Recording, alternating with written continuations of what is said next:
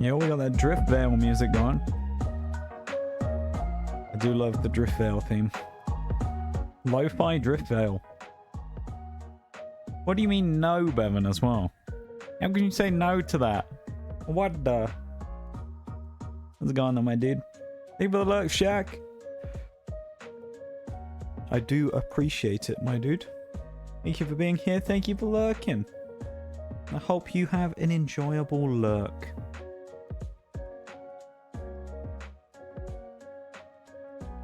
What are you up to today, Bevan? You got anything interesting that you're doing? Looking for Pokemon to catch? I know you said earlier, but what are we up to today then? What's the plan?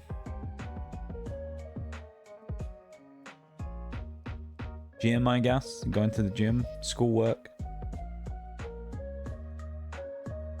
Are you actually in today? Or is it a day where you don't have to go in?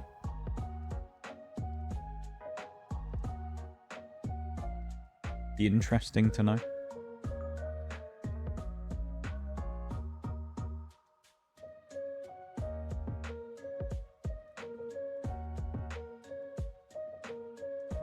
Yeah, we're going to be playing Scarlet and Violet today. It is Pokemon Scarlet and Violet Day. We're doing ground Monotype, of course. Should be a fun time. Which we'll get going in a few minutes. The Quagsire Clodsire combination should hopefully pull through again and be really strong. Last time I think we got to about level 30, just around there, and we beat Atticus, so...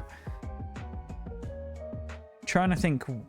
Larry, I know, is next, who's at 36, which we probably won't have to grind much for.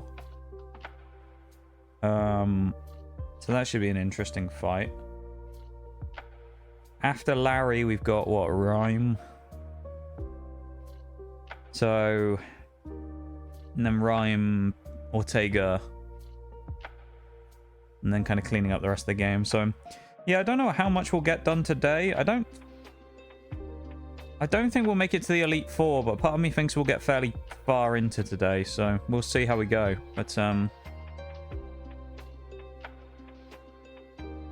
I'm kind of excited for this. Should be a fun time.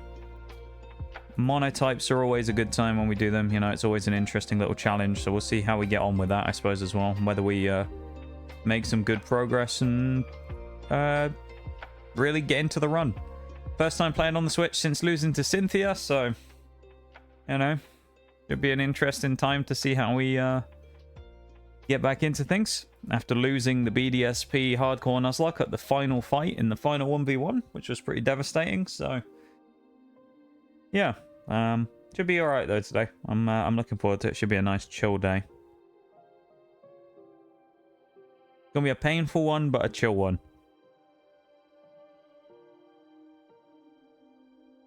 So, I'm going to get the game up. I'm going to get game up, and we're going to start playing. Because there's no point really hanging around with these types of things these days. We've got a lot of stuff to do, and we've got... Oh, yeah, actually, I've got quite a lot of time to do it. So, time constraints aren't necessarily a thing, but I just like getting on with it, you know?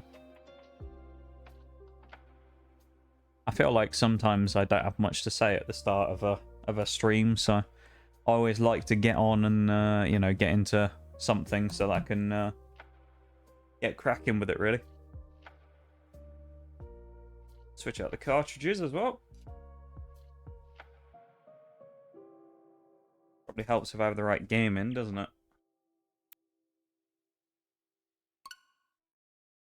We are on the stream profile. Get the game up. Pokemon Scarlet and Violet. Monotype ground. Away we go once again.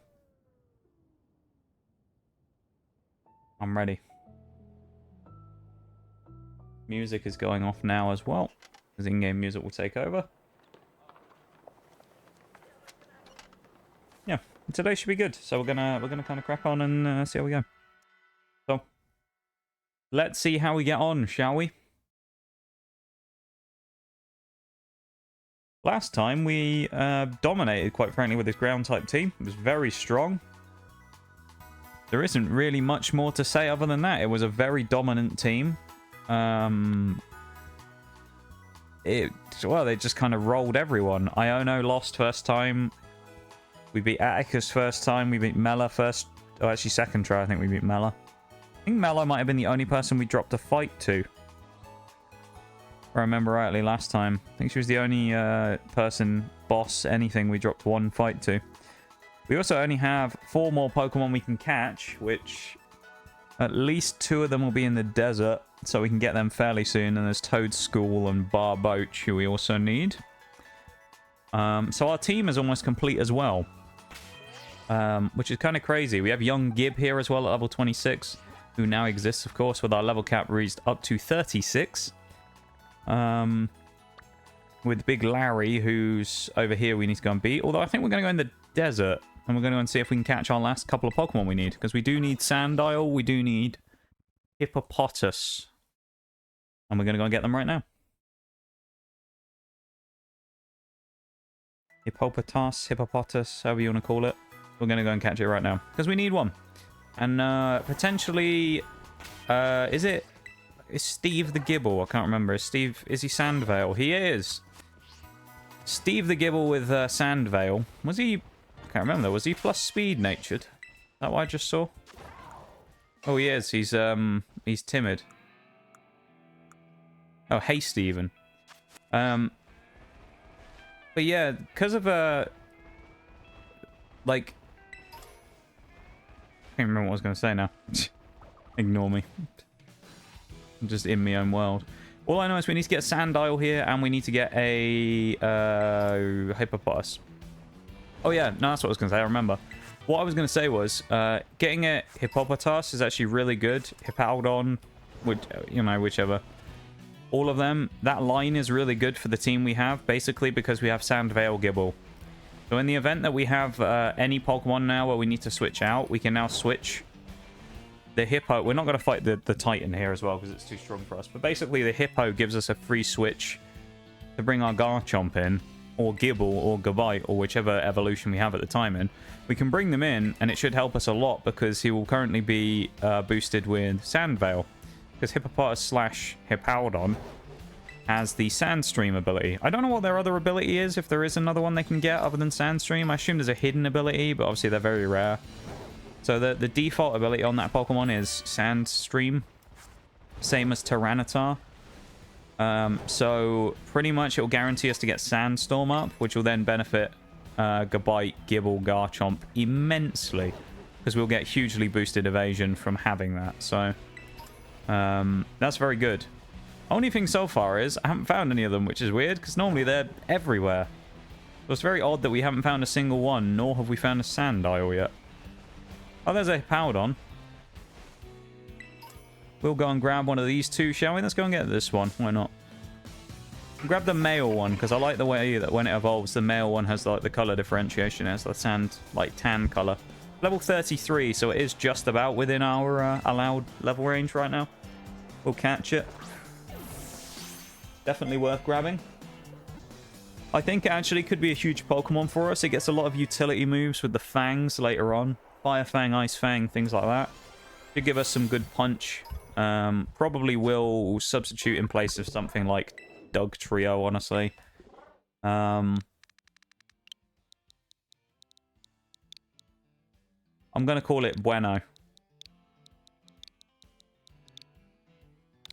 We got Bueno. Named after those Kinder Hippo things that we have over here. It's increased speed minus special attack with Sandstream. Jolly natured Hippowdon. Don't think Jolly Hippowdon's going to make any difference, honestly, having a Jolly one, but it is what it is. Our team's good, so I don't necessarily want to switch it out, but I think Big Dave's probably going to go here. I think it's Dave's time to make way and get switched out for something better, so... Currently, Hippopotas is going to come in, which also we got to decide where Sandile's going in a minute, because Sandile will also be a great pickup as we get the early evolution to Gabite. Not Garchomp. Jumped the gun a bit on that one. But Gabite coming in is actually huge, so...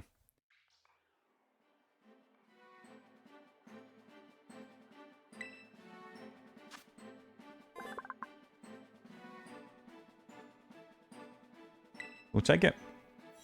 Gabite is big. Bevan getting the Beware. Good job, Em. Congratulations on getting the Beware.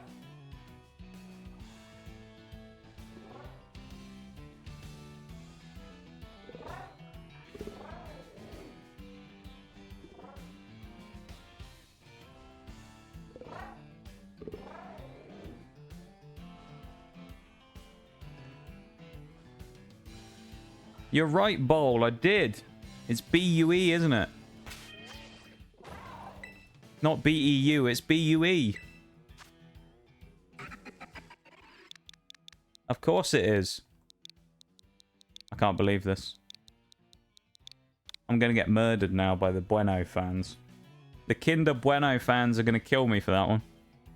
We have Hippopotas, though. How you doing, Bowl? It's nice to see you. Welcome in. There you go. We have correctly named Bueno this time. Is that a sandile? It looks like a sandile. Looks like and smells like a sandile, so we're going to grab it. This one. We'll have this one. Why not? Hello, sandile. Who's... Oh, he's Intimidate as well. That's even better. I think Intimidate or Moxie are the two choices you get on Sandile. Sandile was actually really underrated, I think. Ground Dark type is, in my opinion, quite a good typing. And I think Crocodile is really good, quite frankly. You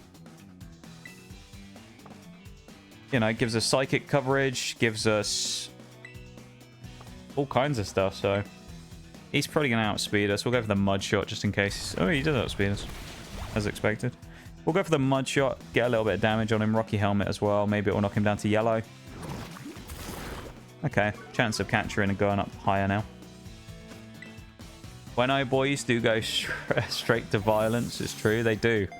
The old Bueno lads, they go straight in. They break out the knives, you know.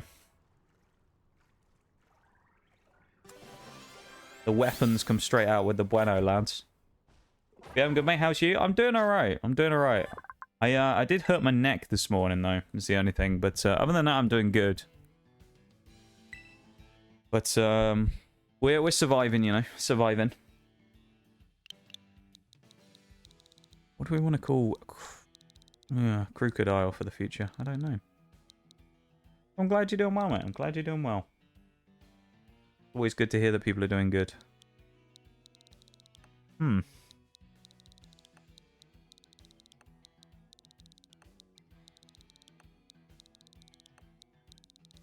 Anything crocodile based I can think of?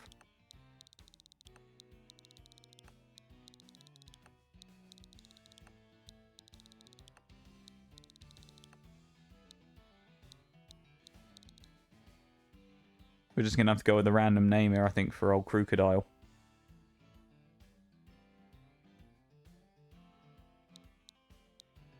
I know, we're just going to go with a classic, I think. It's Gaza. Gaza the Sandile. Now he is Intimidate, minus speed, increased attack. That's actually not terrible on Crocodile. Crocodile's kind of fast anyway, but its attack is its main thing, so that's good. Hey Mirage, how's it going? It's nice to see you, mate. How are we? Hope you're doing well, lad. Hope you're doing well. How's the Valo ranked been today? I know you said you were almost in plat yesterday, so how's that been? That's jumping back and forth between the two games like messes with me so much because I'm like, oh. Press, I have to go to the menu to open the map, and then I realize I don't have to do that at all. I have to do the other thing. We're also going to go into this next fight very underleveled, I think, and I'm okay with that.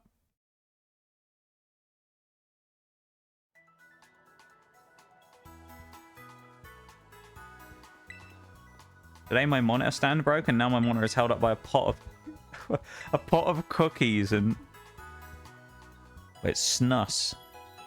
That must be a typo. That's awful though, mate. I've never had a monitor stand break. I mean, monitors and things break, but I've never seen a monitor stand break, no. That's certainly an annoying thing to have happen.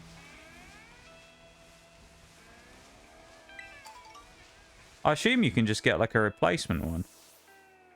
I don't know why I thought that was shiny for a second there, but I was like, oh, different color. Doesn't make any difference. Oh, okay.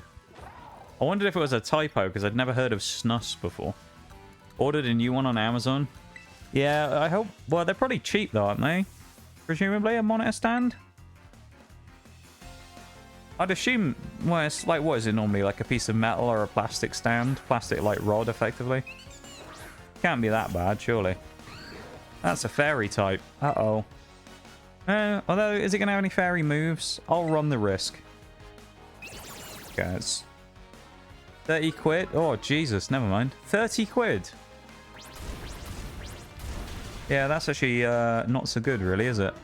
£30 for a monitor stand. Bloody robbing us these days, aren't they? Thieving buggers. Please don't have play rough. Okay, we're good. I just thought I'd do a couple of trainer battles out here, warm up for the day, you know?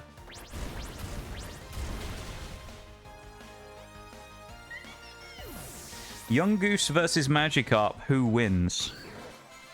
You know what? That's actually a phenomenal question. I feel like I have an answer for you. I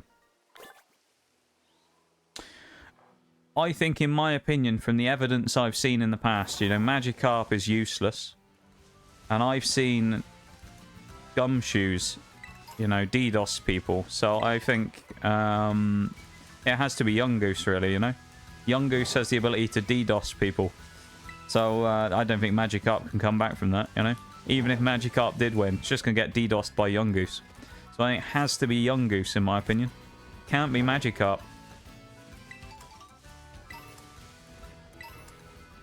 Then again, if you're looking at Gumshoes versus Gyarados, that becomes a bit of a different story, I want to say. I mean, Gyarados probably... In terms of, like, actual Pokemon, Gyarados, I was just going to wipe the floor with it, but... Oh, Shiny Hunt and Young Goose now? Ayo? Well, welcome in, though. Welcome to stream. I'm glad I was able to help you make that decision, I suppose. Well, there you go. There you go. Hopefully you find one and get a shiny Gumshoes. And he can DDoS all the trainers who beat you, and then you'll be easily winning. I don't mean online players either, I just mean generally. There's a meme that Bevan sent me a while ago of Totem Gumshoes doxing people and like DDoSing them. Yeah, welcome in though. Oh, let me attempt. Tell you what, this is... I'm trying to figure out where your name's from. If I had to guess where your name is from, I'm gonna say European some sort. Part of me wants to say something like Scandinavia, but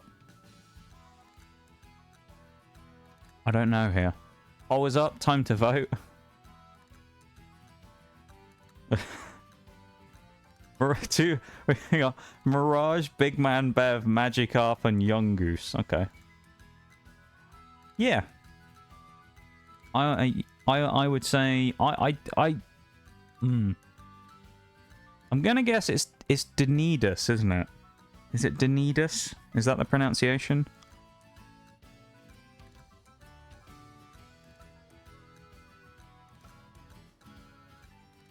See, it's the Mikkel part that's making me think Scandinavian. Dutch. I wasn't far off. I was gonna say German. Bollocks. But I went, no, Scandinavia, because I know some Finnish people that have similarly spelled names. Bollocks. Well, welcome in, though, Denidus. Is it actually pronounced Denidus, or am I butchering that really badly? If I am, you can tell me, don't worry. I'd rather get it right than, you know, be annoying for ages while every time you say something in chat, I butcher your name. But yeah, welcome in. I'm glad we were able to decide the Pokemon for you as well. Just call me, I don't know, Young Goose Man. Alright, Young Goose. Or Beer, maybe. Maybe we'll go for... We could go Beer. Beer's a good name. It's a good thing to be called after, to be named after, isn't it? Beer? I think that's a solid thing to be named after. You've picked a good name there. Young Goose Man would be the best rap name ever. Young Goose Man. It does have a... It certainly rolls off the tongue, doesn't it? It has a ring to it. Yeah, welcome in. I hope you're doing well. And yeah, good luck in the shiny hunt for Young Goose. Hopefully you can find it and then you can move on to Magikarp as well. Magikarp I don't think would be that bad, to be honest. From my experience, I've never done much full-on shiny hunting, but from what I've seen from people before, I feel like the water ones are always fairly simple. So yeah, I hope you get it. Good luck for your shiny hunt. Oh no, we've been encored into a super effective move. Whatever are we going to do? So what we're doing today as well, for anyone who doesn't know, we're doing the Monotype ground run right now. Only ground type Pokemon allowed in this run.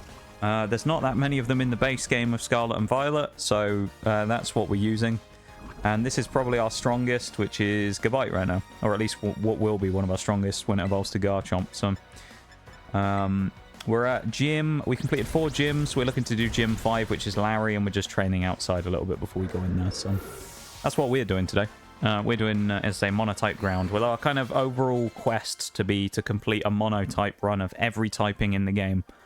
So all 18 types doing a single type run with all of them. This is number 6. The other ones we've done are Flying Fairy, Ghost, Steel, and Normal. So currently we're on this one now. So we're into this little fun one of ground types, and that's actually been really good considering the really limited pool of Pokemon we have so far.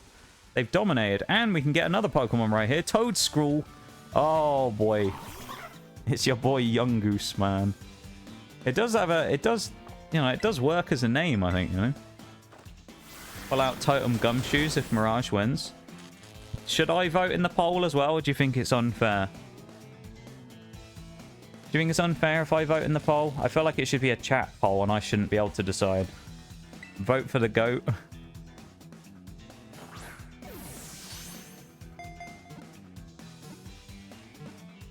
feel like it's unfair if I vote though, isn't it? Is it unfair if I vote?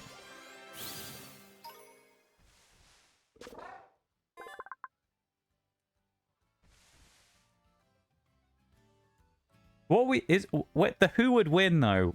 Who would win in what? When it comes to the poll, what are we talking about here? Toedscruel as well. What are we calling Toedscruel? Oh, we're gonna call it. Actually, I know what we have to call him Young Goose Man, don't we? Young Goose Man.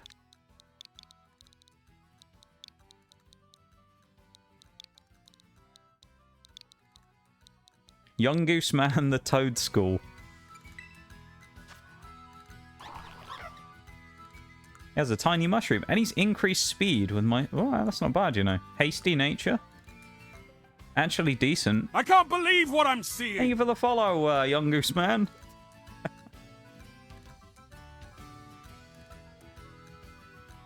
Thank you for the follow, Young Goose Man. I'm going to refrain from voting in the poll. I think it's fair if I don't vote. So I'm not going to vote.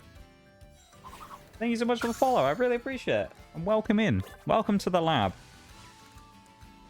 And I'll try my best to remember your name, Young Goose Man, from now on.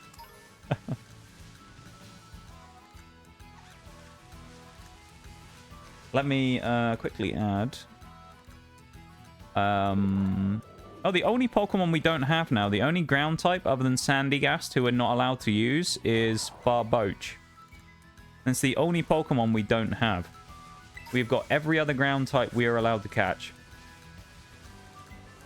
Kind of crazy, isn't it? There's only about, what, 12 ground types or something in the whole game? Ronnie Pickering, yeah. We need Pico as well. We've already beaten them.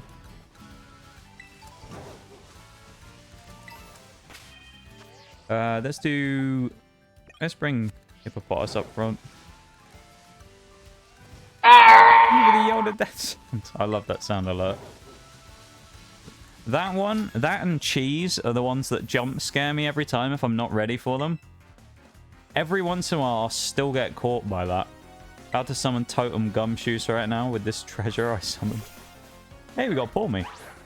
But so far, every time we've pulled any Pokemon out to go for a battle here, we've actually managed to pull the correct like prediction of what we need out. The only thing is we don't have a ground type move here, which is a little sad. But we'll just go Crunch, I guess. We should be fairly bulky, so I'm not too concerned here. So we take a few hits, which is not quite optimal, but it is what it is. Nice defense drop there as well with the Crunch will help out actually a little bit. We can always switch if we need to into Goodbye or someone, so we're fairly confident that we kind of can make this fight work where we need it. It's the Yoda death.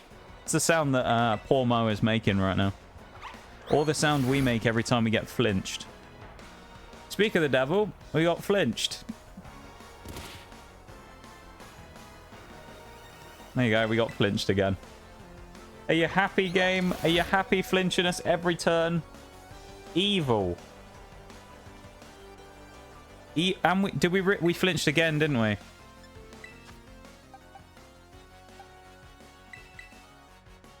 We're switching out. I'm sick of this.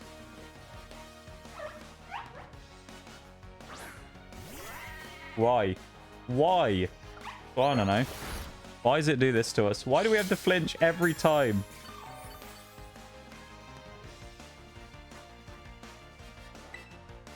Go for high horsepower instead this time. So, Young Goose Man. Are you trying to shiny hunt every Pokemon in the game? Is this part of a longer mission overall to try and shiny hunt everything? To get Young Goose or Magikarp today? Or is it just you just felt like doing a bit of odd shiny hunting and thought, you know what? Let's see what's about. Or was it more of a targeted, trying to get everything in the game kind of shiny hunting? I've never been much of a shiny hunter, to be honest, although I have found a couple of shinies from running around. On stream, we found, I want to say 4 now in total in the monotypes. We found one about 2 weeks ago. We found a Dratini, full odds shiny Dratini that was swimming around on the lake, but unfortunately we missed it. Well, I say we missed it. It ran away, so we didn't have a chance to get it. Just felt like it. Already have a Young Goose. Okay, fair enough. What does a shiny Young Goose look like? I don't think I've ever seen shiny Young Goose. Like, is it much of a color change, or is it one of the really subtle ones? I feel like a lot of the shinies these days are really subtle, and it's a bit disappointing. Twitch RPG popping up in chat there. If you'd like to link your account with your Twitch account, you can be offered free surveys to get bits for free. And they'll go straight to your email, and then you can just complete them. They usually take about 2 minutes, and you can get 100 bits or whatever for free. I actually got one the other day. I got a survey for a $5 Amazon gift card. Only problem is I finished it and then realised I couldn't use it because of the way that currencies work. So I couldn't mix them and therefore couldn't redeem it, so I just gave it away. But there you go.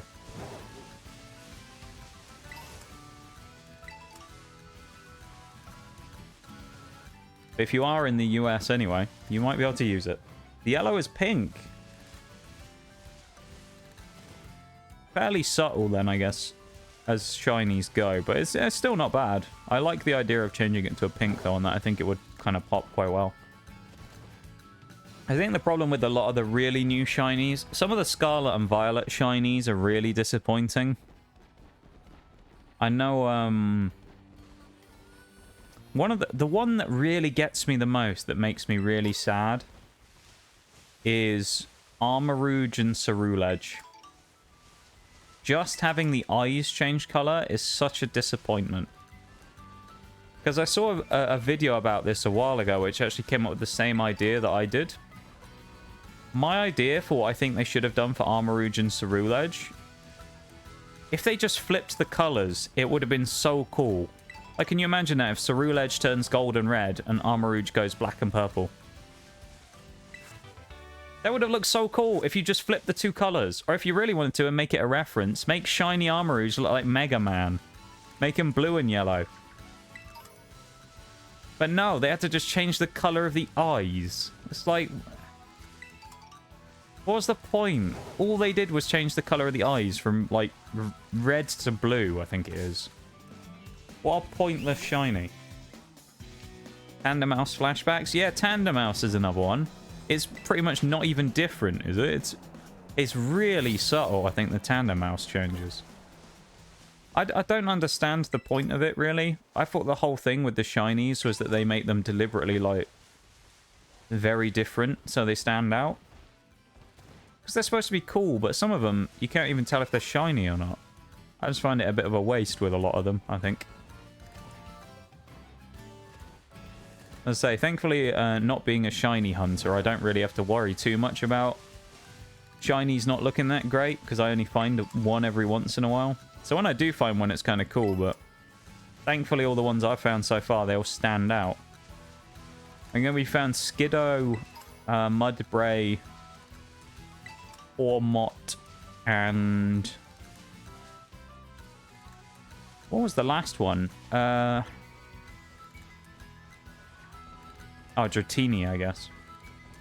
Which are all kind of vastly different from their original forms, so it's at least kind of nice to find those ones that stand out a bit. I'm kind of underleveled with this team, but I'm almost tempted to go and try the gym challenge just because.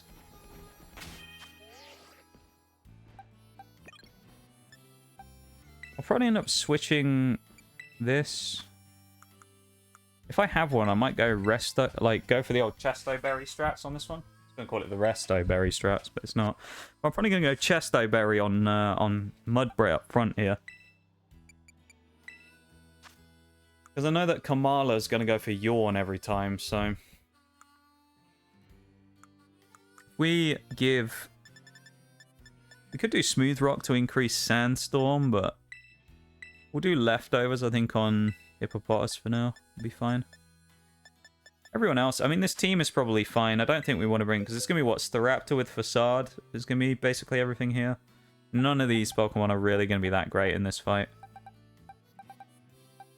I mean, you could argue that Young Goose Man might be alright, because, like... Status move... You can probably learn a status move from somewhere. Poison Powder, Stun Spore. Doesn't his ability mean... Yeah.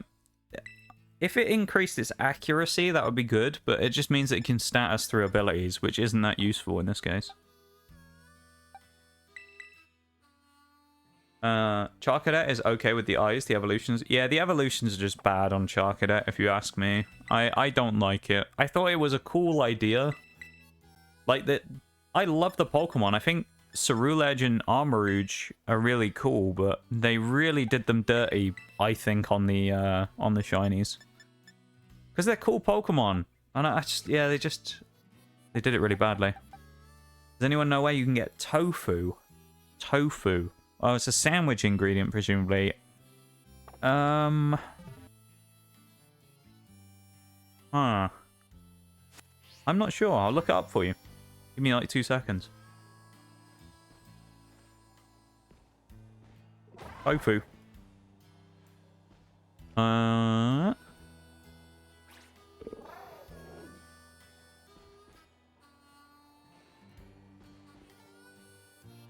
It is... Oh, it's telling me I have an ad block on again. I know I don't.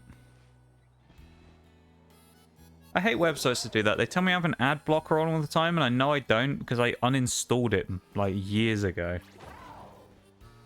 Ingredient tofu. The Acquiesta supermarket is apparently where it is in Levincia. So in Levincia, there's a supermarket where you can buy it. The Acquiesta supermarket. There you go. That should be the location of the tofu. I don't really do much with the sandwich stuff normally, so I'm a little bit crap when it comes to info about stuff like that. Because I'm just not much of a person for using the sandwiches and things. The only one I actually use is... I use a ham sandwich to get Encounter Power Normal 1. So I can force spawn Chansey and Blissey at the top of the map. And then I just farm them for XP, which we'll probably end up doing later on today in stream, because we'll have to do a level jump at some point from about 35 to 40 something. So I'll end up doing that later. Yeah, no problem. I'm glad I can help out the almighty Yungoos man, you know? I'm glad I could be of service.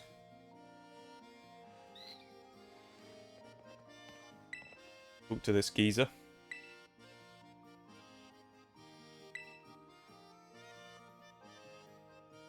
Yeah, no problem.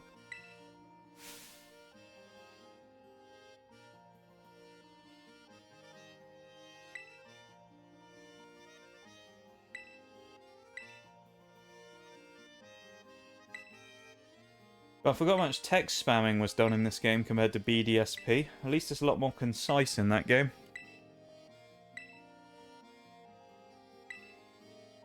Now, this is the one I can never remember. I always get this one wrong and then get it right the second try, because I don't usually bother going and fighting the trainers, or in this case I might do just for the XP. But the actual answer to the question I don't really care about, because I'm just going to guess it anyway. So, I just want to fight the trainers for the XP. I'm pretty sure it's medium rice balls fire blast style, extra crispy with... The only thing I can't remember is it with cheese? I think it's with cheese. It's either lemon or cheese, and I always think it's one and get it wrong, and then it's the other one. It's lemon or cheese, that's what I know. I know, cheese. The best thing in the world, cheese.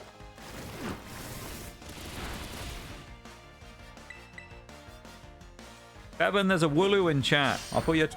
Oh, hello. That was a huge hit from Ursary. Rocky Helmet, chip plus poison jab.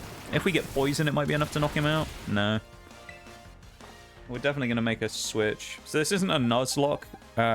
So if Pokemon get knocked out, it doesn't matter. It's just kind of to prove you can complete the game with only one type. But we do still try and play kind of strategically and stuff, and try and not just mash through every fight and brute force it. I thought he critted. Damn. Okay, we're going to have to switch again. I guess we got some more bulk on Quagsire, probably, so maybe that'll help. Not having Palisand is kind of unfortunate, because I could have switched into that. Nickname is King Cheese. That's a great nickname to have, to be fair. King Cheese, eh? If you like cheese, then I'm sure you're going to like this. Wait for it. I'm going to do it. I'm doing the redeem.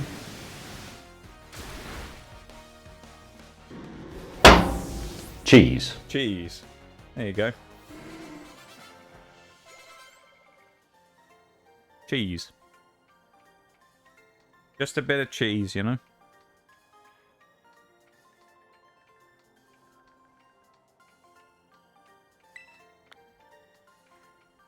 Easy way of beating the first part of the gym test. We'll heal up again now anyway. Quagsire and Clodsire are going to be kind of crutches. When I say crutches, they're going to be really good basically here. They're really good Pokemon, I think. Personally, I think they're kind of underrated, so... The only thing with Clodsire that's a bit annoying is, because it's ground poison, it's weak to ground. But other than that, it's actually really good. It also is really good at baiting poison and grass. So, it's good from that side of things as well. It's just a good Pokemon. I mean, obviously it has a psychic weakness as well, but... It's a good mon. I do really think it's a great mon. Clodsire is cool. And it's just a derpy little guy, you know? Thank you everyone for sitting through the break there as well. I do appreciate it. It does help support the stream.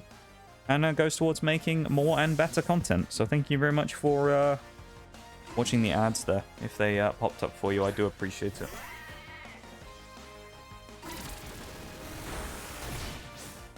That would have hit Clodsire quite hard. We'll go for the double kick. We could go for counter if we really wanted to, but...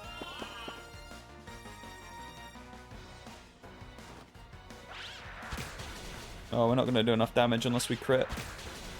Oh, it's going to be close, actually. Maybe we will. We're going to go for it.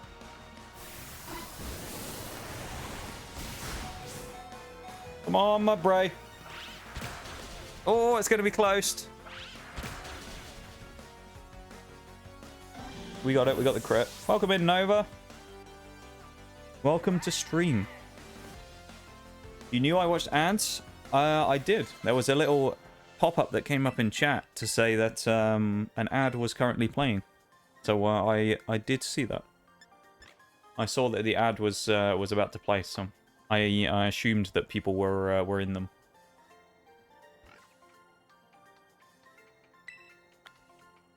Did you say when that announcement comes up in chat saying we're taking a quick ad break? It's like a bot command that's designed to play every time an ad has started, according to Twitch when an ad has started. So sometimes I don't see them, and I don't know they've actually started. So because sometimes they're just wrong. But I use the bot there as a good kind of rule of thumb for keeping an eye on whether an ad is going or not. Yeah, how you doing, Nova? Welcome to stream.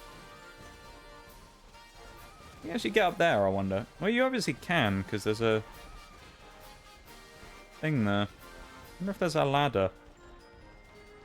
I didn't know there was a TM up there, though. How are you supposed to get up there?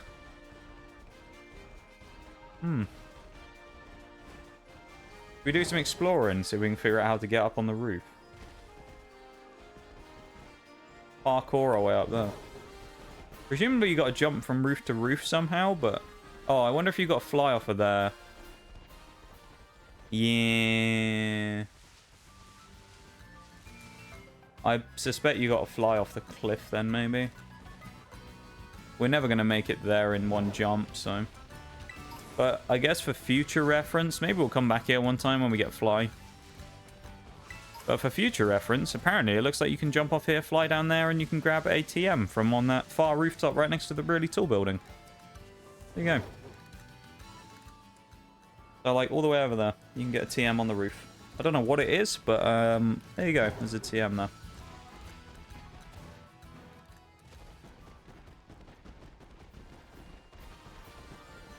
I don't think there's any other trainers here either. Got the darn tofu, let's go.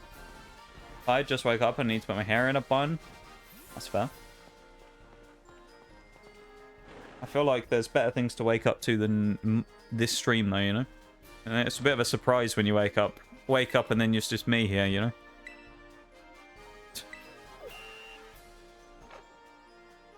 How am I doing? I'm doing alright. I've hurt my neck kind of badly, but other than that, I'm doing kind of good.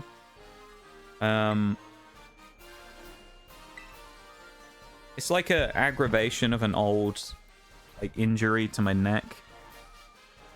So I'll have to deal with that for a few days, but it should be okay. I'm doing good other than that, though. I've had a nice oh, is it cheese? We're going cheese. We're going cheese.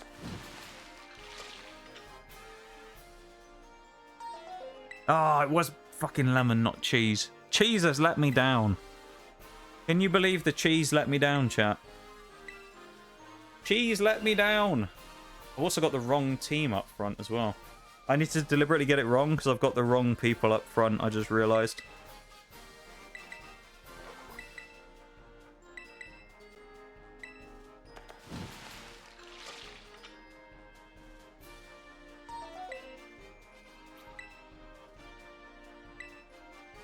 Because I did the whole thing with the Chesto berry and I don't want to completely waste that entire idea, I want to run that up front. There we go. So it's lemon. It's lemon rice balls, not cheese rice balls. I always think it's cheese. It's not cheese. Grilled rice balls. Extra crispy, medium serving, extra crispy Fire Blast style with lemon, not with cheese. Strella is sick. COVID. She doesn't want me to go. So now I'm going to Mexico for a bit for work. Yeah. A nice little trip this time of year, though, I suppose. It's probably a lot... Wow. Actually, I was going to say, I suppose it depends geographically whereabouts everyone is. I suppose over here it's pretty cold at the minute, so... Mexico is probably a decent place to be in the winter, I'd imagine. It's fairly warm there still. Presumably, I don't know, but...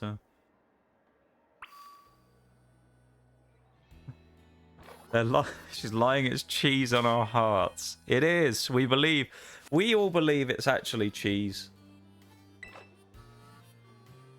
Yeah, that's not, you know... It's always not great to hear people have COVID, though. So hopefully they, you know, it cleans up quickly, though, Nova, you know, and they start feeling better pretty soon.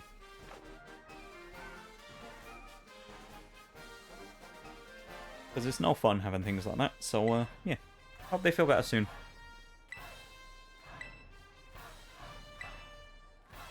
And safe travels on your trip as well to Mexico.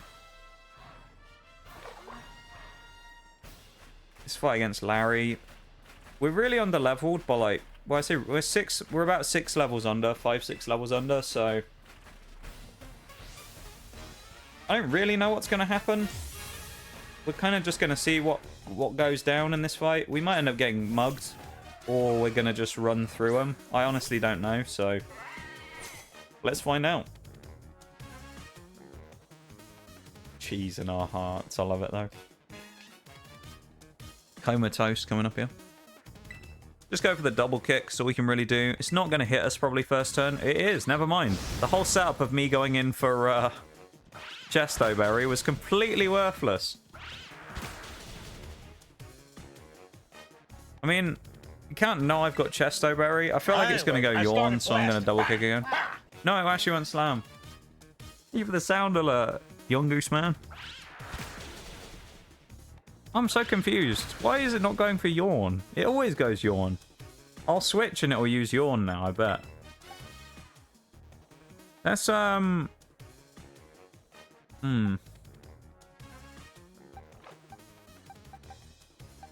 Let's switch it to Gabite. Just in case it does do something. I assume it's just going to use Slam again, which will give us a chance to kill it and then switch out if we need it. Yeah. Whoa. Alright. That was me thinking we'd live that. Okay. So, Gabite is dead then. That's unfortunate. And we know we don't have speed either. So, Pooper's going to have to deal with this one then, I guess.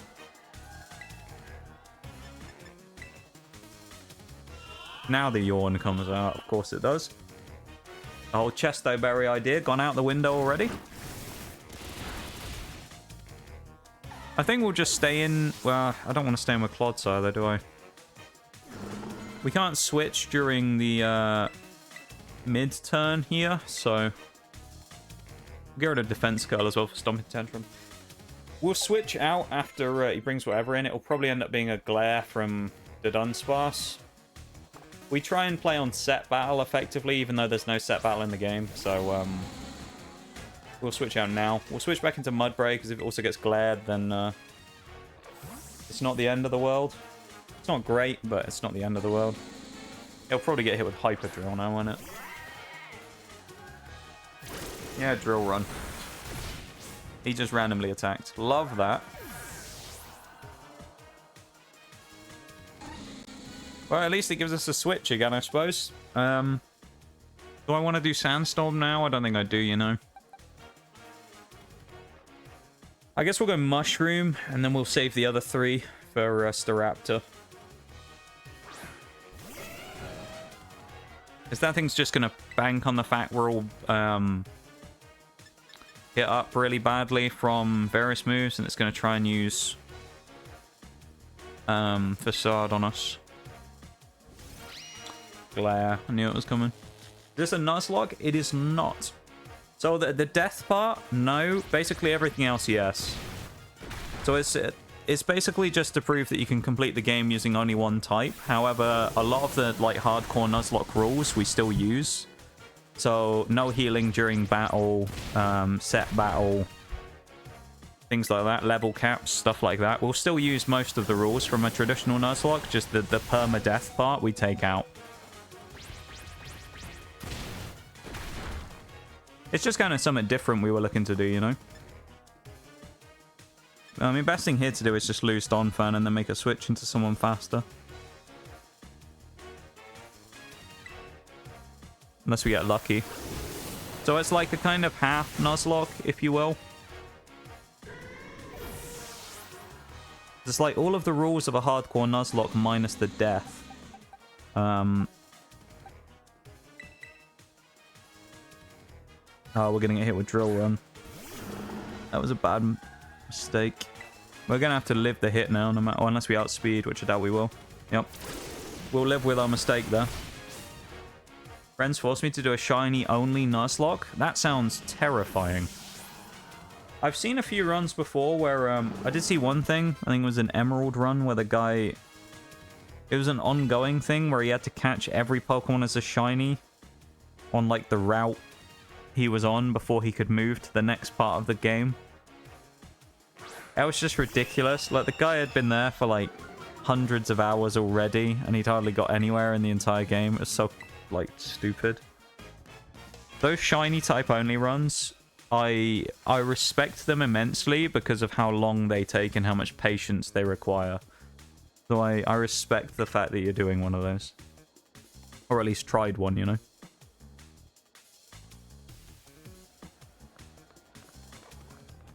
Yeah, the Professor Oak challenge, that's the one. Forgot the name of it for a second there.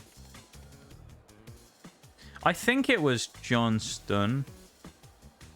Or Johnston. Yeah, I think it was. I watched one of his videos last night, funny enough, but it was over. There was another guy that I saw do one as well who set up a bot for it. He used an emulator and he set up a bot program to do it for him to like auto encounter stuff. And then it would catch, if it found a shiny, it would auto catch it. And it had been running for something like 2 months, and he was only on like the 3rd route of Pokemon Emerald. It was stupid because they were all full odd shinies as well, so it's just him spamming like encounters against stuff constantly.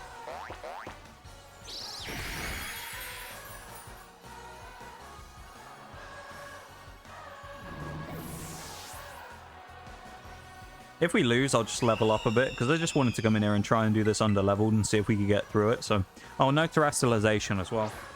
That's another rule we use. Terrestrialization is banned. Just because in like our side of things, Terra is like... It has the ability to change you away from ground. So even by that logic, even if you could just Terra ground, it would be unfair to use it to boost the power of your moves. That did nothing. Wow.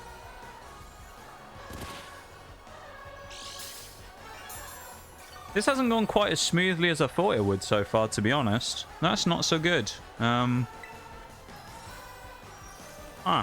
This thing's just going to spam Facade, so... It's going to be up to Quagsire to do this now. He's going to have to use Surf, but... At least the Sandstorm is up, but I'm not thrilled by this, to be honest.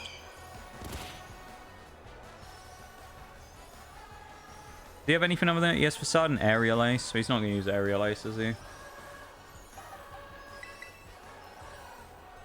Yes, my name is Bevan. Indeed it is. We have to live 2 hits from Facade. Is there any point even risk... I don't think there's any point even risking that there. We have to just go... We have to just go for Surf. Okay, so we lose. Well, we lose unless we crit next turn anyway. And he has to low roll incredibly high. I don't think it'll happen. Okay, that's fine. We're just too underleveled. We just need to level up a couple of times and we'll be ready for that one. Will I do this with a different type? You can do. They are certainly fun. We've been... so to say, we're trying to do all 18. We're trying to go through every type. We've already done... This is number 6 out of 18. So we've done quite a few already. If I had to recommend one, the early game of it is not very fun because the options you get are kind of hard to use. But Ghost was quite a fun one. I would recommend Ghost. That was a fun run, if you ask me.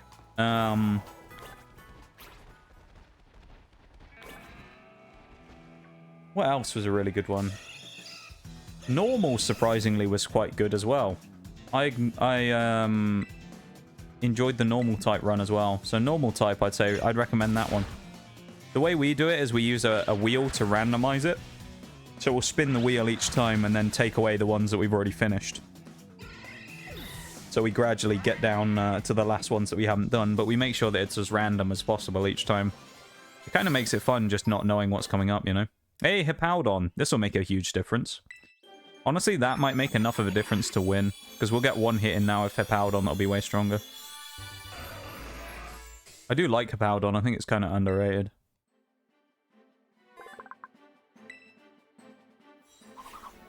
Boys here ignoring class and catching Pokemon in chat. It is true. Evan is usually here ignoring class and catching Pokemon. This is indeed a truth. I think Mudbray is, or Mudsdale is 32 as well, so we'll try and get that if we can as well. Would say Psychic, but I don't want to dumb Drowsy. You can get Spoink really early.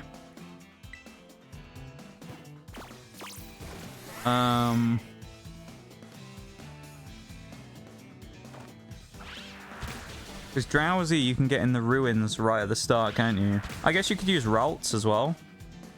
You get what? Ralts, Spoink, and Drowsy as a first three. Because you can always get rid of Drowsy at some point. You can get those three quite early on. I'm sure there's other psychic types we could probably think of, actually. There's got to be something else you could get. Bronzor, you might be able to get kind of early as well. Bronzor is really good if you use a Bronzong. When we did Steel, that was a huge one. Bronzong with in the Steel type run was really cool.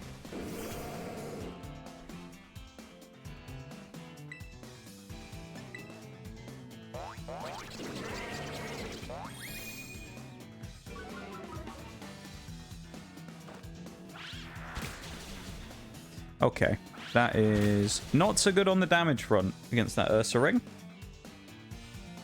Let's go for counter and then hope he hits us with a big hit. He didn't.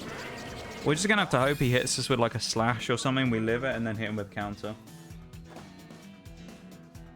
That's basically what we pray for right now.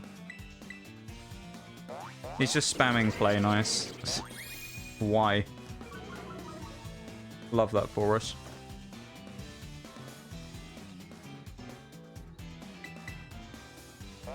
Oh my. Are you actually going to attack? My dude.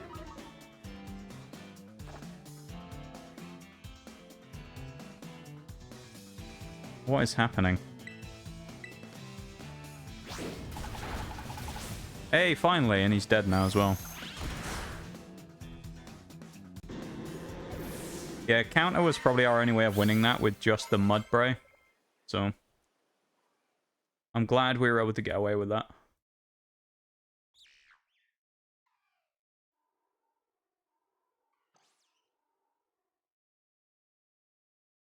And we, oh, it's, did we get enough XP? Maybe we did a full level up, I don't know. I have a personal hate against Drowsy, so I never want to see one again. That's fair, honestly. I mean, everyone has those Pokemon they just don't like, so nothing wrong with not liking one or the other, you know?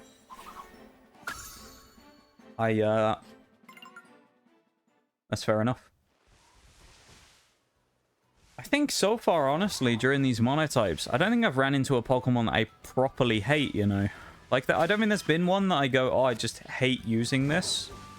There's some that have been not so great that I don't really like. From, like, a standpoint of, I just didn't think they were very good. But I don't think there's any that I've outright, like, hugely disliked.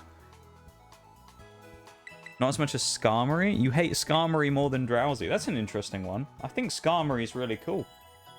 What have you got against Skarmory? Kind of interested to know.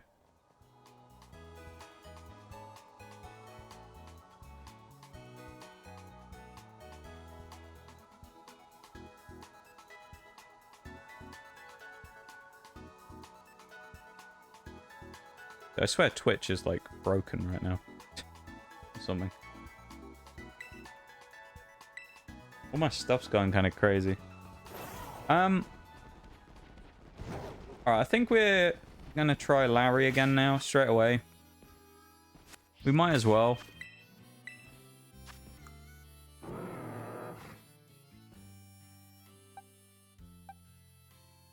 We get anything on Mudsdale now it's evolved? really. Powdon could probably get a Fang, actually. Ice Fang would be huge. Thunder Fang, Fire Fang.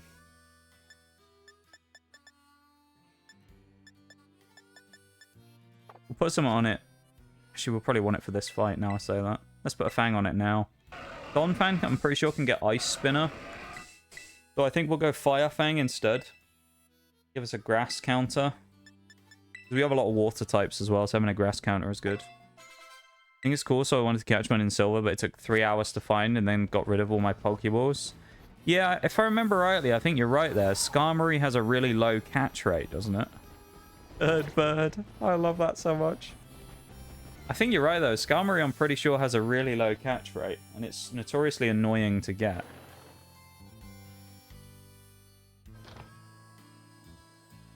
So, I can understand your pain there. I'm a little sad we lost to Larry there as well. Because that's the first loss we've taken since Mela the first time in this run. Bit disappointing, gotta say. Little bit disappointed. Bird, though. I love that. Your spite going into the naming as well. That's amazing. You hated it that much that you went in for like the name like against it as well, you know. It's a phenomenal level of hatred to break out for it.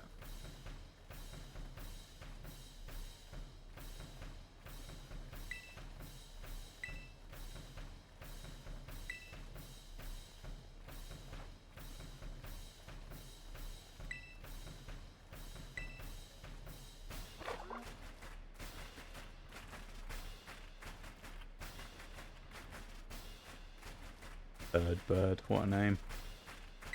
Alright, here we go, round 2. Thank you everyone for being here as well, by the way. Hanging out. I appreciate it very much. Thank you for hanging out here on stream today.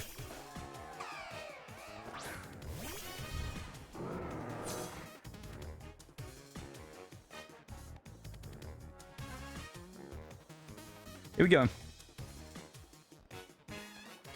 Failed a shiny because I didn't have Pokeballs, by the way. Oh, you failed the shiny because of the Skarmory, basically. So the Skarmory used up all your Pokeballs, so you therefore ran out of Pokeballs. And that was also then Skarmory. So you really hate Skarmory then. Oh, that's much better damage. Train is boring as fuck, so I'm going to get a drink. Go on. Always a good thing to do on long journeys like that as well. Making sure you stay hydrated. Gotta stay hydrated, you know?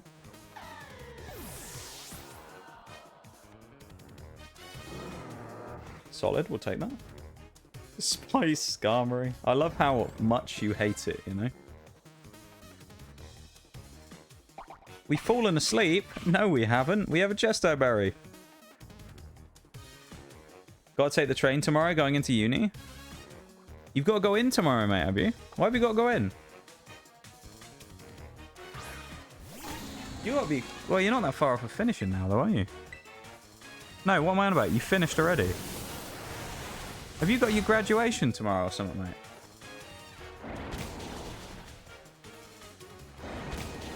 Why are you going back into uni, Mirage? I'm confused on that one. I hope he goes Glare, but I don't think he will here. No, he's just going for the kill. Yeah, you gotta stay hydrated on those long journeys and things, you know. Stretch your legs, stay hydrated, all that stuff. Gotta make sure you look after yourself. Let's bring Domfan in again. We have Sturdy, which is nice, so... Now we'll Shiny Hunt a Skarmory and Scarlet and Violet, just to name it Turd Bird 2. I love that. That's if they let you do that these days. They'll probably tell you it's an offensive name, so you're not allowed to use it.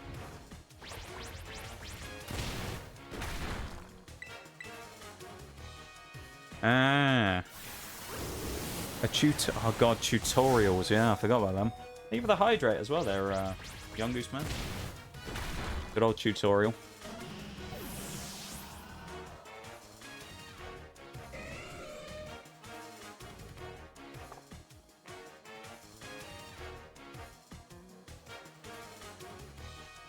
Right. This so far is going a lot better. Staraptor is still going to kill Donphan because it's just faster. So there's literally no choice we have there in Donphan living or whatever. This is just going to die.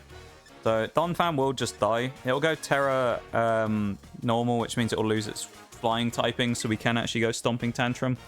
I'm going to risk it because, I mean, I'm pretty sure it can't miss either with Facade, so it doesn't necessarily matter what move I pick here. But we're going to pick this one and go with Stomping Tantrum.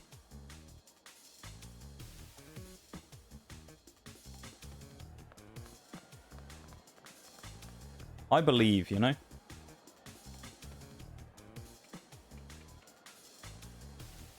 This year I finished. Now I have tutorial tomorrow. I thought you'd already finished, mate. What? Why did I think you'd already finished?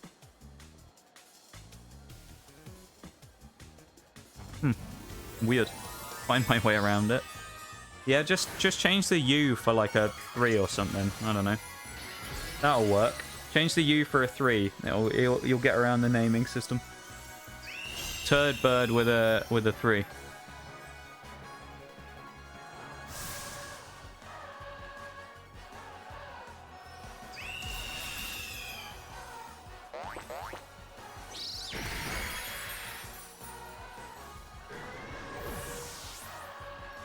Yeah, Larry uses Terra and it turns his Staraptor into a Skill Link Icicle Spear Cloyster that's shell smashed.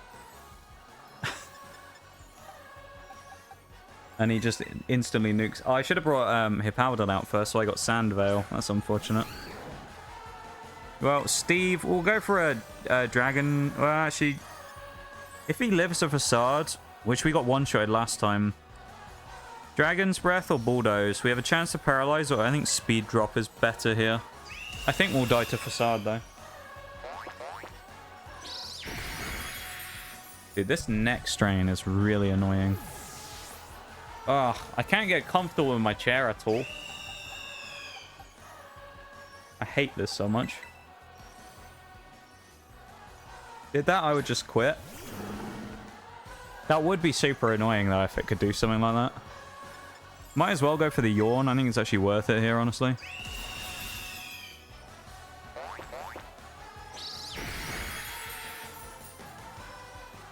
We're going to end up sacking Quagsire for it, obviously, but we'll get the Yawn up at least.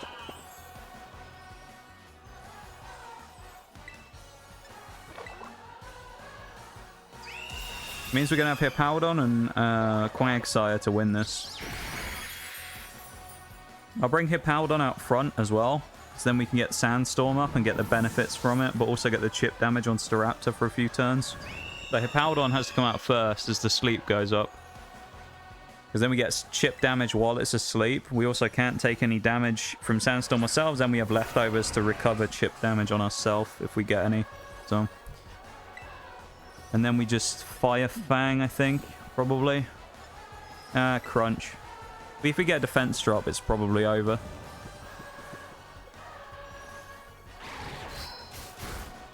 That doesn't do as much damage as I thought it would. I suppose we are under-leveled, but...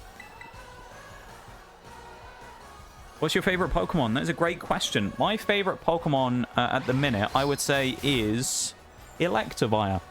I kind of go through phases sometimes where I prefer certain Pokemon for a while. I know we'll win this now because Hippopotas lived a hit, so...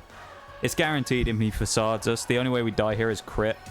He'd have to crit twice in a row and knock out both of our Pokemon in one hit, because otherwise both Hippowdon and Quagsire can live one shot from him, so... Certainly not the cleanest fight I've ever done, but we got it done, so... Yeah, I'd say Electivire. I do like Garchomp quite a lot as well. I'm a bit of a Gen 4 person. Gen 4 was my debut generation when I was a youngster. So it holds a special place in my heart, Generation 4. So a lot of the Sinnoh Pokemon are the favorite ones. He's a big yellow boy. He is a big yellow fuzzy boy. What is your favorite Pokemon, Young Goose Man? I'm going to guess it's not Young Goose. I mean, it might be. Is it Young Goose? What's everyone's favorite Pokemon that's in here? I've probably asked some of you before, but what are all of your favorite Pokemon? Thank you for the hype, Nova, as well. We got it done. Second try. So we just needed those evolutions to get a little bit more bulk. Like, we didn't really even need to level up much. We just needed kind of 1 or 2 levels on a few things. which is good. It's just a pain that we lost the first time, but it is what it is. I mean, this one not being a nuzlocke helps. As I say, we were also under-leveled. I mean, what was Larry's ace? 36? We have to fight Nemona now as well. Oh, that's fine, because we got Mudsdale out front. We'll be okay. What's a Pokemon? You know, that's a great question I've never comprehended before, you know. I don't think of it. You know what? That's a great question. What is a Pokemon? You know?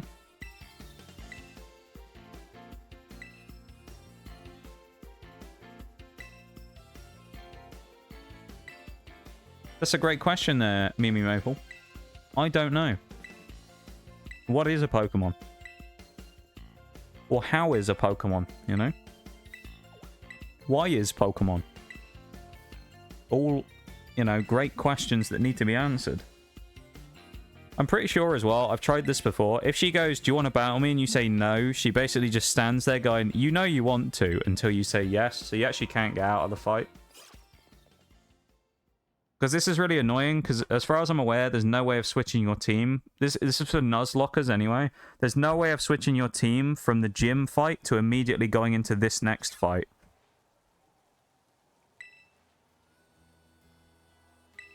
So, like, you can't change your team before the fight with Nemona, as far as I'm aware. Very annoying. The biggest, most intimidating Pokemon on the face of the planet? Shuppet. Shuppet's cool. I like Shuppet. What's a Pokemon, though? I like that. It's a great question. What is a Pokemon? This would be uncomfortable to keep in your pocket. Yeah, I don't think you'd be able to keep certain ones. You know, could you imagine if it wasn't in a ball? You just have to just put a Garchomp in your pocket, you know? Just put Dialga in your pocket. So a very large creature. Like, you man trying to fit that horse in your pocket. Ain't gonna happen, is it? Just not happening. Just not happening. Double kick's not bad here. I mean, we'll probably just get high horsepower. We'll probably one-shot this Lycanroc, providing we don't flinch, which we will now because I've said it. No, we didn't. Hey, nice. What does Nemona... she has... Skeleton... No, she has Quagsire, I think. I think she has Quagsire. We got to worry about that, which will be a bit annoying. Goomy. Bringing out the Dragon type. We have no ice counter right now, so we don't have to worry about that. Well, I guess we kind of do. We have Donphan with rollout, but that's not really much of a counter.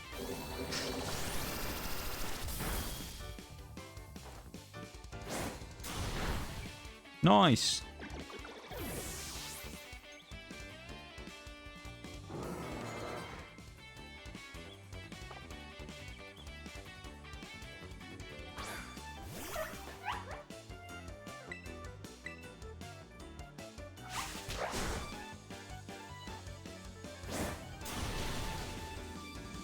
And then all we do is switch to Quagsire.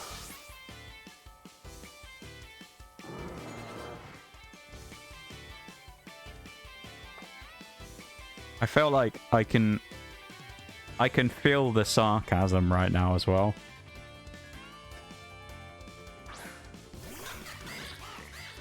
You know?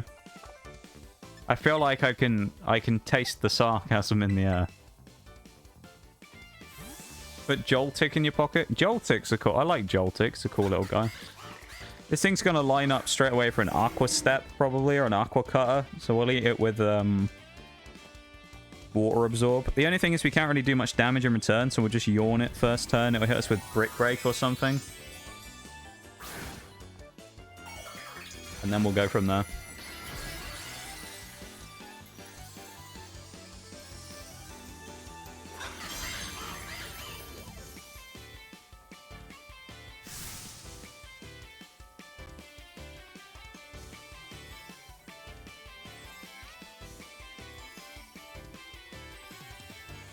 Just imagine I'm dying in bed and Nemona still challenges me to a battle. Yeah, Nemona's ruthless. She just doesn't care, does she?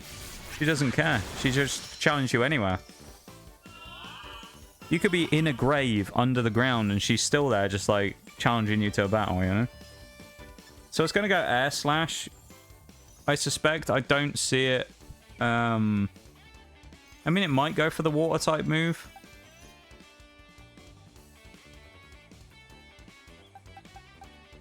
It's possible. But I don't think it will. I think it's likely going to go Air Slash because I think it might have clocked that we have Water Absorb. So I'm going to switch to Hippowdon and I might be very wrong here and get nuked. If she one-shots me, it's kind of my own fault, but okay, I thought Air Slash was coming. I don't look like a complete noob now. Yawn, sleep, coming out any second, hopefully.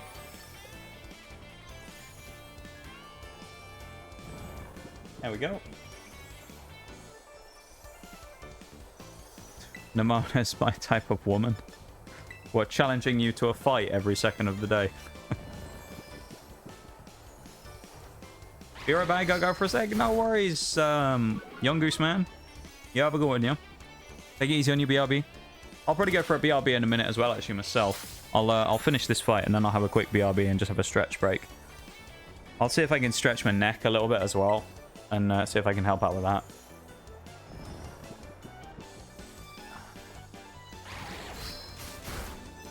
Oh, nice. That was a nice crit. We also got the defense drop, which shouldn't make any difference, because obviously crits go through stat changes. So it didn't make any difference. If it wakes up, we're still going to get clattered by a big hit here. But at least we're almost full health. We are bulky on Hippowdon, so... Okay, ideal situation anyway. Didn't wake up, so we win. How are you doing there, Mimi? How's it going? I hope you're doing well.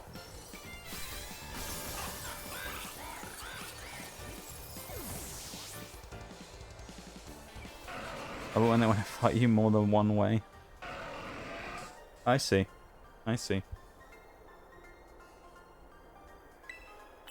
I think I catch your drift, you know?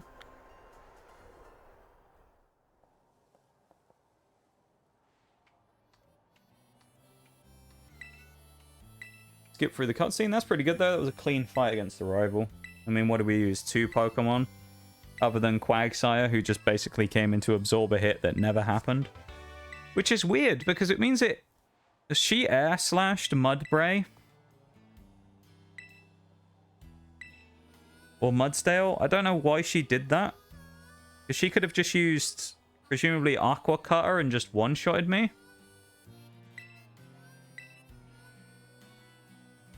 What do you mean, me? Of course I'm talking to you. Why you me? I said your name. What the...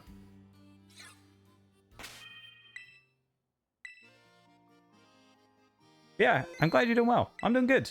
I'm doing good. I've got a bit of a neck injury at the minute, but other than that, I'm doing good. I have an old like neck injury from or like an old neck strain from years and years ago from playing sport, and every once in a while I end up aggravating it. It means for a couple of days I can't turn my neck pretty much anywhere but left. So I ended up straining it this morning while stretching. So now I can't look to the right for the next sort of 3 days or something, 4 days, but should be okay then. But other than that, I'm doing good. It's not the end of the world, that type of thing. It's just a bit annoying, you know. I'm doing good though. So This is why sport is bad for you, I'm convinced, but sounds painful. It's not the worst thing in the world. It's... So, I've never actually medically kind of like gone and got it confirmed or anything. I'm pretty sure what ended up happening is because of the injury that I got on it years ago. I'm pretty sure it's created a weakness in the muscle. So every time it gets strained, it's like kind of way worse than just like your average pulled muscle or something. I'm pretty sure, if the way it feels anyway, I think there's probably a weakness in the right hand side of my neck. Left hand side of my neck I've never had a problem with, but right hand side of my neck going down, kind of straight down to maybe middle of my shoulder is usually about where it gets, and I seem to get that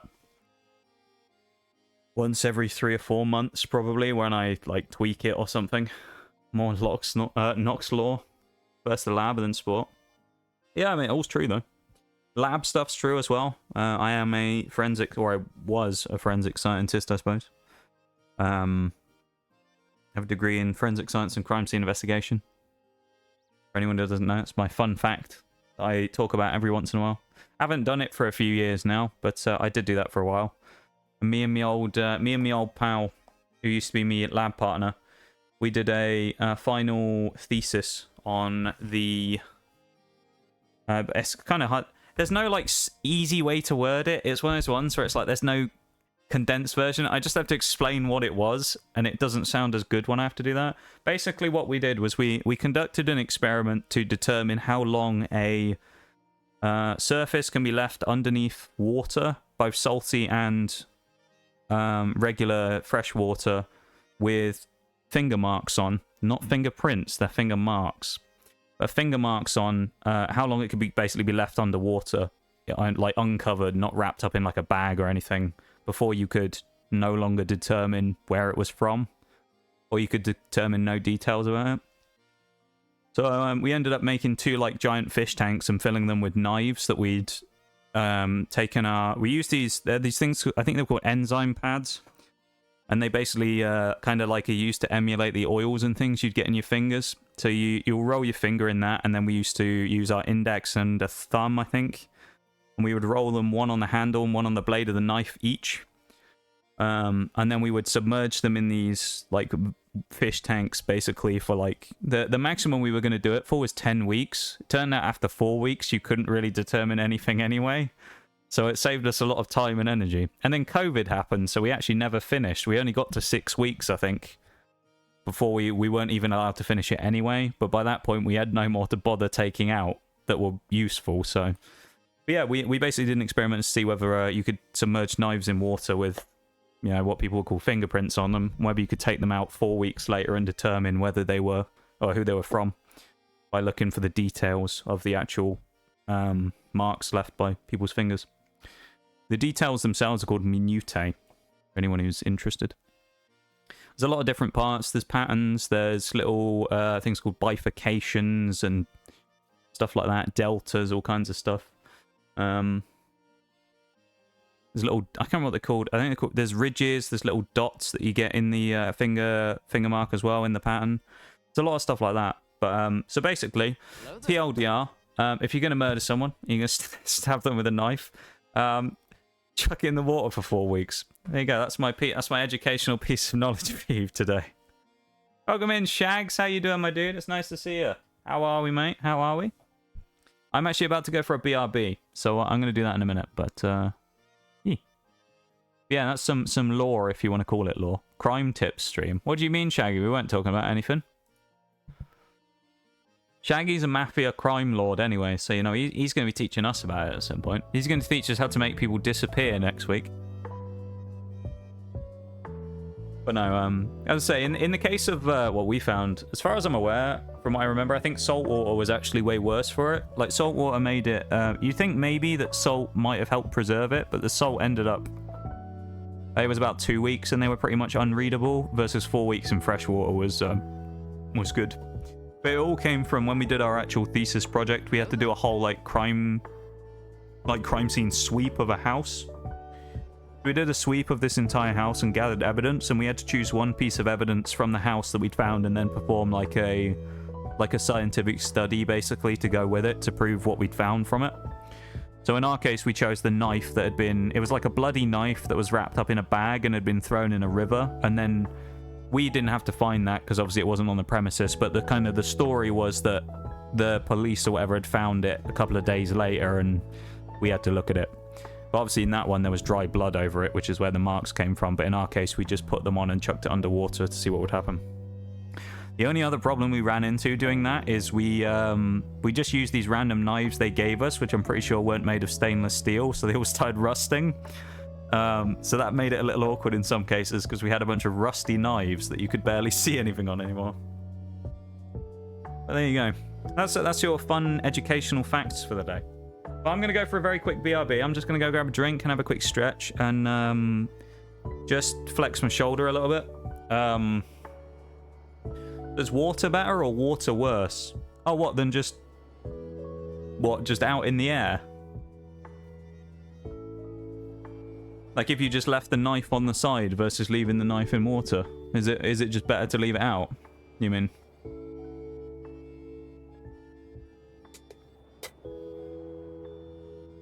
Is this a rugby injury? It is, funny enough. It all came from a day at school, actually. We had these days where we played between all like the houses that we had at school, because you're all split into houses, English school thing.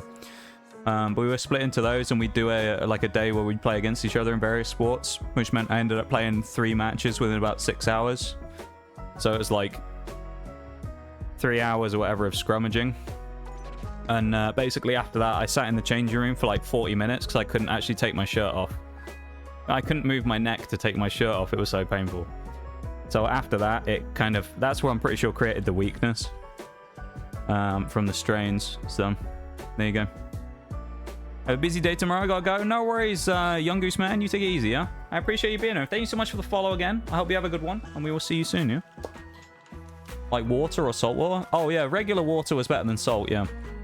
You'd think salt water might have potentially gone better, but salt water was about 2 weeks versus fresh water, I'd say 4 weeks, maybe 5, because we were doing it every 2 weeks. So maybe you could have gotten away with 5 weeks, but you could probably do 3 or 4 more weeks in fresh water than you could in salt, from what we determined. Streamer taking a break to sharpen knives. Yeah, I'm just going to go and get some more knives out the tank. It was in the Silverstone house. I don't even remember what... I think ours were just colors. Ours were just putting colors, I'm pretty sure. I was just in green.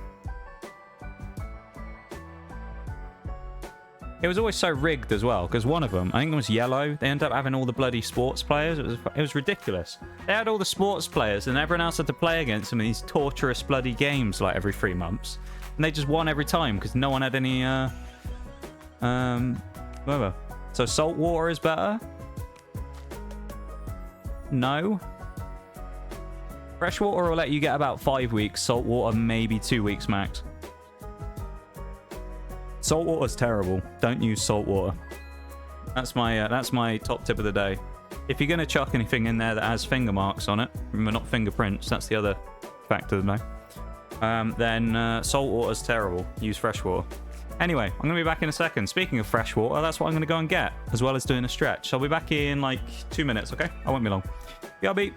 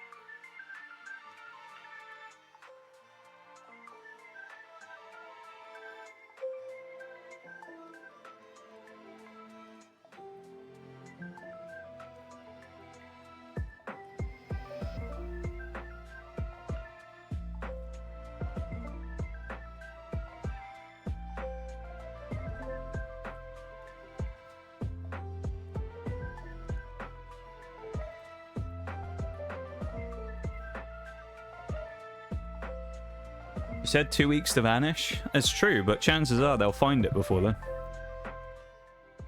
It's actually a common thing that a lot of people don't think about. Is there's a lot of ways of kind of determining things based on what's happened to it afterwards as well. So I don't think you'd probably be any better off putting it in salt water than you would in regular. There's actually one thing that happens a lot in... I'll let you in a little like forensic... This is just an interesting fact. Interesting little forensic thing. So you know like most, I think it's detergents have an ingredient in them. Some of them will have an ingredient called active oxygen. You might sometimes see that on like labels of detergents and things, yeah? Active oxygen. You ever see that? This is just a general thing actually as well. Active oxygen is kind of has been used kind of in some cases to determine that people have washed someone that's covered in blood as well.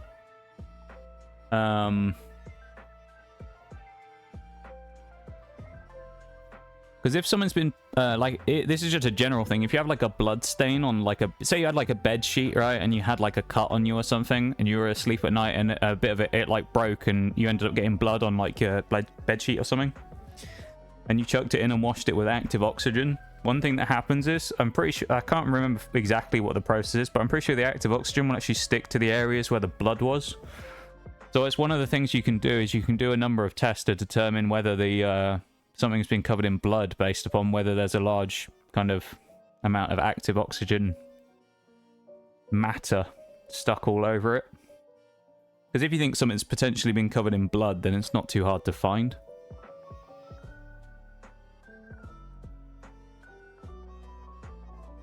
But yeah, it's actually one of the things. I'm fairly certain it's been used before to actually determine evidence from it. It also doesn't get rid of all the DNA evidence. That's another thing as well. That's what I thought you were talking about, Shags. Not burying people at the bottom of a lake, you know. Has some prefects, but they don't get so much get as much power as you think. Not like in anime where the prefects of school council run the school. Yeah, they aren't really much of like a anything at all. They aren't really very in a private school, like a full-on really, really expensive private school maybe. In most schools, it doesn't really mean anything, to be honest. I think water is very well, actually. I believe melting down would be better. Maybe. The thing is, though, it's kind of like one of those misconceptions where everyone always says, like, oh, what's the easiest way if I was going to do something like that? I'll put a body in acid or something. And it's like, chances are none of that stuff will mean anything because you'll get caught anyway because you'll leave something somewhere. It's almost it's something that I learned. It's literally almost statistically impossible to complete a perfect crime.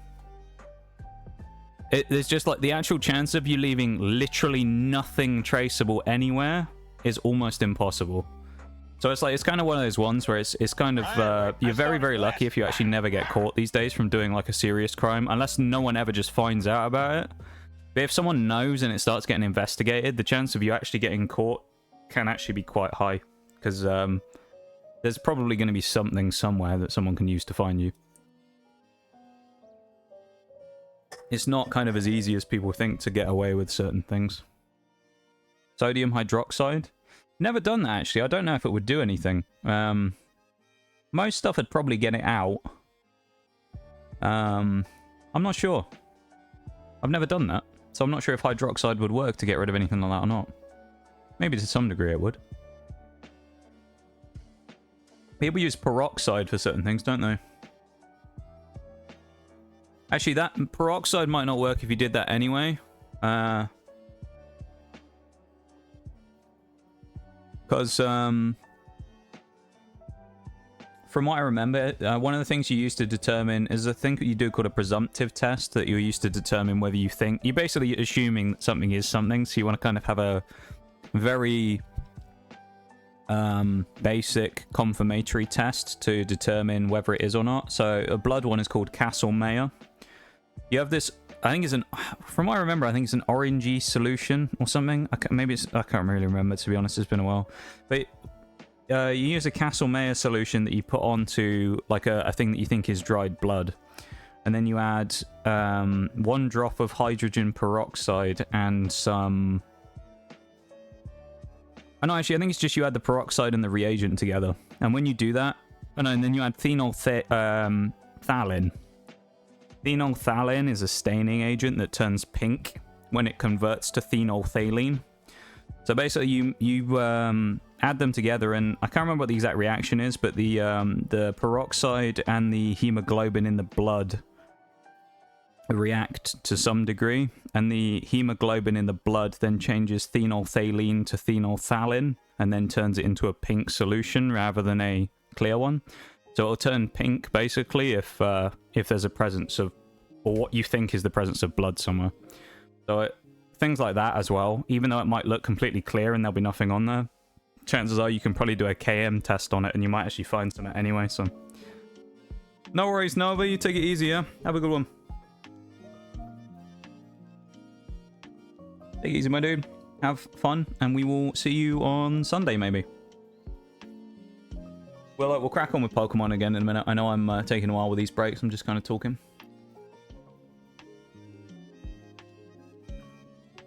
Yeah, I suppose, in theory, I suppose it might not necessarily work for blood. Well, unless you were like, I don't know. There's probably some sort of condition for if you had certain stuff in the blood. I don't know. It's a good question, actually. Of course, there's people, like, when I talk about this stuff as well, my knowledge is, at least, it's not going to be as good as someone who's been in the business doing it for a long time. So there's a lot of things that I might say I actually don't know, which is just because of my lack of knowledge from not, you know, being super involved in it. It's also been a long time since I've done some of it. I did it when I was a student. When did I graduate? 2021. So it's been at least 3 years since I've really even touched most of that stuff. So when I left, when I finished as a student and I left, I actually I started working in an aerospace lab. So I worked in an aerospace lab doing QC stuff for a company. So that's the stuff I did afterwards. But I did that for a while, and then after that I ended up leaving for personal reasons, and ever since I've been streaming, to be honest. That's kind of what I've been doing with my time, so yeah. Now we've beaten Larry. What do we do now? You stream? Sometimes, Bevan, sometimes. Maybe you'll catch me one day, you never know if you're lucky.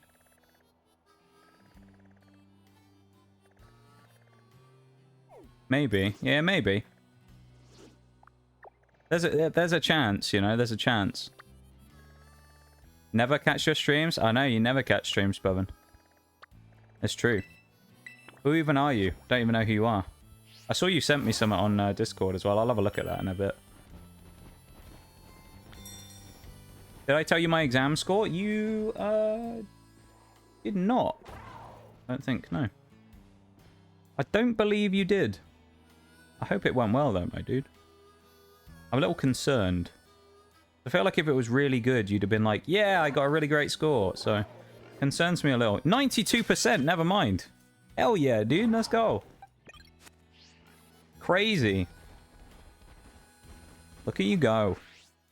Huge score, Bevan. Congratulations, my dude. I'm proud of you. Yeah, we need to go to Rhyme, and then we also need to... we won't. We'll go to Ortega. No, we won't. We need to go get ham sandwich first. Treason! Treason. We need to go get ham sandwich in Artisan. We need to go buy pickles, ham, and mustard and mayo. Then we can go make blissy sandwiches and go farm them. That's what we have to do.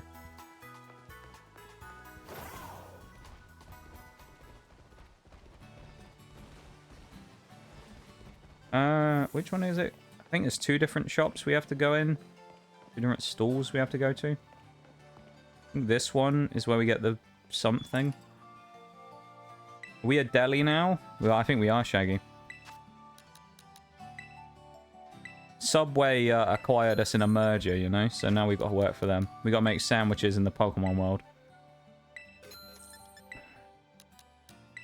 I don't actually like Subway. What's people's opinion on Subway here in chat? I'm kind of interested. Do we like Subway? We Subway fans?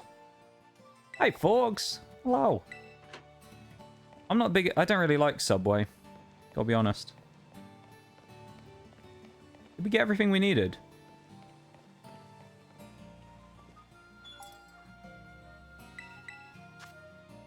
No, we need pickles.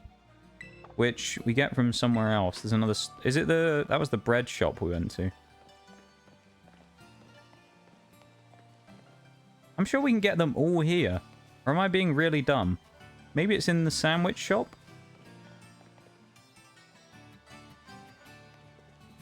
I'll have a look again in a minute. Feral for a Subway. Subway not bad. No Subway, and Clementines need to be abolished. Clementines. Wait, new... Who's this guy? New sandwiches. Is he going to tell us how to do a new sandwich? Wow, he's going to teach us a recipe how to make some new sandwiches. Nice. I've never really been in these sandwich places before. I prefer trains. I think with me, it's not necessarily that I don't like Subway in itself. I'm just not... I kind of just like... I'm just not convinced by the idea of going to a place to get a sandwich, you know? Like, I think I'd just rather make it myself. How I like it. Am I being really stupid? I'm sure normally we come here and we get all the ingredients we need. Is it on the other side, maybe? Of Artisan in the other set of shops? What should be in the other set of shops? And that's why I'm confused, because normally both the stands... Yeah, it is, isn't it?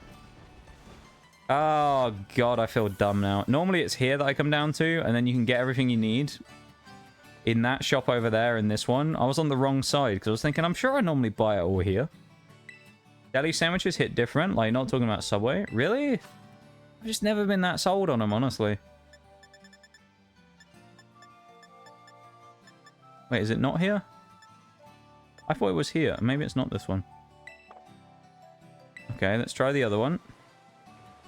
Jesus. It's not this one, is it? It could be this one. Yeah, it is. Okay. We'll buy 5. So this is basically so we can make sandwiches later on. We need to make a ham sandwich so we can spawn Chansey and Blissey at the top of the map. Which we haven't currently been to, but we're going to go there in a minute. So this is the farming spot for this game. This is basically the best farming spot for XP in the entire game if you use it. Right here, this strip of road. If you're using counter power normal, you can force spawn Chansey and Blissey, which are XP pinatas, all the way up here. Really, really good. In our case, a lot of our Pokemon are physical attackers as well, so it makes it even better. So it's Chansey and Blissey are special defense Pokemon. They're bulky special defensive walls, so it makes it really hard to break through them using special attacks. You've got to make sure that if you're going to attack Chansey and Blissey, you hit them physically, because if you hit them with special moves, you are screwed.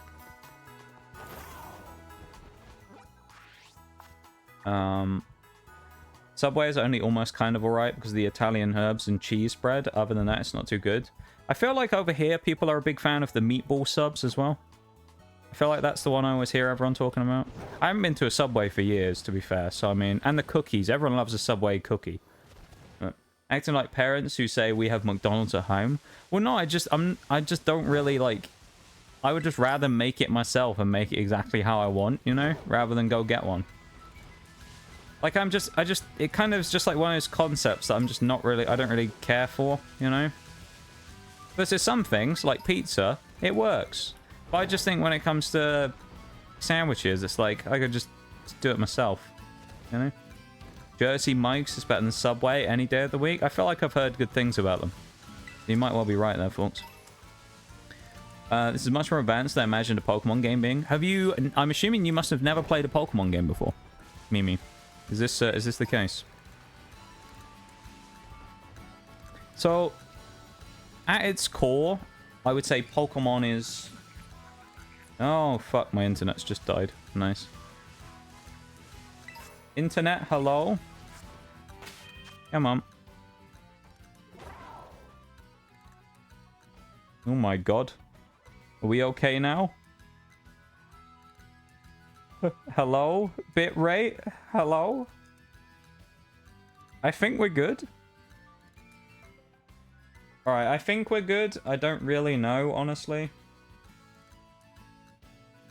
I think we're okay, though. Okay? I think everything hasn't exploded. I think we're all right. But my bitrate, I'm not going to lie, went up to 18,000 a second ago. So, yeah.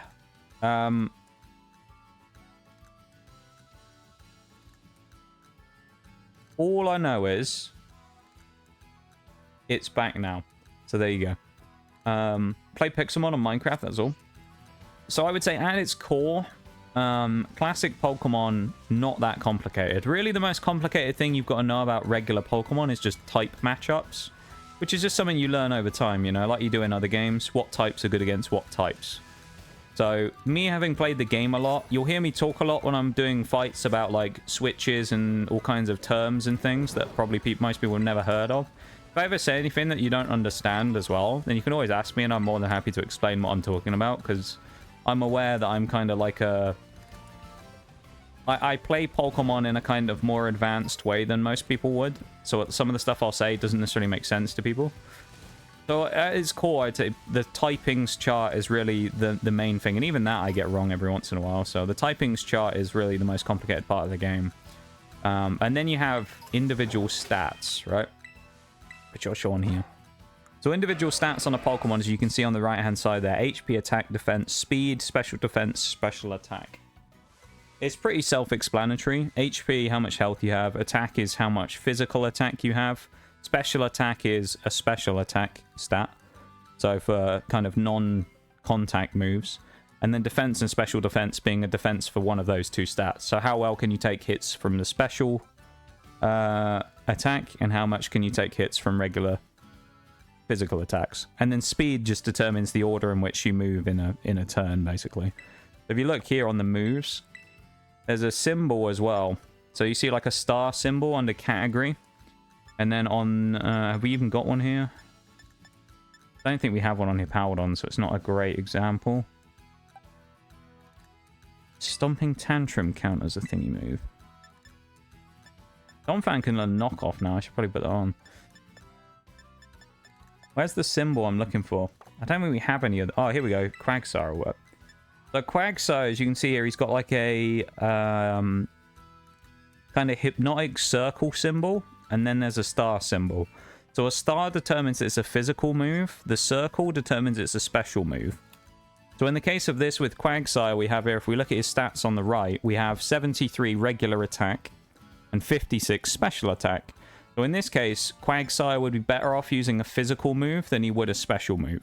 Because his special attack is lower, so even a stronger move is probably going to do less damage than a physical attack, because his physical attack is higher. In the same way that his physical defense is higher, so if someone hits him with a special attack, he's probably going to take more damage than if he takes a physical move. A lot of that isn't really stuff you need to know as just a basic Pokemon player, but it comes into play in challenge runs and things. So like, I remember the other day you came in when I was doing the Elite Four in the other game, right? So I was doing Cynthia, which was the final fight of the game. So in that game, we were doing a particular challenge called a Hardcore Nuzlocke, which is a self-imposed challenge to make the game harder, basically. Where in that, when your Pokemon is knocked out in battle, instead of being fainted, it's considered dead. So the Pokemon is never allowed to be used again after it's been knocked out.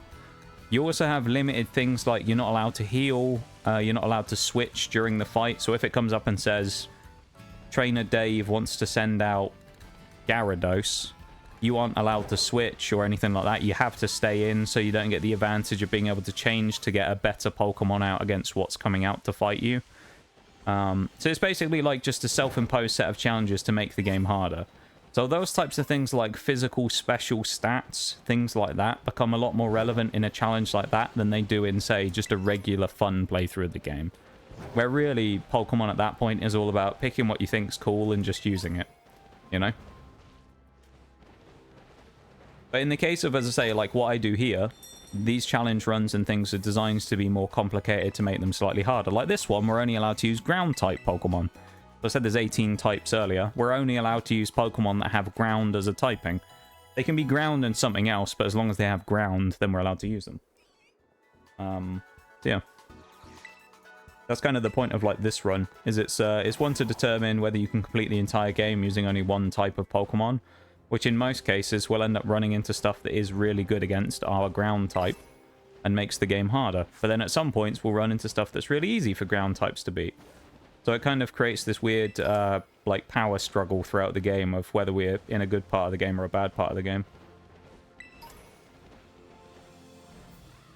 Most of the pocket move that Donphan knows is Ice Shard for literally no reason. Doesn't get Ice Spinner as well, I think.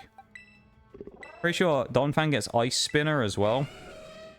It's really... You can get TM Ice Spinner and it's really busted. Because Donphan's physical attack is really high. We'll put... There we go. We'll put Knockoff on here as well. Hey, Eternal, welcome in. Can't say I'm going out for with the fam for dinner, but just wanted to pop in and say hi. It was good to see you, dude. I appreciate you popping in and saying hi. Thank you very much.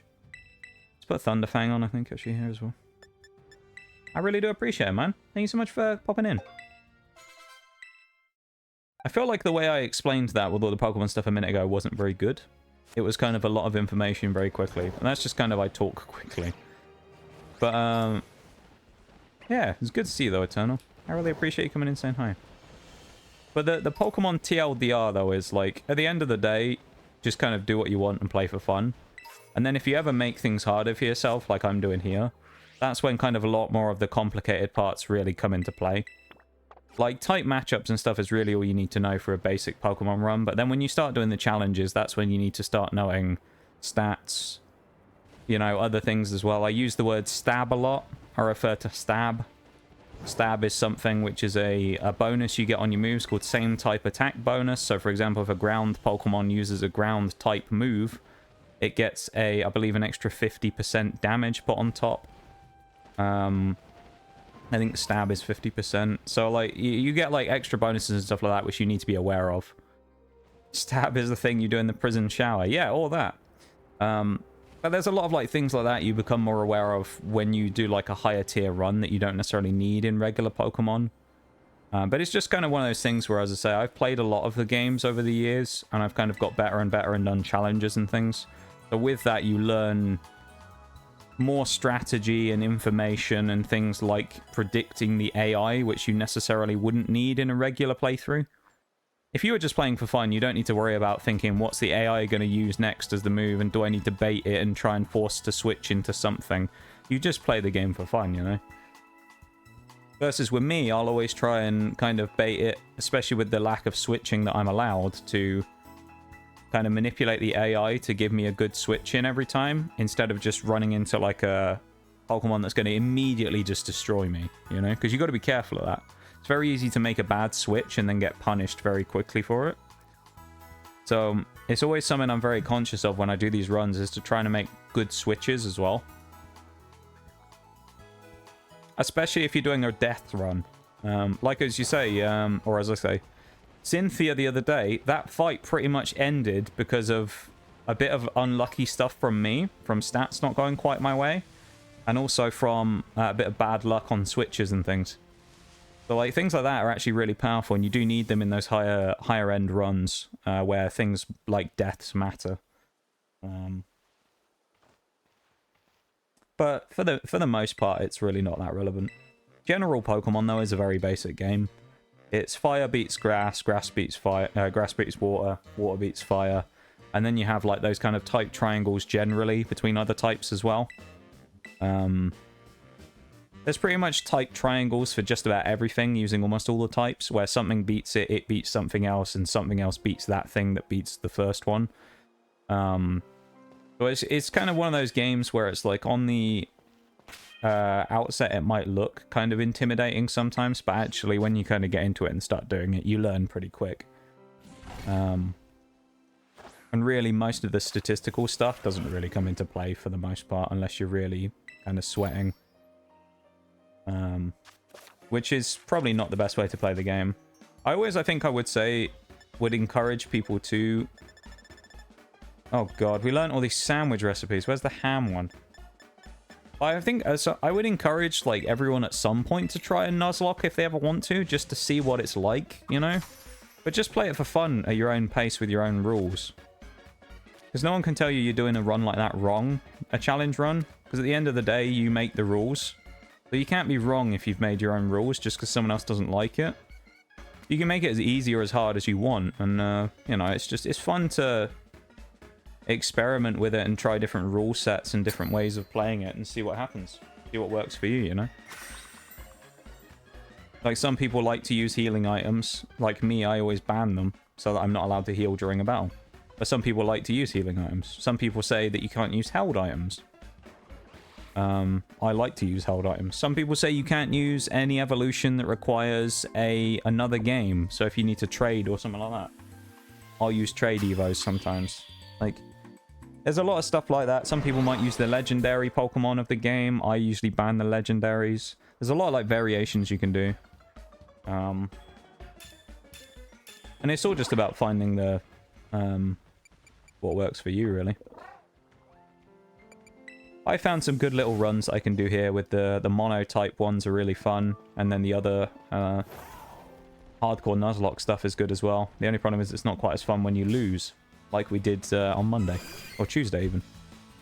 It does suck when you lose, but what can you do, I guess?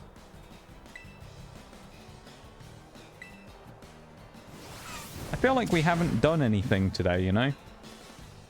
Is that just me? Like, I feel like we haven't done anything really in stream today. We've kind of just run around. We beat Larry, but that's it.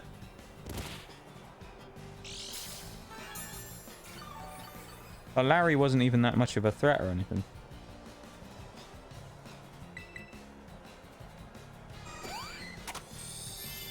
Soft-boiled.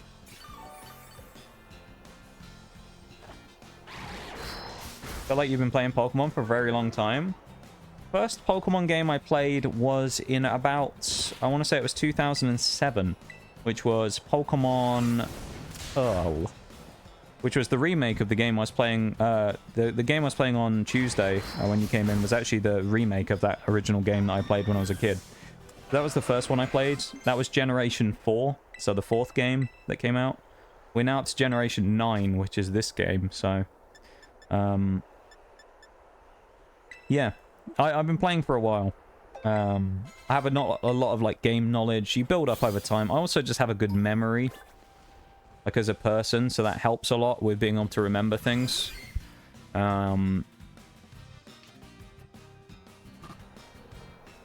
And then one thing as well is like when I do a lot of the challenge runs, not so much the Monotype because it doesn't matter, but when I do the actual full-on hard like nuzlocke runs, I also have a cheat sheet as well that I use. So it's not all just fully from memory. I will have like a sheet of stuff that I'll use to show me what Pokemon am I going to be fighting from the next person. You know, what abilities do they have? What moves do they have? What are their stats roughly? Because then it can help me determine what I want to best go in with. You know, what team do I want to use? Or whatever. And it helps with those types of runs because planning it is quite a big part of it. So it's kind of a mix of game knowledge from playing for a long time, but also mixed with other knowledge of things like spreadsheets and stuff like that or sheets that I've looked up that will give me information about the game that is quite valuable. A lot of the time though, it's just repetition. Like I remember in a lot of cases you'll see me run around here and I'll be like, oh, this is... I'll see some item on the ground and I'll go, this is going to be a shiny stone. And then I'll pick it up and it's a shiny stone. And I'll remember it because of before when I've run along to this particular part of the game needing a shiny stone. And I'll pick one up there. So I remember a lot of details like that. About locations and things like that. Some of the more specific stuff I don't necessarily remember though. I've gotten quite decent, well, fairly decent at predicting the AI as well in most games. This game's slightly different because Pokemon Scarlet and Violet have, quite frankly, quite shoddy AI. In the sense that, like, I don't know if they just deliberately tuned it so that it would kind of make the game slightly easier for people, or they just made a mistake when they created it, because it feels like the AI in this game kind of doesn't really know what it's doing a lot of the time. Like, it'll do really weird things. Usually in a Pokemon game, you expect it to do certain things based on what you do, right? So if I put a Pokemon that's just grass type in front of a fire type, you'd expect that the AI goes, well, fire beats grass, so I'm going to use a fire move. But in this game, you'll kind of get it sometimes where the AI will go, well, I have 3 fire moves and 1 move that does nothing. So I'll use the move that does nothing. Yeah, like, sometimes in this game, you'll get a weird situation where it'll do something completely unexpected for no apparent reason. It's happened a lot to us when we've been like, you know, we'll be on our last Pokemon that's a one-shot kill. We have like 5 HP. Obviously gonna die next turn. You think game's over. And the AI will just sit there and spam a move to increase its stats and not deal any damage. And we'll win. And you think like, all it had to do was use one move and we lose. But it just sat there and spammed the same boosting move to increase its speed 6 times in a row. While it was already faster than us anyway. But it just spammed it 6 times because it could. You know? Like, this game has kind of stupid AI a lot of the time.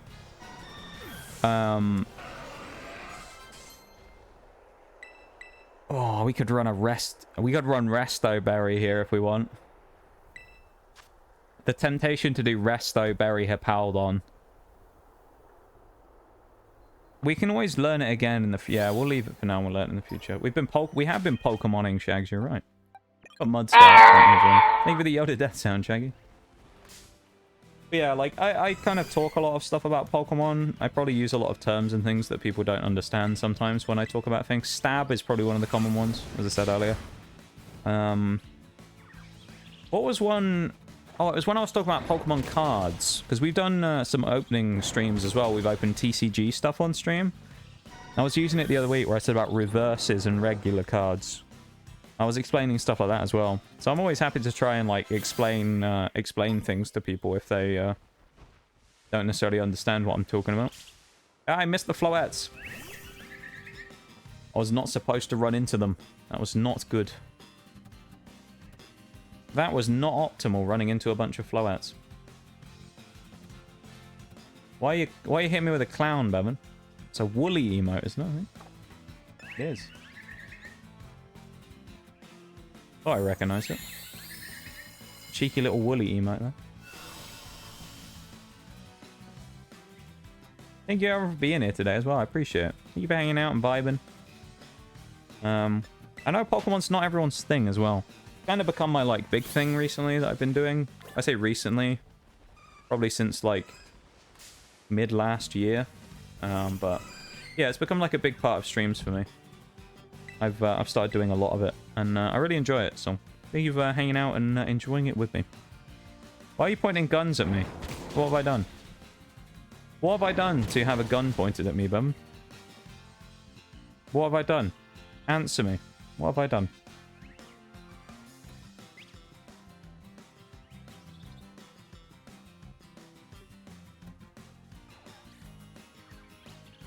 How we didn't knock out Chansey there, as we have a Mudsdale's giant feet right in our face there.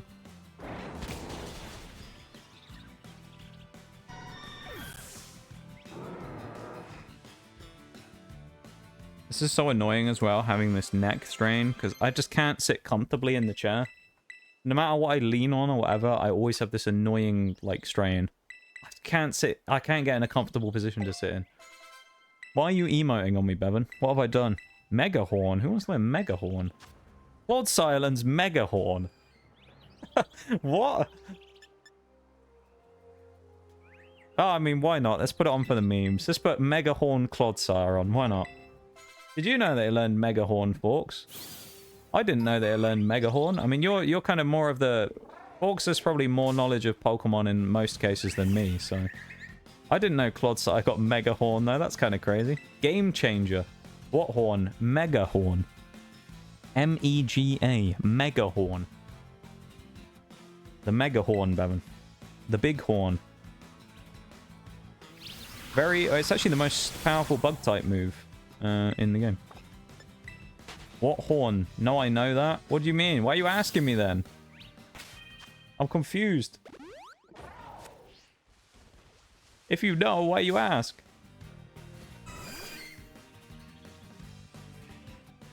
Oh, I mean, where the fuck is Horn? Oh, I mean... yeah, he kind of has spikes that come out on his back, but... yeah, no, I don't know why he gets Mega Horn, no. I don't understand. No, I agree with you there. I thought it was weird for him to learn, because he doesn't have a Horn. As far as... we'll do an inspection in a minute. How does that make sense? I mean, it doesn't, but... that's Pokemon for you.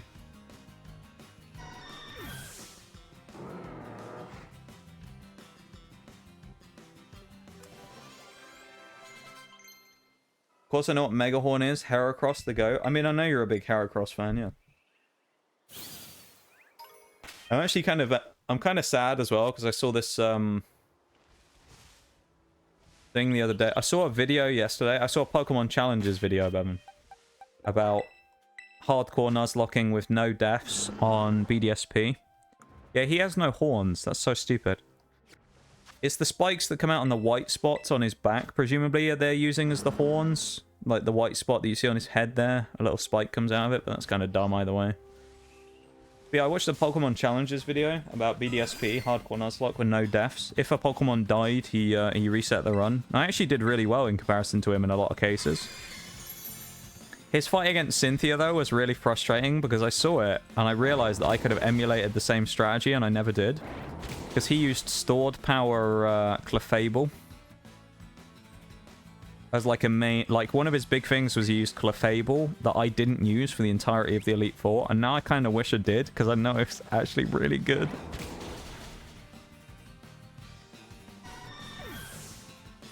Because you could use it with, what was it, like minimize cosmic power and then stored power, and it basically makes you unhittable because minimize makes it so you're really hard to hit. Plus then stored power gives you the boosts. So you're boosted up to Oblivion, and then stored power does damage, like gets more powerful the more boosts you have. So by using minimize to spam, and then spamming cosmic power to boost... I can't remember if it's special defense or special attack. One of the two, you end up spamming that to like boost as well. It makes you really, really difficult to kill. And then you can just one-shot like everything in the Elite Four. So I was very sad that I didn't do it. I didn't have the ability to do that. I do need to look real quick though. Rhyme is 42, so I probably don't want to level up these two much more. I gotta be careful there. Hi Oreo, how you doing? Nice to see you. Hello, hello. How are we? Hope you're doing well. We're just talking Pokemon stuff and leveling up stuff right now. Doing the old Chansey farm. Bring the wall in. Let's bring Sneck in as well, and let's bring in Gaza for now. Go on, Gaza, get in there. Let's try Megahorn Quagsire out, shall we? See how good it is. Must go now, but thanks for explaining my knowledge on the ways of Pokemon. It was fun. See you later. Yeah, have a good one. You take it easy. I appreciate you being here, and I hope you have a good rest of your day. We will see you soon. Yeah, have a good one, Mimi.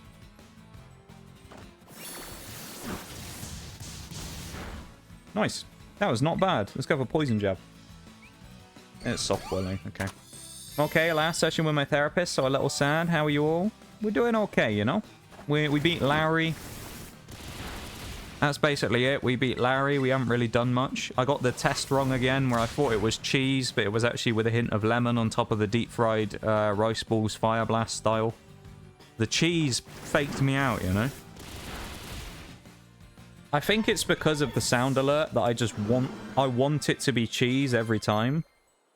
So when it isn't cheese, like it, you know, it messes with me. Because I want it to be cheese, but it's just not cheese, you know?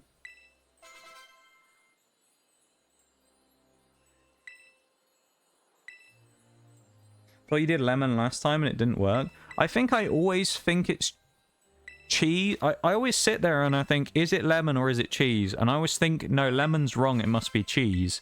So I'm pretty sure I always go cheese and then go, ah, oh, lemon, I'll remember that for next time. And then never remember it for next time. And I think it's just, it's always been lemon, but I keep picking cheese because I think that's what it actually is and it's wrong. I don't know. Either way, the cheese keeps baiting me, you know? It should be cheese. That's what we said earlier. That's what Young Goose Man said. He said that the person who told us it was lemon was a liar and it was cheese in our hearts. You know, I believe that. I stand by that. It's cheese in our hearts. Megahorn. I love how Megahorn, the effects of it just lagged the game out as well.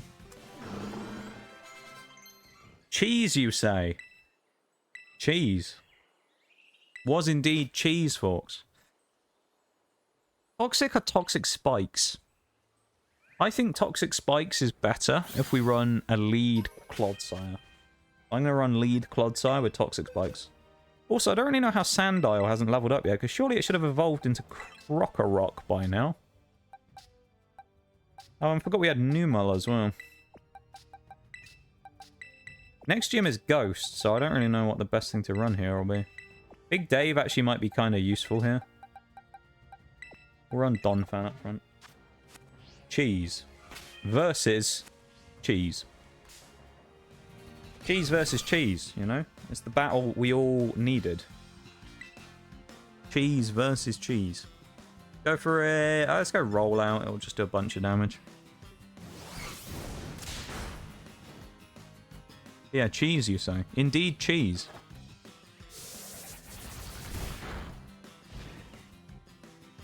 Cheese. Versus cheese. We've been alright, though. Kind of been, like a really slow gameplay day. Because, like, as I say, we've been going like 2 and a bit hours. And all we've really done is beat Larry. Like, I haven't really done anything today. But other than that, we're fine. I mean, the neck isn't probably helping that a bit. Because I'm super uncomfortable sitting here. So it's kind of hard to focus up and just get on with the game a little bit, because I keep moving around in my chair all the time. Krokorok doesn't like the TikToks I send her about boy dinner. No, I don't, folks. Was this the one I got shown the other day? About the shower stuff. The shower food, folks. Was that one of them? It was. Okay. I think I can understand why.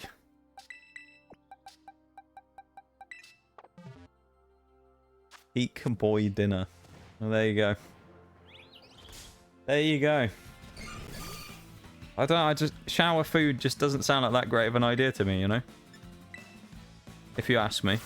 Oh, it's Dragon Breath. I thought it was Dragon Claw. Mate. We can only bulldoze or slash. Oh, no. Oh, we're gonna have to bulldoze here. Yay! We're already faster. Okay, it's light screening. That's a good thing. Come on, goodbye. Yeah. Can I also just say, I'm pretty sure it can only be done by TM in this game, and it's an absolute tragedy that Garchomp cannot learn Earthquake other than by TM. Because I'm sure in the other games it learns Earthquake like when it evolves.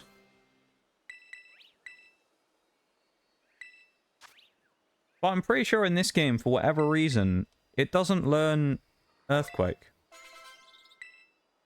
I'm sure it learns... Is it not? I'm convinced it got Earthquake just regularly as a learning move. Maybe it didn't. Maybe I'm just wrong. Seed Bomb. Oh, that'll be on Toadscruel. I mean, it's physical is the only thing. Mega Drain is probably just better. I think we'll just stick with Mega Drain. Oh, yes! Welcome back to the GOAT. Gastrodon is back and coming home. It's Eastern Gastrodon, so it's the blue one, not the pink one. It's actually a thing in the Sinnoh games. If you catch a Gastrodon in the east of the map, it'll be a blue one. If you catch the pink one, it'll be in the left-hand side, the west of the map. And we get Toadscruel. Oh, lovely. I think we have, was it Jolly Toadscruel we have? Strangely, almost all the stuff we caught today in the desert had speed natures. We got, like, Jolly Hippaldon and stuff like that. We got a bunch of stuff. It was great. Yeah, we got, like, what did we get? We got this Krokorok with minus speed increased attack. John Krokorok is, like, and Crocodile with Intimidate is kind of crazy. Then we got increased speed minus defense, hasty Toadscruel, which I think will be good. We obviously have the speed boosted Garchomp. We have special attack Gastrodon. Yeah, I mean, the special defense isn't great there, but with Storm Drain, we can kind of mitigate that and make ourselves a real glass cannon. Like, some of our other Pokemon are really good. Let's also do the move check now that we got the evolutions as well. Because we might be able to get a few extra moves. No, never mind, ignore me. Krokorok is actually really good, though. And Crocodile. So. I'm tempted to put Stun Spore on here, but I think we'll just wait until we get a better move in the set for him, honestly. Also fight another Blissey. Our team is actually looking really good, I think. I might be wrong, but I just get the feeling our team right now is looking good. Like, I like the look of them. I think they look kind of powerful. Especially with the Garchomp still to come in and the Crocodile still to come in. You know, Garchomp, Crocodile still to come into the team with everything else that we've got. Yeah, Moxie Croc is really good. Moxie Croc is good. I suppose in this case it's kind of nice because it's the only Intimidator we have. So we get, like, Power Croc instead. Which Moxie Croc is really good though, because Crocodile is just kind of a bit of a monster. So actually giving him Moxie, basically, and I keep talking about Moxie, I was talking about it the other day on Gyarados. Moxie's a really cool ability. It's usually a hidden ability on any Pokemon. I think Heracross gets it as a hidden ability, Gyarados gets it as a hidden ability. Crocodile can get Moxie. There's a few Pokemon that get Moxie. I think Scrafty can get Moxie as well. Basically what it does is every time you knock a Pokemon out, you get a 1-stage attack boost. So Gyarados and things like that, which are notoriously strong attackers in the first place, become even stronger every time it kills something.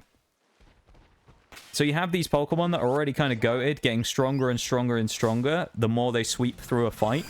And keep in mind, if you use Gyarados with not Intimidate, Dragon Dance, and you Dragon Dance your Gyarados first, he's already got, what, 2-stage attack boost before you've even made the first kill, and then Moxie just makes it even stronger. It's just crazy how strong that thing is. Crocodile falls into that category as well. If you can get it in and you can get it to work, Crocodile can just sweep teams with the Moxie. It's crazy. Crocodile is really underrated, I honestly think. I said it earlier. I genuinely think Crocodile is super underrated.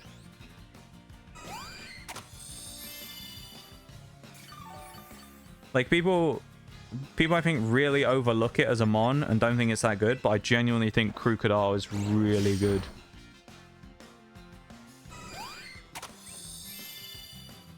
Any Moxie Pokemon, I mean, you think, like, you've got, like, Guts Heracross, right? Which is another thing I talk about a lot. Guts, which gives you, if you get status, you gain...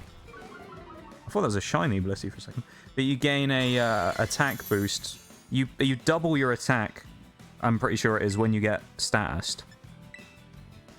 So Heracross goes from, like, what, base 110 or something, 115 attack to, like, double. Or something crazy. Or it's 1.5x or 2x, something like that. I can't remember the number. It goes up by a huge amount. 1.5? Yeah, it might be 1.5. I'll have a look, actually. But either way, it also, when you use Guts, it negates the effect of Burn as well. So Burn normally would traditionally cut your attack, but if you have Guts, it completely stops that. So, like, Guts Heracross is really good, but Moxie Heracross is insane as well. Oh, here we go. Oh, hang on. This is for the different gens. Should we go up to the most recent gen?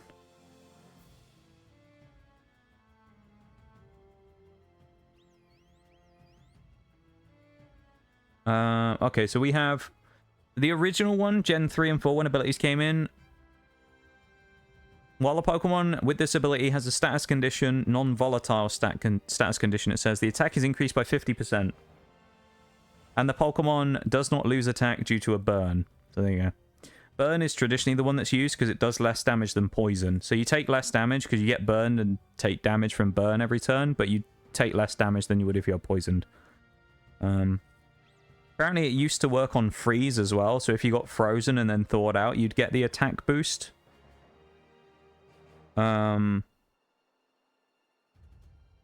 But you could, like, thaw yourself out by using Flame Wheel or Flare Blitz, which that was in Gen 3 and 4, apparently. Gen 5 They removed that. And then after that, it looks like it hasn't changed. So.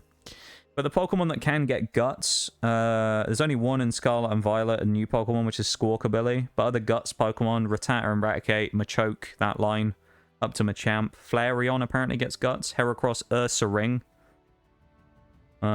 Tyrogue. Larvitar. Guts Larvitar. Interesting. Swellow can get Guts. Hariyama. Luxray can get Guts.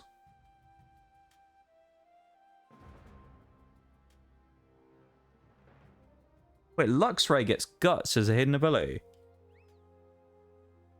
Really?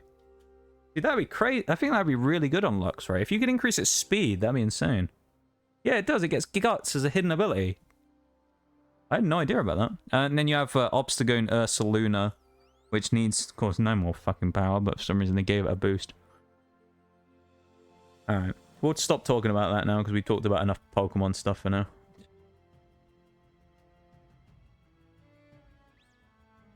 Let's crack on.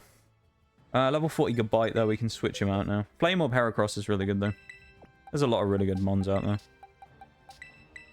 Lots of Guts talk, not enough. It's not enough talk about Guts, is there?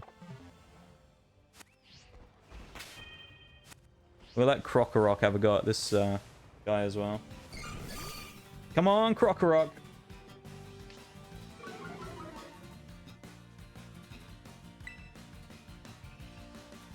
Let's go for Crunch. Yeah.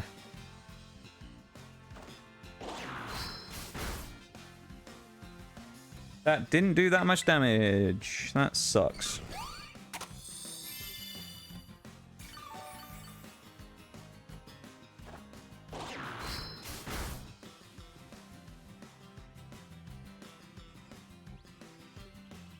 Yeah, we're not doing much here. We aren't getting any defense drops either, which isn't helping. I do want to say quickly, thank you to everyone for being here as well, hanging out and vibing, lurking, chatting. I appreciate you all very much, and thank you for being here. I'm wanting to hang out with us. I do appreciate it. Bloody soft boil. It's a vibe over here. Yeah, we try, you know. We try.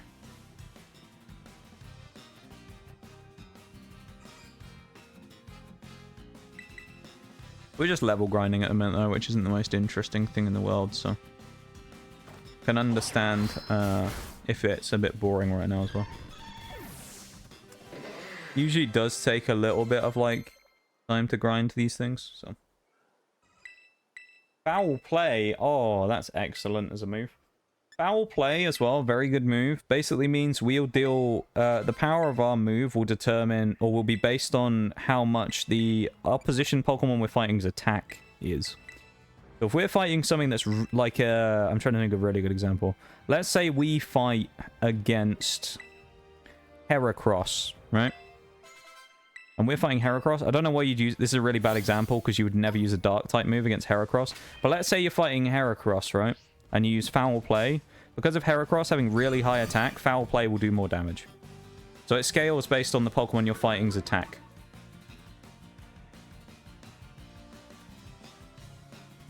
That's the gist of it. Hence why we're not using it here on Blissey, because Blissey is very weak in its attack. So using that would be utterly pointless.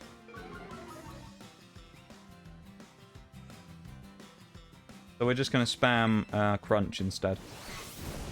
Not boring. I mean, it depends. Some, like the grinding stuff, it can be. You know? I suppose it depends. A lot of the grinding stuff is, if it's just monotonous stuff. But at the same time, I suppose it opens up the opportunity to kind of just talk about stuff instead. So we're just chatting, aren't we? About random stuff. I mean, in this case, we're talking about Pokemon stuff, but... I suppose it opens that chance to, like, talk about stuff, doesn't it? Sandaconda, we get there. You now have Sandaconda, the sand snake Pokemon. Honestly, we kind of have Sandaconda here, but is it actually going to be used? The chances are probably not. It's probably going to be very rarely used, if at all, in the entire run. I'm going to be honest. Its chances of actually being used are not very high. So... So, you know, apologies to Sandaconda there, but chances are it's going to be useless and not really used.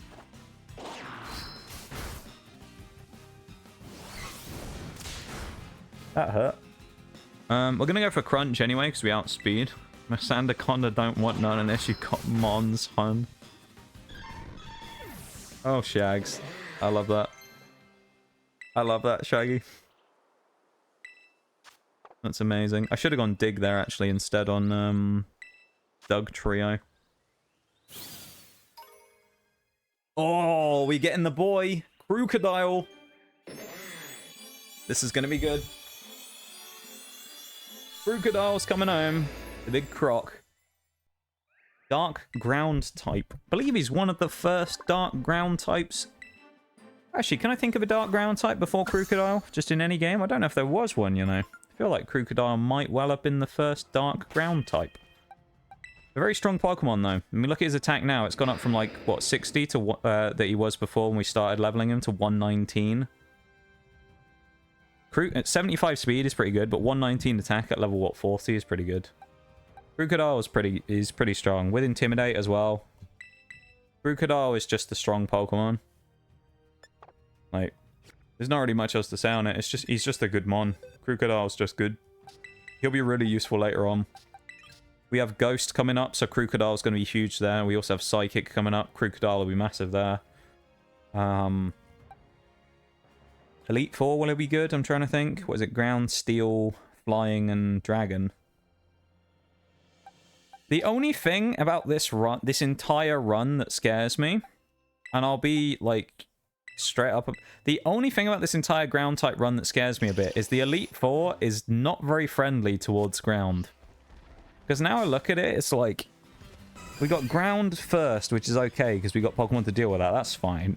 Then we have Steel, which isn't the worst in the world, but there's a lot of really bulky Pokemon in there, so it could still be a problem.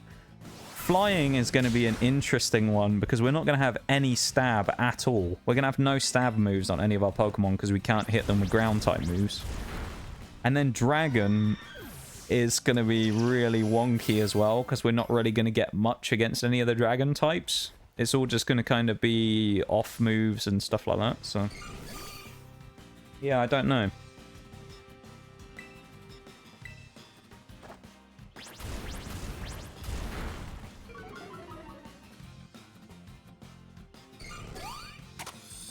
Of course we're healing. Of course.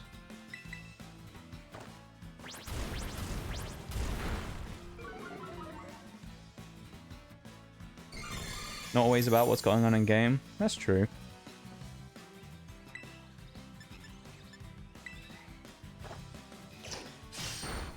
Oh, that was not great. I suppose I always just want to have something like going on screen, you know? So when it's like, when we're not doing much, like just in one of these where we're just grinding, it always feels like I'm not doing anything. I suppose. Well, hello. Big Dave letting the side down there. Good job it's not a nuzlocke.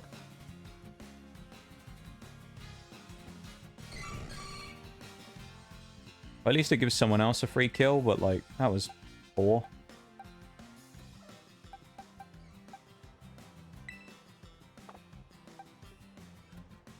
Use Sandaconda. It's lagging as well now. That's even better. The lag has made its way into the arena.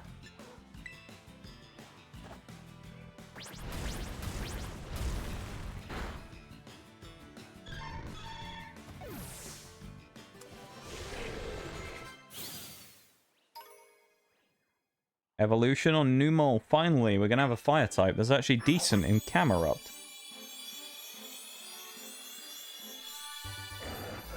Camerupt is actually a pretty good Pokemon, I think. Old Geezer, leveling up.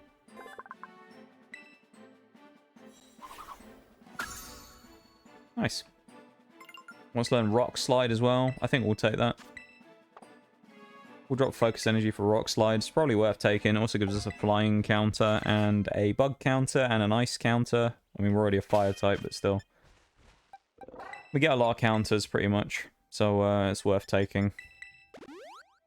covering as many types as possible is always a good idea. So, there you go. Yeah. Let's crack on, though. The sooner we get this grinding done, the sooner we can do something fun, like fight a gym leader. We can probably get at least one more gym done today. And then probably... I don't know what else we'll do. I'm trying to think level-wise who's next on the list. Once we beat Rhyme, Great Tusk, then there's Alphanada. Yeah, so we're not fighting Artega for a while.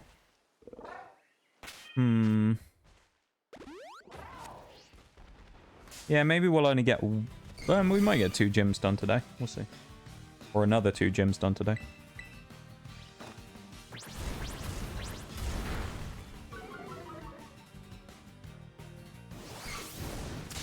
Big hit from the Blissey there. Although it's over a 2-shot, we might end up knocking it out if it goes for another double edge. Or we might knock it out with this bulldoze. You never know. Nice. Doug Trio getting a rare win there. Rare dub for Doug Trio. Earth Power on Gastrodon as well now is very nice. Because we have a special attack, increase Gastrodon. Have to drop Ancient Power for it. It's a shame we can't get Scold as well, because that would have been really nice, but... it is what it is. Spore as well. I think we will take Spore, actually, on, Code Scrawl. The only problem with it is... so it has an ability called Mycelium Might, which is kind of interesting. It's really niche, but it works kind of usefully. Basically means that he can status anything. So there are Pokemon that have abilities called things like Insomnia, where they can't get put to sleep. But Mycelium Might basically means he can status literally anything regardless of ability. The trade-off for the move, though... I just sneezed him real quick, that's why I'm muted. But the trade-off for the move is he always will move last if he uses a status move.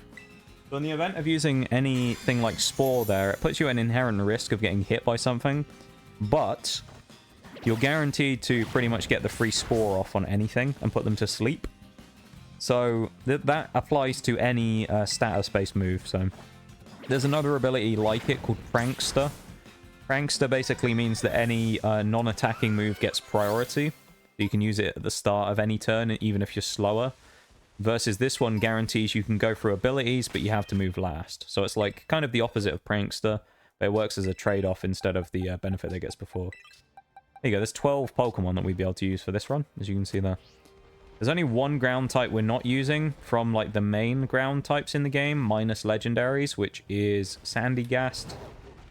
And, what's the big one called? Palossand, but that's because that Pokemon is...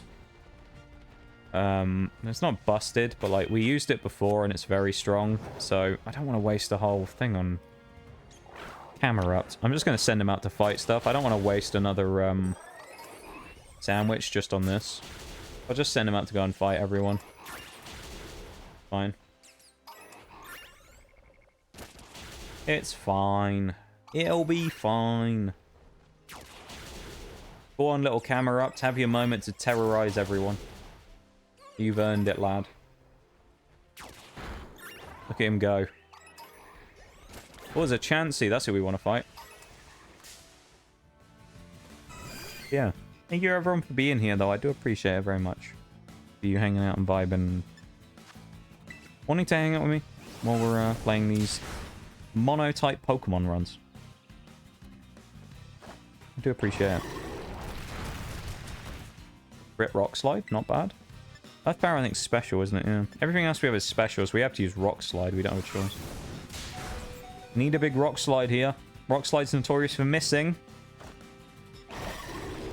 We do land a Rock Slide. We're going to die, though, if we get hit. We can't do anything there. We have to run, then. We have to run and heal. That's so dumb. We have to run away from Chansey because it's too strong. It's not even Seismic Toss Chansey, either. That's the worst part. If it was Seismic Toss Chansey, then maybe you can make an argument for it being really gnarly, but... not even. Can't wait for the speed run that Rock type is going to be. Honestly, I'm looking forward to Rock type Shaggy, but I'm also kind of scared. Rock type scares me because rock... well, I can look in a minute. I think there's only like 10 rock types. Or less. So the team variety is really bad. However, because of the version that I play, we do get access to probably one of the best, if not the best, rock type in the game, which is Tyranitar. So the trade-off that we get is for having a smaller pool of Pokemon, we do get at least 2 Juggernauts, which is Tyranitar and Garganacl. So both of them will be huge. So yeah, that'll be fun. Yeah, Tyranitar will be massive, but that's just because of the version that I play on. So we get the benefit of the Tyranitar, which is nice.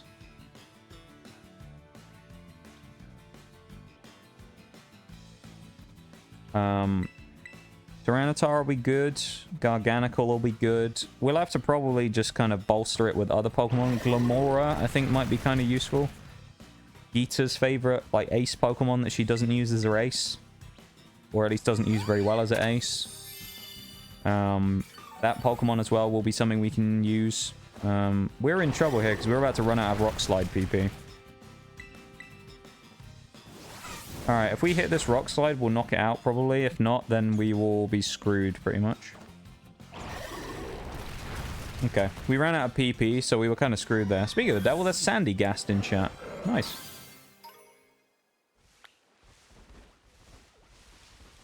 We can't get too close to this place because it will start the thing off.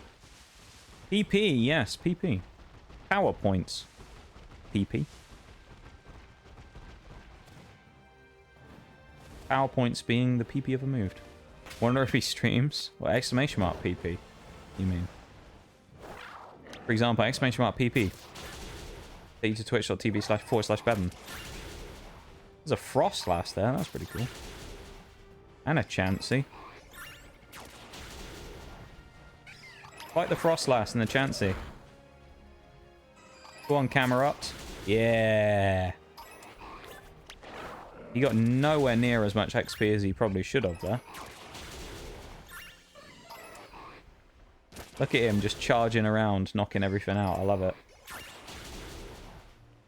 The Volcano Camel. The Camel. There you go, the Volcamo. Volcamel. There you go. That's the name for him. Looks that way. Does, doesn't it? Thank you for the shout out for Bevan. I appreciate it. I think I'm going to take a BRB in a minute when we get camera up to 40. I'm going to go and stretch my shoulder a little bit again if I can. And, yeah, do that. I think is a good idea. Evan not going for the... Did you go for the Sandy Gast, Evan? I didn't see if you did or not. Hey, there's a belly bolt there. That's kind of cool. Go away, Golduck. Oh, he wasn't supposed to fight Golduck. I like Golduck, but I don't want him to be fighting my boy. You know? Camera up doesn't need to be fighting him. I wasn't supposed to run into Hoppip either, but there you go. Apparently I can't get anything right today. Just running into everything.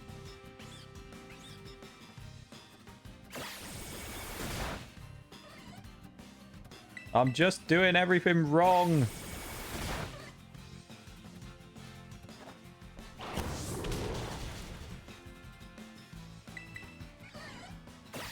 Just spamming U-turn. What a weird move to use.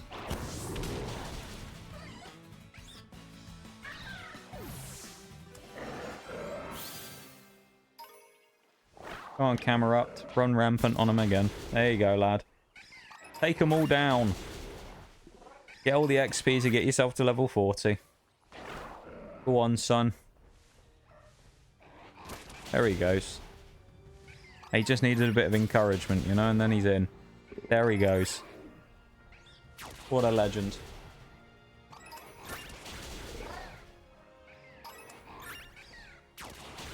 Poor Hoppip crying for help. Oh dear. Feel a bit cruel now, you know, letting camera up just run through them all. Hey, you leveled up to 40. Nice. We're done with the grinding. Camerupt is now officially leveled up.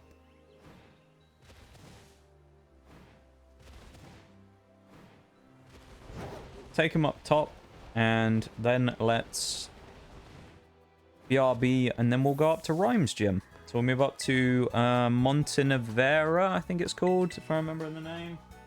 I think it's Montenevera, and then we'll go from there. Montenevera. You reckon, chat?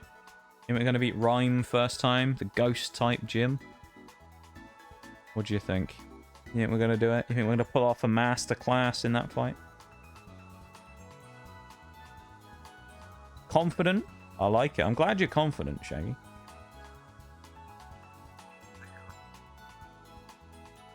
I am kind of mixed confidence on it, to be honest. It might go well. It might not go well. I don't know. It'll be hit or miss, probably. Camera up is all better now. Nice. Let's switch to the BRB. The only thing that scares me about Rhyme, really, is... Well, actually, her Toxtricity can't really do much, can it? Because it has Discharge, which won't be able to hit any of my team. So actually, it might not be that scary. Yeah, it actually might not be that bad. Crocodile's probably going to have to do a lot of work there, though, because of being the Dark type. The only thing is it might get abused by Mimikyu, so I'll probably have to bring him out second after Mimikyu's dead. But, yeah, we'll figure it out. Anyway, I'm going to have a quick stretch. I'll be back in a few minutes, okay, chat? I know I keep BRBing all the time, but I'll be back in just a moment, okay? BRB.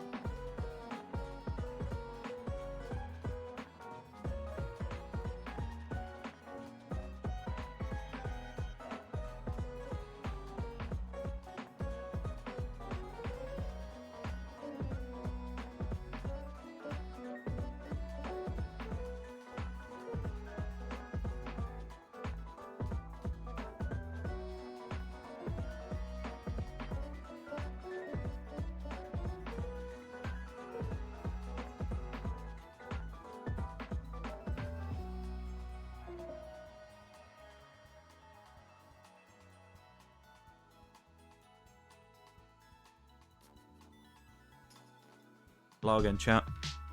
Unfortunately, I've returned. I know. It's terrible. I have to do that, otherwise people are going to get angry at me. So I have to make sure that it's just, you know, self-deprecating jokes have to have the old, the laugh track on them. Welcome back, bruv. Thank you, Shaggy. I appreciate it.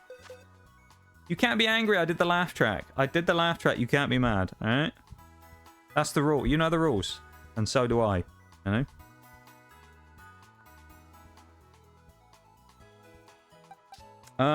Team for Rhyme. It's got to be these guys. I think Sucker Punch would be silly not to bring on Big Dave. Gastrodon with its special attacking power I think is useful here. Donphan doesn't have Crunch, does it? Camera up. Oh, it has Knockoff. That's good enough for me.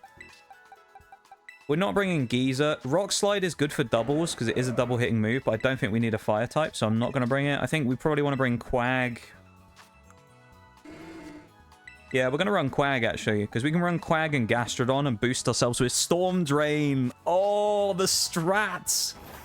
Chat, the strats for the double battles are coming out. We can use Surf on ourselves to boost with Storm Drain. Oh, spicy. Yes, yes, yes, yes, yes. That is a great strat.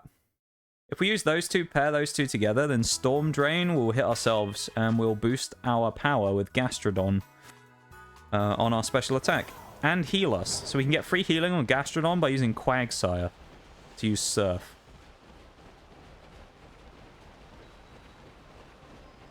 Big brain. I got that reference. It's like the Captain America thing, isn't it? I understood that reference. You can't still be mad. I didn't do anything bad. You can't still be mad. It's that pew pew emote. Oh, it is, yeah. It's a gun emote. I like that gun emote. Hey, it's a Bomber Snow. I love a Bomber Snow, but he really let me down the other day. Well, I'm not sure if it was his fault, but he let me down by not killing Cynthia's team. Whether it was his fault or if it was just RNG, I don't know, but unfortunately, a Bomber Snow is the one who has to bear the burden of losing that run for us, effectively.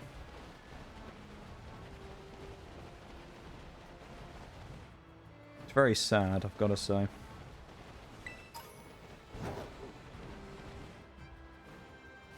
What's with the Krogunk? The Krogunk's going to be really... Do you know what? I'm actually really looking forward to the fighting type run as well. I think it's going to be fun. I'm just looking forward to using Krogunk and Toxicroak and stuff. I never used Pokemon like that. There's going to be some good Pokemon in the fighting types as well. We can use Lucario as well. That'd be fun. Lucario might well appear this time as well for us in BDSP. Because I'm going to let my... I actually didn't go to... what's it called? I didn't go to Iron Island last time, and I probably should have. So this time we're going to do it.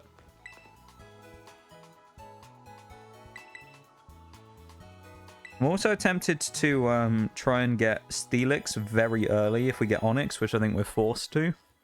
So we might try and get Steelix like right at the start of the game as well. Steelix will be insane, so... Alright, we need to item up first, because we're going to be going into a big fight here, so we want to make sure we're ready. Held items, if we need anything, we'll grab these off. Give to another Pokemon. We don't want Assault Vest on here. We probably want... we probably don't need it on anyone. Actually, we can put it on Crocodile, maybe. And Rocky Helmet, I think we'll go Gastrodon. It's probably fair here. Dog Trio. Does it actually need anything? Soft Sand. I mean, yeah, let's put Soft Sand on it, I guess. It doesn't really need it, but we'll put it on there. And then we'll run our duo at the front of Quag. Quag and something. I don't know, Quag and the... it doesn't really work, does it? Because it's a Sea Slug and Quagsire. Quag and the Slug doesn't really work, does it? Tusk Stone, we don't need it. There's actually no stone evolutions in this entire ground type. So that's kind of handy.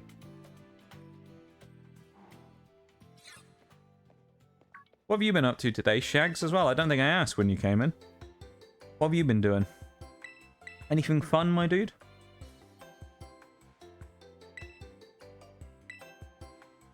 I know you were doing various things the other day.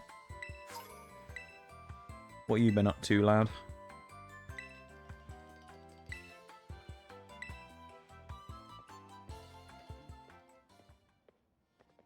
Other than watching the monotonous grind that is Pokemon Scarlet and Violet Monotype grind.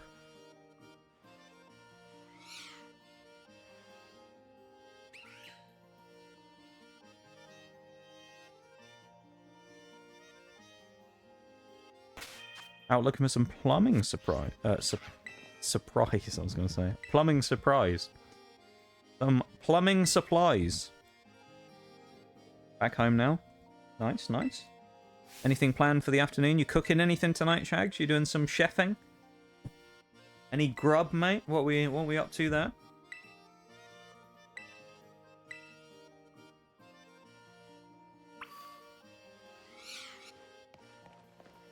Head to the concert stage. Okay.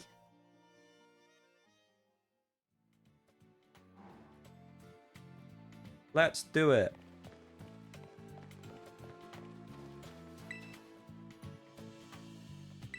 Or not. Too lazy to cook. I love it, mate. I love it.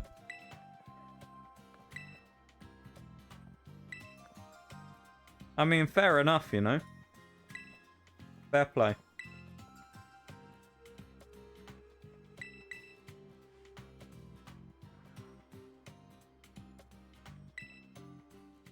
Let's just get in there, you know. No point hanging about. Let's just get in there and get going.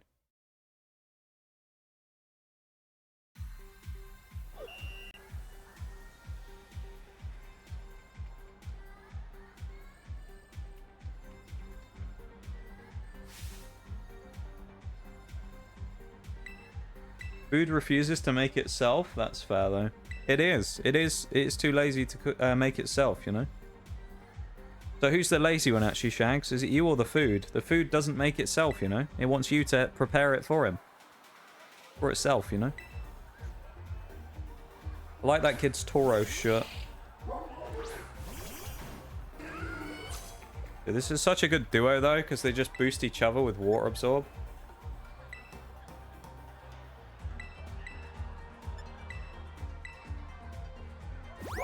Not helping hand? Whatever are we going to do? Ideally, Quagsire moves first here, but that's fine. Well. Welcome in, Zay. How's it going? Hello, hello. Welcome to stream. How are you doing? Do I sound a bit far away? Chat as well, by the way. I'm leaning right back in my chair so I can rest my neck against the cushion. So if I sound a little far away, just tell me and I'll move the mic arm slightly closer.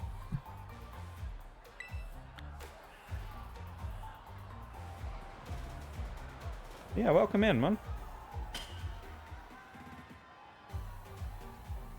How are we? How are we doing? Can't complain. A parents' evening soon for my godson. How are you? I'm doing alright.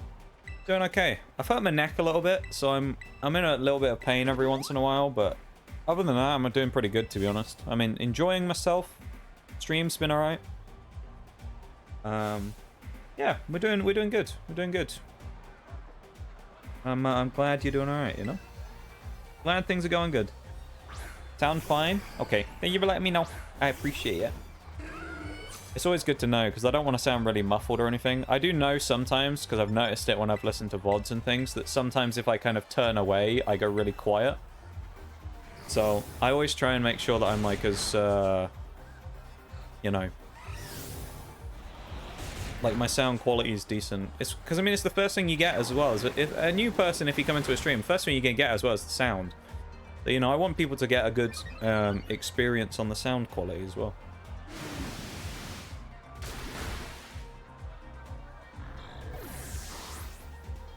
Oh, Storm Drain doesn't heal us, of course, I forgot. So we don't get healing on Gastrodon, we get healing on Quagsire, but Gastrodon will get a special attack boost. Been asleep for half the week. A long time to be asleep for. Damn. Very sleepy, you must be. A sleepy fellow.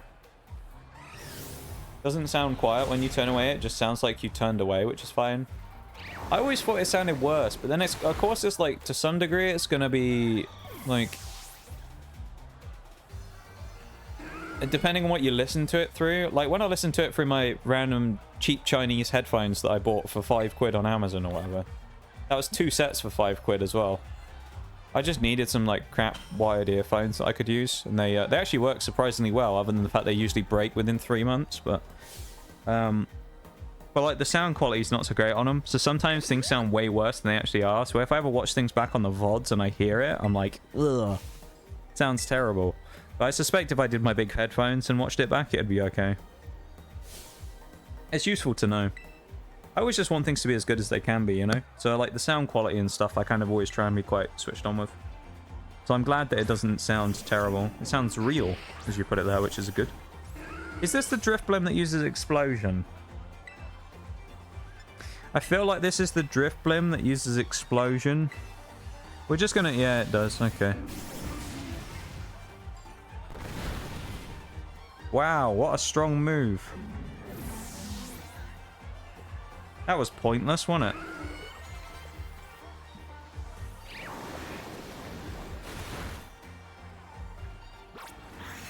This might be the easiest double battles of, like, this thing we've ever done. Because these are never hard, but, like...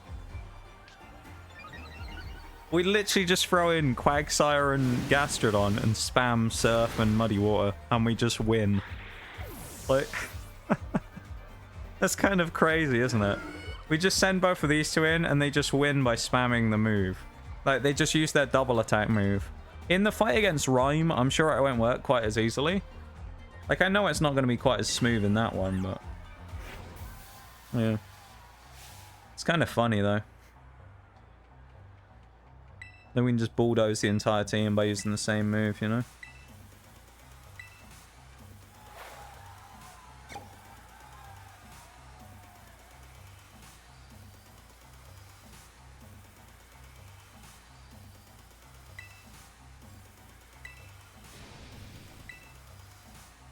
I'm not scared of Rhyme, actually. And the best part is, so far we've gone through all the gym battles before the Ghost Gym without needing Crocodile once. We haven't even needed to switch. These front two that we've had have just cleaned house, so that's really good. You got this first try? I feel good. I think it's possible, yeah. I think we might have it.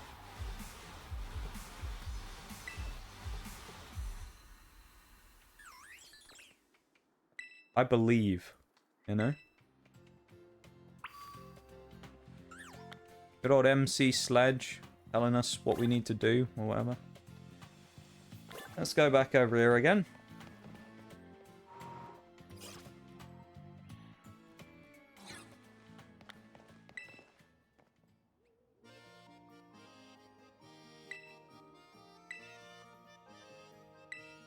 Solid as a rock. Or in this case, as the ground. Believe in notorious TSG. I hope I can deliver for you. I couldn't deliver against Cynthia, so I need to deliver now, you know?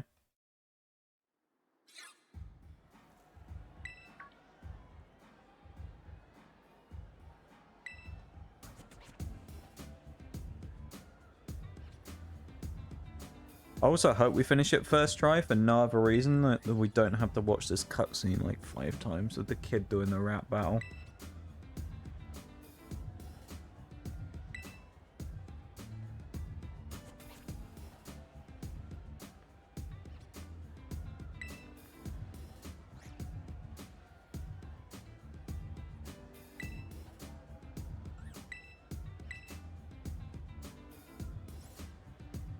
It's a cool idea that they came up with the gym leaders having a bit more personality in this game, which I think's cool. Because usually they all have their, like, designs, but you don't get to, like, see anything of it. So it's kind of cool in some cases where some of them, they kind of made, like, these almost cinematic-y fights. Where you get to see it a little more. Pretty cool. Thank you for believing in me, chat. I'm going to do it for you. Our duo shall win the fight for all of us. Alright, I promise.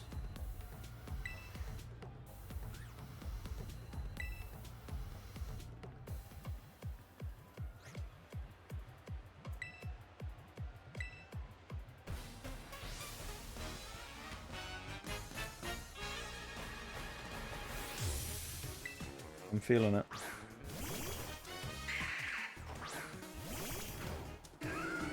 We're going to break Mimikyu's disguise straight away. I'm almost certain that we're going to get sucker punched somewhere from Burnett. Mimikyu... I think it might go for Shadow Sneak or it'll go Slash. I don't think it's going to do anything else, honestly. But I'm pretty confident it's going to be a sucker punch from Burnett. Because it almost always sucker punches on the first turn for some reason. There you go. It's fairly predictable if you know it's coming, so there you go, and the Slash. Both hitting Quagsire, and we eat it quite well. Muddy Water attacking first in the Water Absorb. Oh no, it's not going to Water Absorb, is it? Because it's not Surf. No! We get no Water Absorb on Quags, so Quags isn't going to get healed. That's unfortunate. Storm Drain, though, giving the special attack boost to the Gastrodon partner here, going in for the Surf. Not great, but not terrible. We'll take it. We certainly came off that turn 1 better, so why did they get the boosts? Look at our HP and then look at theirs, and then determine for yourselves why they got the boosts there. Because I can't tell you. Oh, we dodged the sucker punch. The wall getting the dodge. Taking a hit there as well. Rocky Helmet doing damage to Mimikyu. Setting up for a potential 2-hit... Yeah, double kill coming in from Gastrodon. Monstrous. So, she should be on her last Pokemon now. Because what is it? Houndstone and Toxtricity about to come in? Manchester giving the Storm Drain buff, even though there is no Pokemon there to receive the hit, of course, which is very handy.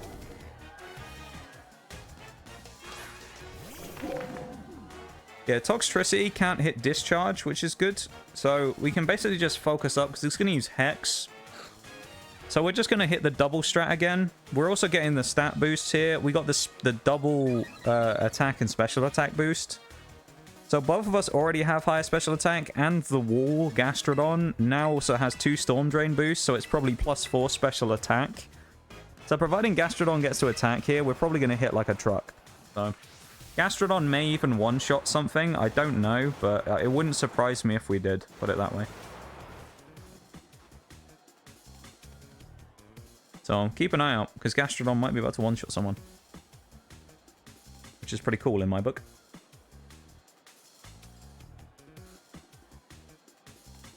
Come on, Gastrodon. I mean, either way, I'd say at this point, I think it's minus the boosts coming in and having a huge effect, which I don't think they will.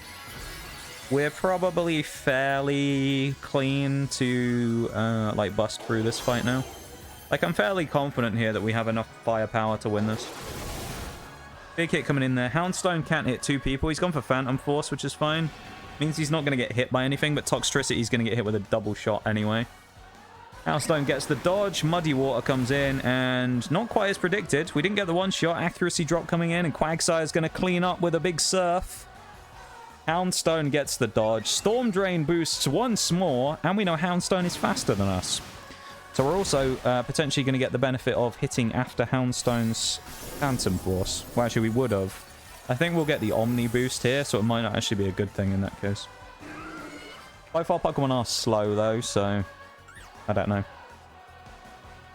This team is actually really good, though, this Quagsire one. If they both had Surf, it would be even better, because we could have healed Quagsire throughout the fight, but Muddy Water, of course, doesn't hit the same,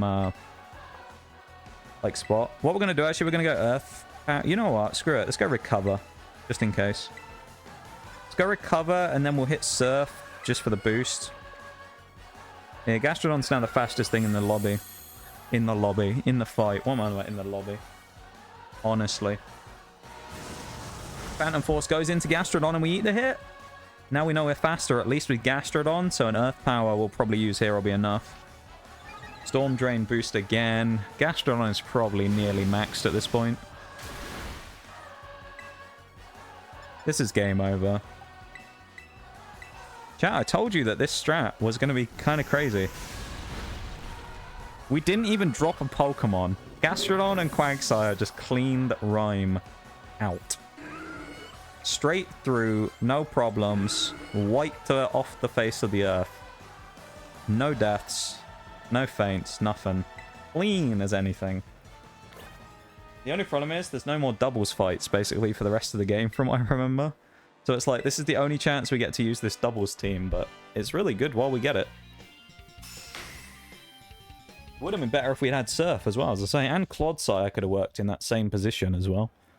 Because Clodsire also would have been able to get the benefit from Water Absorb if we had Surf, so you could use Quagsire and Clodsire together. That could have worked as well as a team. Yeah, there we go. Type in the chat if you would for a cheeky sweep there. We crossed the 3-hour mark. We just got under 2 hours left today. So that's what, 2 gyms done today with Larry and Rhyme done. So we're actually not doing too much right now, but the game towards the end tends to stack up pretty fast and be quite quick. So I'm not too concerned about the lack of progress right now. Because, like, Tulip's only level 45, so we could probably walk straight in and beat her anyway with Crocodile. Like, I'm not really worried. I think Crocodile will probably sweep this. I haven't updated anything on the nuzlocke sheet. Not the nuzlocke sheet. The monotype sheet. I need to do all the evolutions and captures and stuff. I haven't added any of them. No! I need to do that. Let me do that real quick.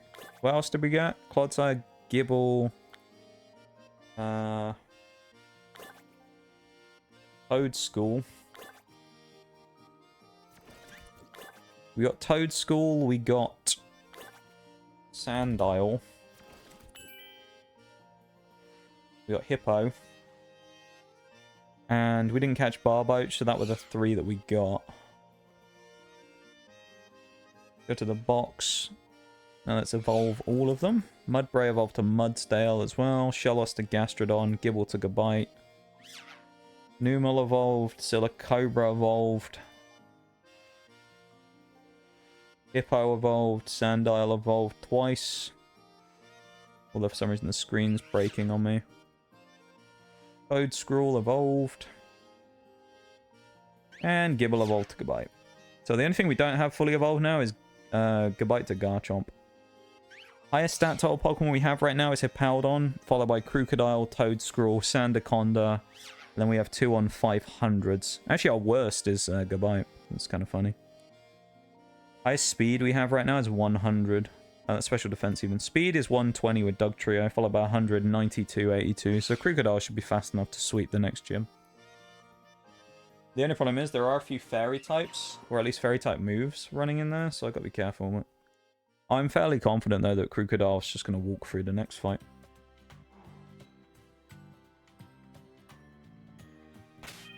Look at that though. We barely even what? We took 171 HP or something. About 170 HP across our 2 Pokemon. Albeit we got the recover, but it was a well-played recover to heal off.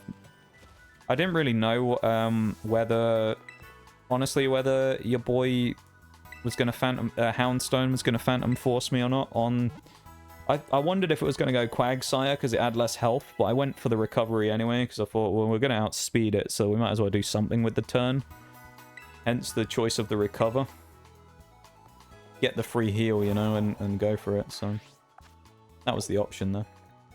Obviously not going to Grusha yet. I think next, technically, would be down here to go and deal with Great Tusk, which we might go and do.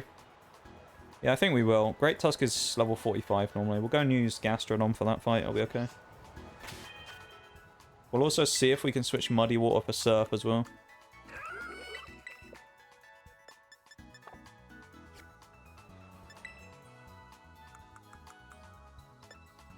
We have a Surf TM, I'll probably chuck that on. Oh, we do. Unless we have another one. We don't have Scald because we can't get that in this game, but...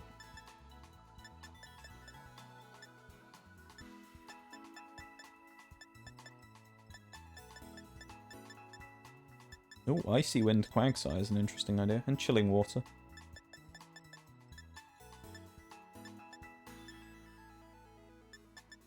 Okay, let's just go with Surf. It's more reliable. It's slightly lower damage, I think. It's 80 versus 90 base power, but it's a more reliable move. 100% chance to hit as well, so... I think it's just worth doing. And in the event that it ever happens again, which it won't, and we get a doubles battle, then we do also have the benefit of being able to heal up our Quagsire for free as well. Not that that's ever going to actually matter, but still.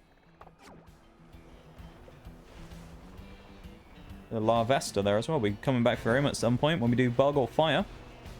Which will be coming up fairly soon, I'd imagine, because...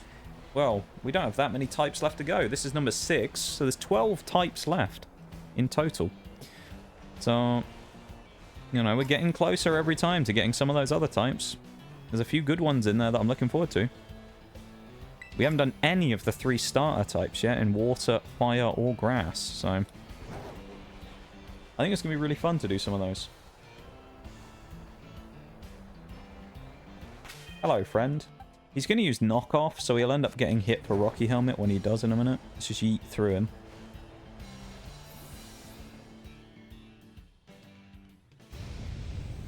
Nice. Alright. Let's deal with Great Tusk, shall we?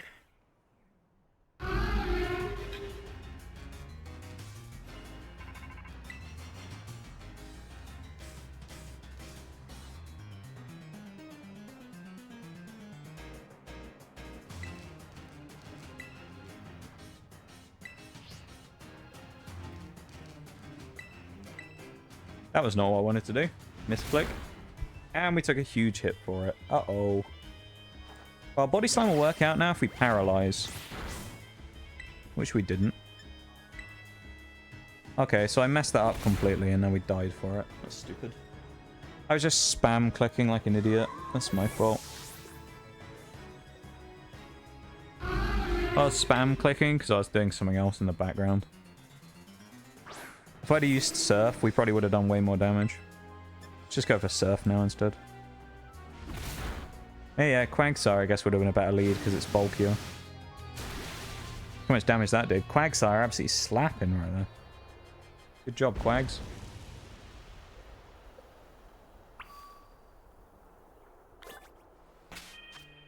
You just TP'd over there, look at that. Great Tusk just teleporting straight to the other side. Of course, we do have Wise Glasses, Quagsire as well, so he has boosted special attack. But... or at least his special moves deal more damage. His special attack isn't necessarily any higher, but... special moves that he use deal more damage. Same, easy. Wasn't that was actually really easy. This is one of the few times where we have Pokemon that have stabber moves that are super effective against him. I feel like most of the ones so far, we've had Pokemon that weren't great against Great Tusk. Yeah, I don't think any of the types... maybe other than Flying, because I think this thing's ground fighting. I don't think we've had any other Pokemon that have really been good typing-wise against this thing. But we resist both of its types quite well with our whole team, so... what are you up to, Bevan? What are you doing then? You at the gym? Or you... oh, hang on. Oh, it's Scoville, it'll be a... well... nah, I'll be fine. On my way home? What, on your way home from the gym? Or on your way home from class?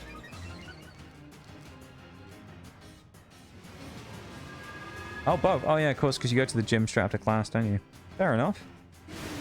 Hope you had a good session today, both in class and at the gym. Hope it was good.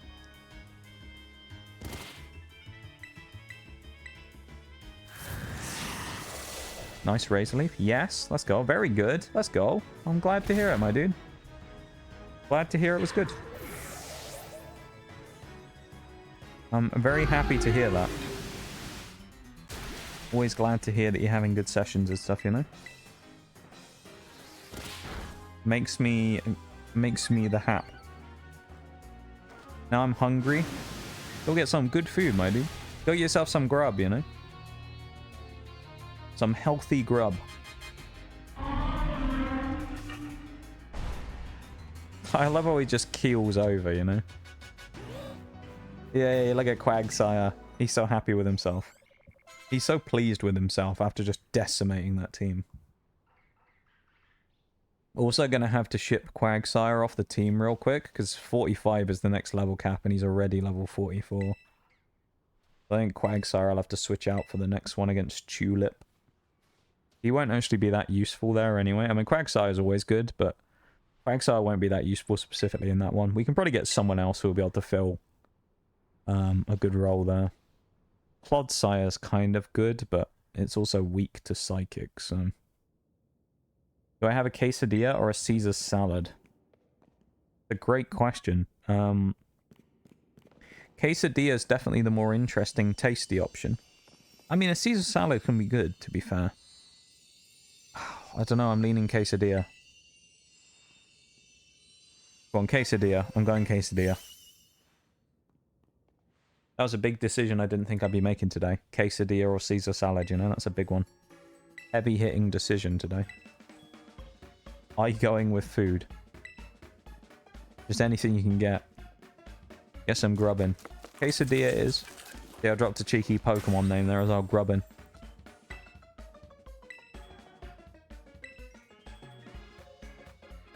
I hope it's a good quesadilla. I've never had a quesadilla, but I know that they sound really good. I want to eat a quesadilla.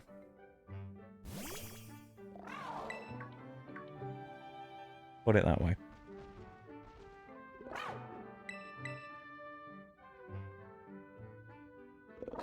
Just keep spamming.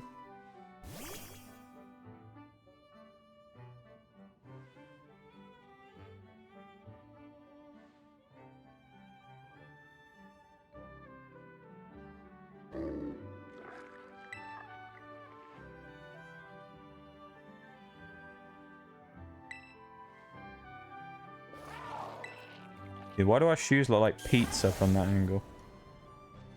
It looks like pizza. Looked like we had cheese pizza shoes on right there. From the top angle with the light the way it is. Oh god, we gotta go through this now, don't we? Means there's only, what, one left? Is it Tatsugiri's the only one left now? I think it is. Yeah, Tatsugiri's the last of the Titans, which is nice.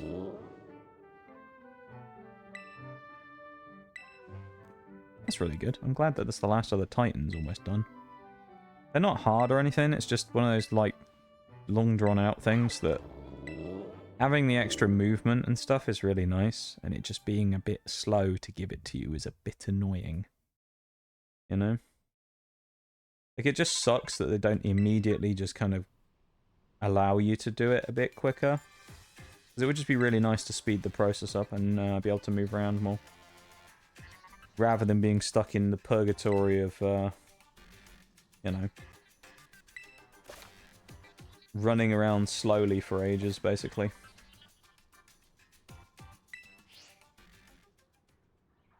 It's quite nice that we've only got one left now.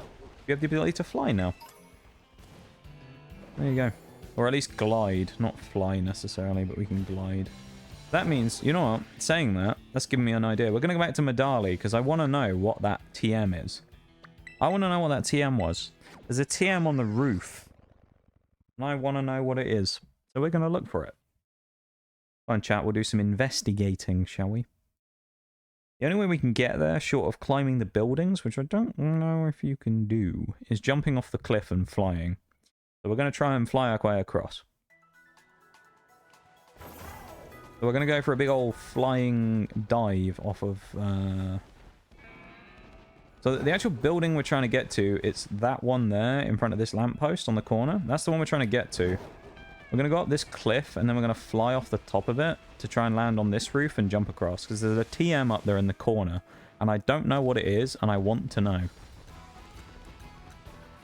I need to find an earthquake TM. That would be immense, because I could teach it to Gabite, and it would be really good.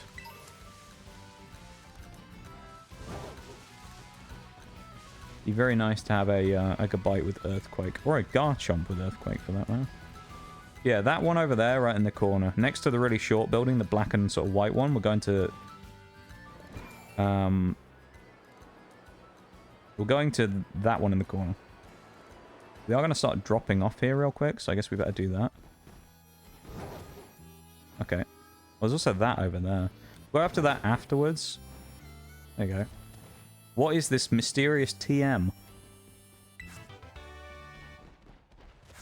I was waiting for it to be skill swap. It's Baton Pass. I mean, it's not terrible. Wee. Rare candy. Nice.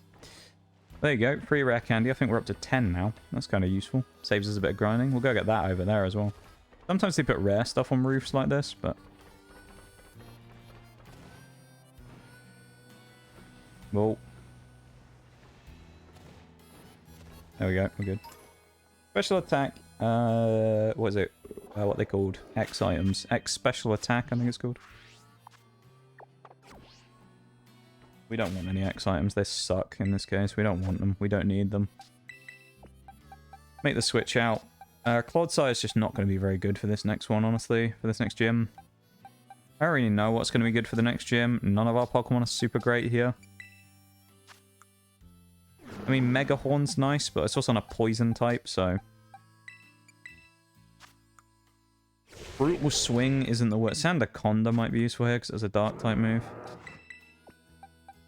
Let's bring Sandaconda for a change. Why not? Let's give him a chance. Let's run Crocodile at the front of the party as well. And let's start heading down there, I guess. We're heading down here to the bottom corner of the map. Reminder as well that we've caught every Pokemon that we currently can get from the run, so there's no more Pokemon left to catch. We have everything we can get, which is pretty cool. So, yeah. We're getting quite close to, like, the aggressive power-up stage now, I would say. Where are all the Pokemon at in chat? There was a Monotype, what was that? 12? It was 14 minutes ago, so it should be in 1 minute. There should be another Pokemon, Bevan.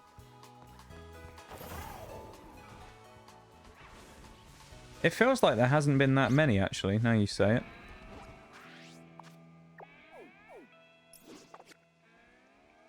Like, I feel like the bot's been really, like, slow today. Need to do these challenges. Mass outbreak of Rockruff. Damn. That's kind of cool. Knackley over there as well. How to stream myself and just catch Pokemon. To be fair, after I go off, you can find someone who's got Pokemon community game and go and hang out in there and catch the Pokemon. Be me eating carrots for a few hours. That all it is, just you eating carrots. Shellos! It's a cool Pokemon to get. Evan just eating carrots on stream, catching Pokemon. I'd watch it.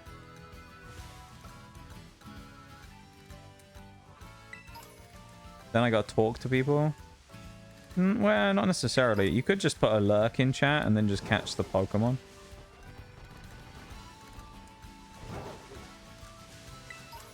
You could do that if you want. Skip the trainers, we don't need them in this game. Because of the Blissey spot, we don't need the extra XP from the trainers. I think under-leveled will still be okay here. I might be very wrong. I don't know. I think Crocodile will have the power to win this.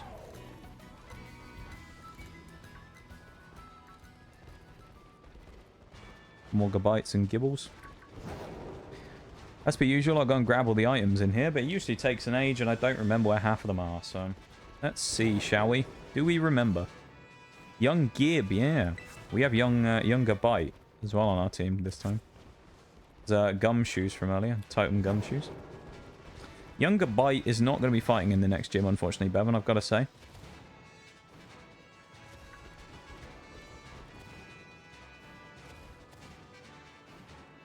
Because young Gib, unfortunately, is Dragon type. And there's a lot of Psychic type Pokemon that we have to fight that have Fairy moves, so it's just not worth bringing him because he'll die. He'll just get one-shotted by like a Gardevoir or something, so it's just not a good idea to bring him. He's a really good Pokemon basically everywhere else, though. Summoning Gumshoes to beat Mirage, yeah. You brought him in, yeah. Good old Gumshoes. Always got to check in here for shinies as well, because there's loads of Pokemon that spawn here, so it's actually a good shiny spot, I think. Hariyama, Makuhita, Medicham in here. A lot of cool Pokemon. Gabite again. Pupitar, you can get Tyranitar from here if you want one. Salandit and Salazzle. Did a bad and ordered food. I pour. Yeah, I feel that. I haven't ordered food for a long time. I don't really order food much anyway, but like... Yeah, I just don't order food much anymore as well. Every once in a while, it's nice, but like... Unless I can not avoid it, I won't, pretty much. Or if it's for a specific reason, I will, but... Other than that, I just won't bother ordering food. I just don't have the money to do that. I have more important stuff to spend my money on, you know? Like Pokemon cards. Was it? Joke.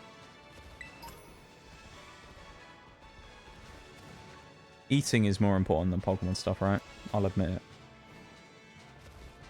I'd rather just make food myself or something, because... cheaper. I swear as you become an adult, it's like... You're excited as like a youngster when you spend money, and as you become an adult, you get excited about saving money. You know? Imagine ordering food. Couldn't be me. Couldn't be anyone these days. Yeah. Imagine having the money to order food, yeah. Not wrong. You sent a thing. Well, you sent me some on Discord. Well, you sent me a lot of things.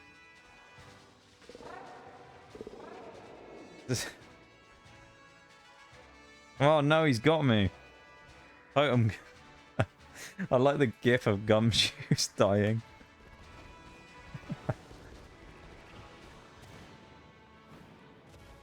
Bevan's sending you his card information again. Yeah.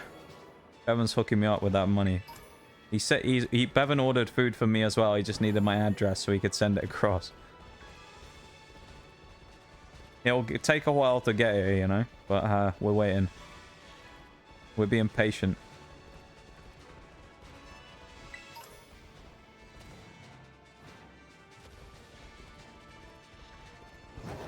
Bevan and I are sending me IP addresses.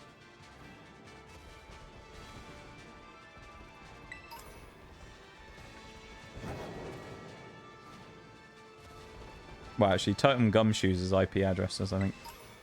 That's who you got them from, innit? You got them off Gumshoes. Gumshoes gave you the IPs. You're leaking the IPs. Totem Gumshoes is leaking IPs again. He's going to DDoS someone. Overheat. That actually might be useful on Camerupt. Nah, maybe not actually, because I think just nuke our special attack. Yeah, never mind. We won't use that crap. There's also that over there, which we figured out last time we could actually get across there somehow.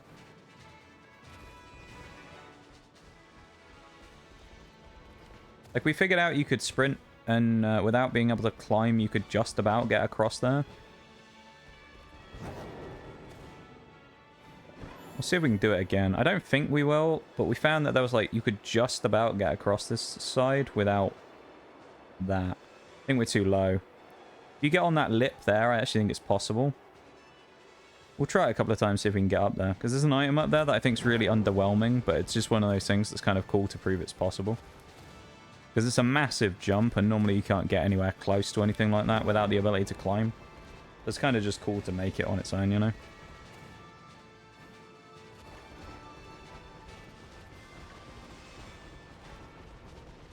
Once again, I just want to say thank you to everyone for hanging out today as well and being here.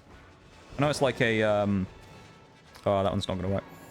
I know it's like more of a grindy, like chiller kind of stream today, so...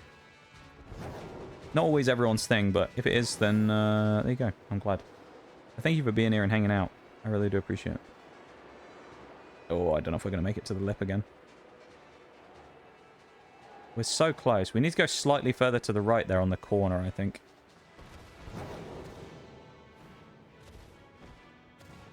We'll try it one more time. I know we can do it because we've done it before. Pretty sure I did it first try last time I tried this on stream. Want to see you suffer in Monster Hunter? We did that yesterday. Densnox's credit card info. Yeah, so what? I know my fucking credit card info. No. Yeah. Yeah, what are you doing sending me my info for, Bev? I already know it, you know?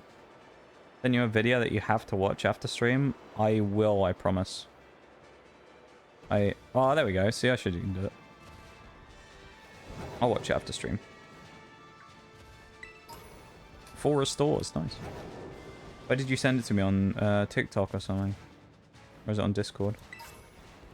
Old Mint. There you go, that's what it was. That's probably what that item was, or something that was over here that I said was really underwhelming. I mean, it's a large XP candy. Kinda cool, I guess. Your favorite cat? Oh, no, not the favorite cat. Oh, Giga Impact. That's what it was. What crap TM that is. I was right. This is a Houndoom, if I remember rightly, over there as well. More Gumshoes following me around. Almost made me cry. Oh. I will watch it. Oh, it's Umbreon, not Houndoom. There you go. It's an Umbreon. If you're ever looking for a special Terra Umbreon, there you go. I will have to watch it after stream, though.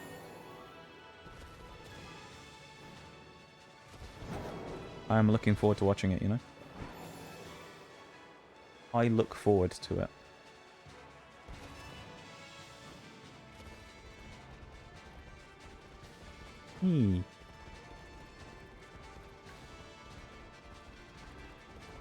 Let's go do another gym, shall we? Pick up the pace a bit. Feel like we've slowed down, you know? We've slowed right down in what we're doing, so... We need to speed up.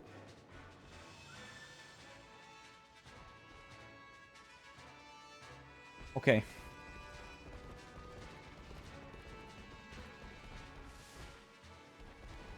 I don't think there's anything we can really grab around here, from what I remember. Solder pops. Pretty sure in the town there might be some items. But there's a skill swap TM there. Other than in the town, though, I don't think there's really anything useful here. Murkrow down there. Welcome back, Eternal. How you doing? You back from your food? Hello, hello. How you doing, dude? This neck and shoulder is very annoying. Pretty good. The food was bussin'. Ayo. I'm glad it was good. I'm glad you had a good old time there. Yee. What did you get? What food did you get? What was your? I told you there was skill swap here. What was the dish of choice tonight? Or lasagna. Lasagna and a brownie with a wine, eh? Okay. Sounds pretty good. Sounds pretty good. I think last time I went to an Italian place, I had a tiramisu, which was great. I love it. Tiramisu is probably my favorite dessert, so I've always got to go with the tiramisu. Now I'm playing card. Let's go. I hope you get some good dubs, my dude. May the dubs be plentiful. Yeah, it's nice to see you, man. Well, nice to see you again, I guess. We've just been vibing, you know, and kind of trying to crack on with this mono run.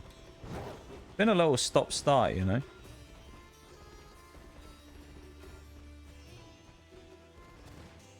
I don't know. I feel like I haven't really been able to settle into like the game as well today. Probably hasn't helped. Had a few good moments though. That Quagsire Gastrodon double battle was cool.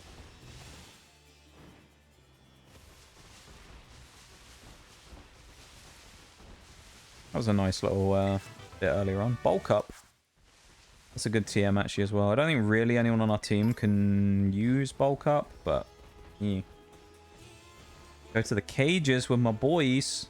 Baseball cages, I assume you mean. I'm assuming that's what you mean. I don't know. I'm gonna guess that you're referring to baseball. Welcome back, Nova. Back a bit out of it, so if I fall asleep, I probably will live. No worries, my dude. It's fine. No one ever is required to be here, of course, and yeah. You gotta look after yourselves, you know. You always want me to look after myself, so you guys gotta look after yourselves too. So, how's the gaming going? It is going. I mean, it's going. The first fight today against Larry was. Well, we tried to fight Larry, first of all, really under-leveled the first time, and we lost by not much. So I tried it again after doing a couple of levels. Got ourselves a few evolutions. So our team looks a little different now. We have Crocodile, Hippowdon, Gastrodon, Sandaconda. We now have Mudsdale, Camerupt. We have Gabite and Toadscrawl as well. Young Gooseman down there. So our team's looking a lot more bulky than it was before, which was nice. So we then wiped Larry out pretty easily, and then have just been kind of grinding up towards Rhyme. Who we beat Rhyme pretty easily. We used the duo in the double battle of Gastrodon and Quagsire, who just used two moves that hit each other and boosted each other up. So Quagsire kept using Surf, which would proc Storm Drain on Gastrodon and boost its special attack. So we ran with those two and they just wiped her out. We didn't even drop a Pokemon, so that was good. But yeah, it's just, I don't know, it just feels like we haven't achieved much today, you know? Like, we've been kind of slow on the game. But that's probably more just, like, me more than anything else, you know? Oh, we got a rival battle. I forgot about this. You have to do this right now. I think we do, don't we? No! I'm pretty sure we gotta do this right now. At least she leads Lichen Rock, so we can kind of destroy it.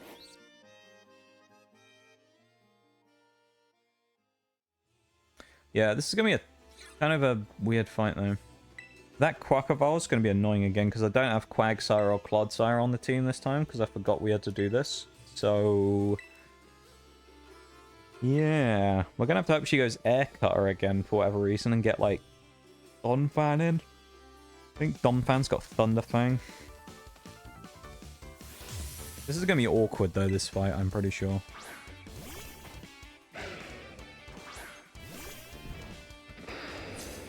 First time seeing Crocodile in action as well, by the way. This is Crocodile's first battle for us. Gets the Intimidate off as well. Oh, we don't have it. We only have Dig. We don't have any other moves yet. That's a bit annoying. That's a little frustrating that we only have Dig, but it's not the end of the world. I'm just going to miss the Rock Slide. Of course, we got the Sand Attack as well, so we have a chance of missing, which we don't. Monstrous attack from Crocodile going in early and getting a big slap. Probably not going to be Goomy anymore either. It's going to be Sligoo. Not going to be Goodra yet. Yeah, Sligoo. Probably has a water type move. But we're just going to go in anyway. We'll just go Crunch. It'll probably be fine. In theory, we could try the ultimate, like, setup play. I went Dragon Pulse. You could go for the ultimate setup play and use Swagger to boost its attack and then go in for a hit with, what's the word? Foul Play. So it boosts its attack up and then allows us to hit it even harder. Definitely going to have to... well, we can get hit hard here if this thing is a fighting type move. So we're going to have to definitely go for Dig. No other option here. This thing probably does have Arm Thrust. Yeah, that was a mistake. Well, there's only 30. We can live this if it does a smaller amount of hits. 2 hits. Nice. And because we're slower, it's going to waste another turn as well when we're underground, which is nice. Arm Thrust.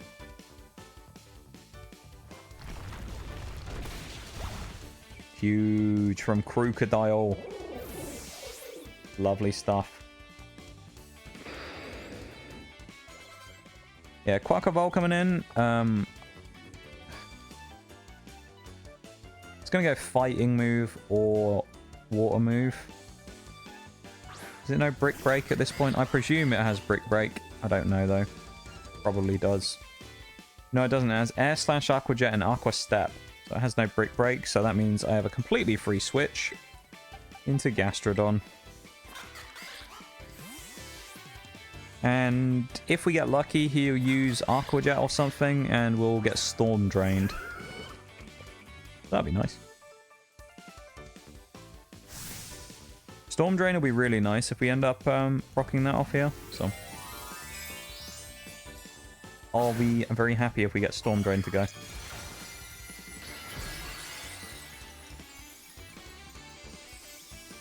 It would make sense. We'll know straight away because she'll talk before she attacks.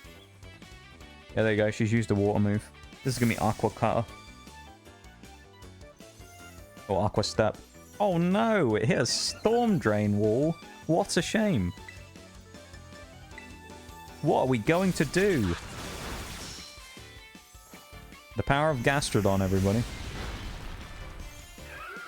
What an absolute unit Gastrodon is. Bevan going on Monster Hunter World there. I see you.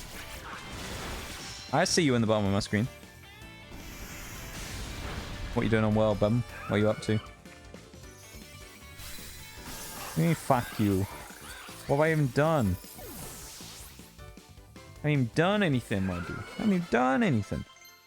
Dog Trio wants to learn Earth Power, which we definitely want, I think. Oh, actually, he's an attacker, not a special attacker. I might as well get rid of Mud Slap, but... fuck you. I don't know, Flight Fatalis, fix my shit. That's fair, dude. It sucks that you lost so much progress, it really does.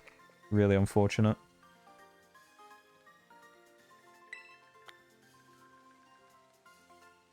I'm sad that you lost as much stuff as you did. It's very sad, man.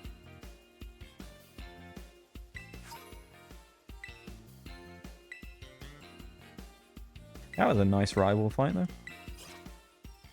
I'll take that. Sometimes those rival fights are they're not hard, but like we have had ones before. I remember we had this one of the other times we did one of these monotypes. I don't remember which. I think it was Ghost. We ended up going out against Lycanroc, and it had Crunch. And none of our team. We had like the wrong team because we'd already set up for the psychic gym, so we had no coverage, and we were in a really bad spot basically for dealing with Lycanroc. And it outsped our whole team, and I'm pretty sure it knocked us pretty much all out. There was also the Meowscarada that hit. It hits guaranteed crits on Flower Trick every time. So even through like Pokemon that should have resisted it fairly well, it Flower Tricked everything and critted like our entire team. So she's kind of annoying. I'm gonna go to the practice area though and get gym number 3 out of the way, which is good. And then we'll have a whole hour pretty much, probably by the time this gym battle's done, to do something. I don't really know what. I guess we could go fight Grusha, but that's going to be tough. A Camerupt is going to have to be big against Grusha and Donphan.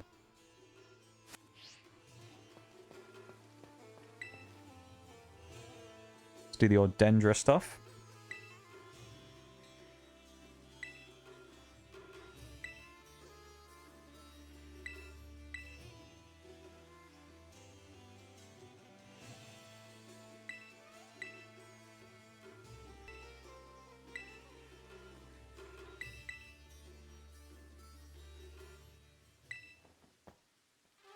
I never actually asked as well, which COD are you playing, Eternal?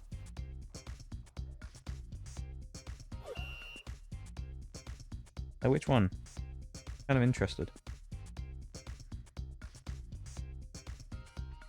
Take on the emotional spectrum. Okay.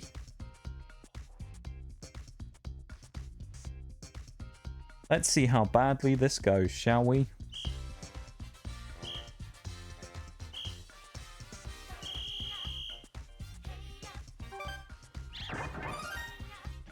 God, the lag is unreal. Normally it's better than this. That's slightly better. There we go. Surprised Croc. Angie Croc. It's just anger and surprise. Love it.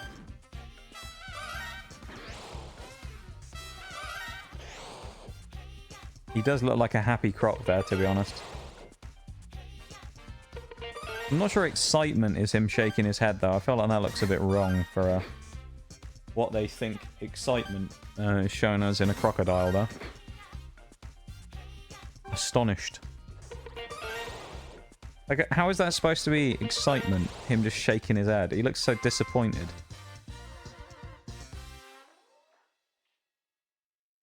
I don't really understand that. The only scary thing here is I know there's one of these trainers who has a Curlier. There's that guy with Grumpig as well. So, oh, someone has Medicham. Yeah. There's actually some annoying people here. There's people with annoying stuff, so...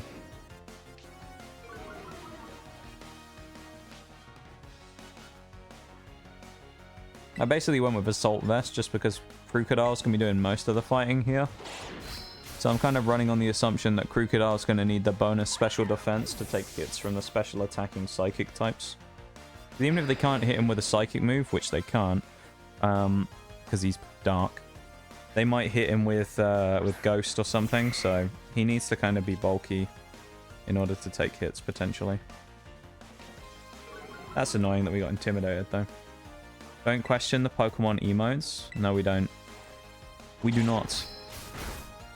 We do not question the Pokemon emotes. This is true. We still had the power then to one-shot, which is cool. I'm glad of that.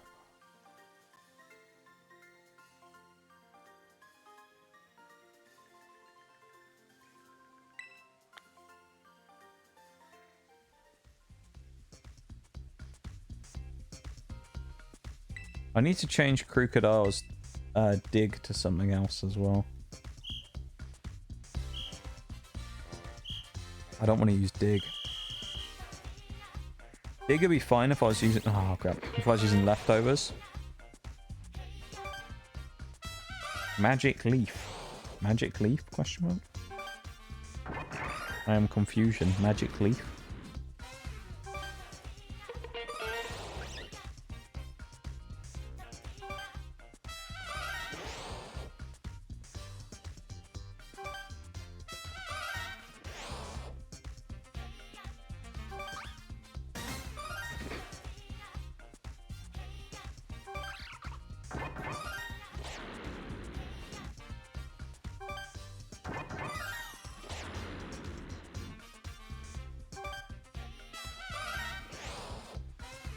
Come on, let this be over already. This is like the most boring minigame ever. Could have Magical Leaf. Yeah, that's true, actually. I'm pretty sure none of the maybe Florges does, actually. Florges might be the only one out of the gym Pokemon that has it. These battles, I'm not really too worried, because I'm pretty sure Crocodile's going to outspeed everything. Because they're all, like, second stages and stuff. The exception of Grumpig, maybe. I think we'll probably outspeed everyone. Let's have a look at the gym fight. It's Petal Blizzard and Energy Ball on Gardevoir and thingy. Espathra is the only thing that outspeeds my Crocodile anyway. So Crocodile probably wins for free in this gym. If I really wanted it, I could put like dark glasses or something on as well. But... yeah, let's go, Ben. What food did you get? Out of interest. What did you grab? Hope you got some good grub.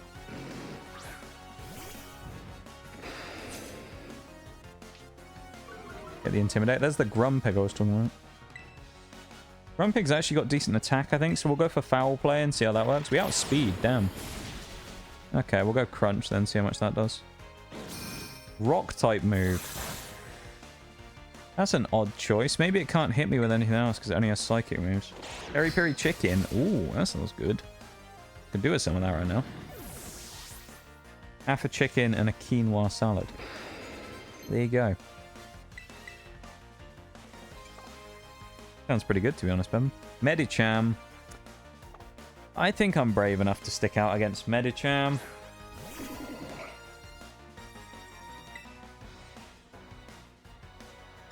I think I'll Foul Play it as well. Might well work. What do people put in Skarmory? Okay, well, it shouldn't have been brave. Cheeky Nando's, yeah. Put in Skarmory. What, like moves do people put on Skarmory, you mean? I assume you mean...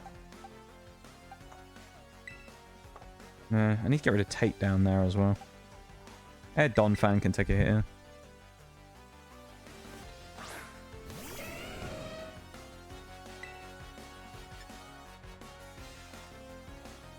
Just go Stomping. That'll be fine.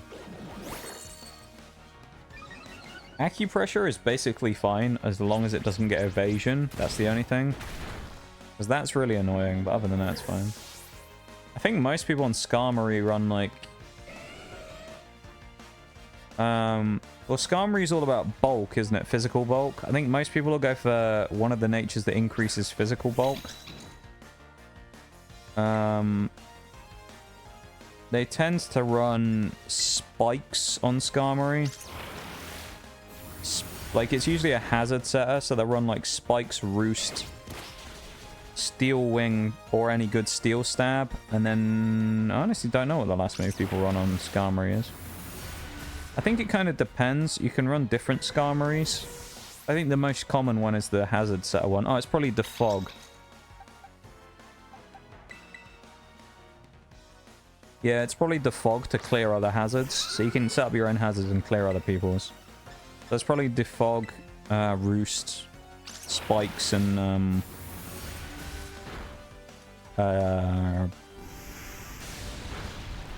Steel Wing or something.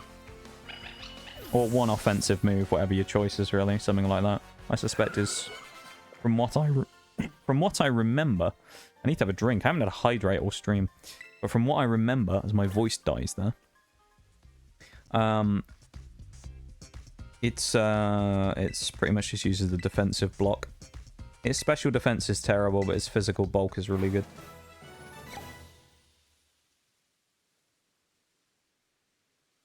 Past that, I can't really say anything, because I've never used one, so... I guess, like, Smogon.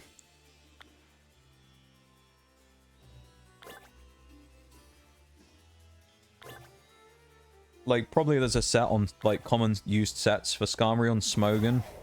So it might be worth having a look on there. Yes, weak armor and sword stance, so I'm confused. I believe there is also a sweeping set for Skarmory. But I think the more common one was is the hazard set, yeah. Although at Scarlet and Violet it might be different, of course, I don't know. In previous gens, I'm pretty sure, like, hazard Skarmory was kind of the one people used. But yeah, there may well be a sweeping set these days, I don't know.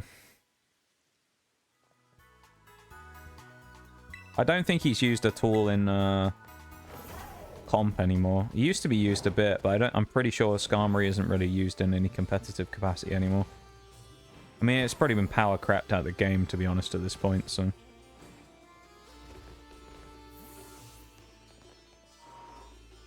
Nature for a sweeping Skarmory, though?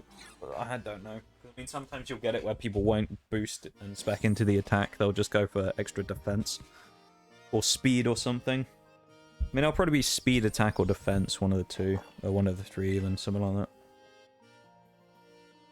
Ah, God. He's an overused. I mean, overused, yeah, but like in terms of regionals and stuff like that, nobody actually uses him. Like in terms of like actual pro play, no one uses him, no. But he's used in overused in the tiering list, yeah.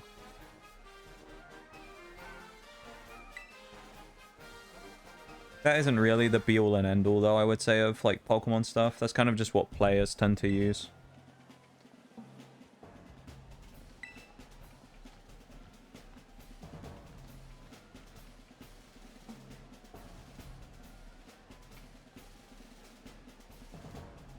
Because the bans and stuff in a lot of those tiers are also really weird sometimes. Like, I remember it was in Black and White 2. Like, was it, Kyurem Black or whatever stayed in overused for months when it should have just been put straight into Ubers because it was way too strong. And then it went up into Ubers, got demoted back to overused again, and just ran the entire tier for months.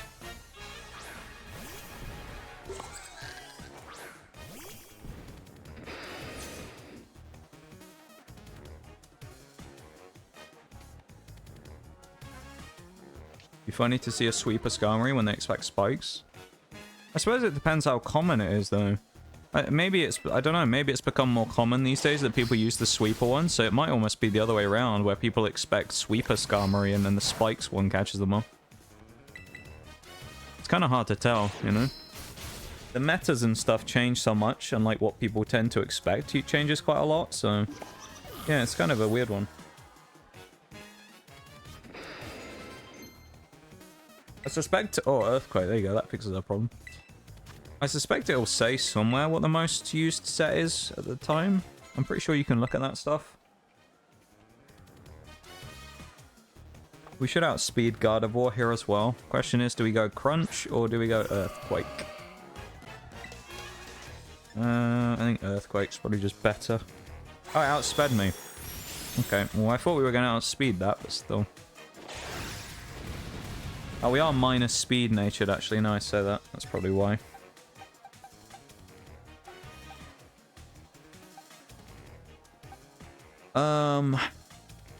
Do I bring Gastrodon now, or do I switch into Big Dave and Sucker Punch?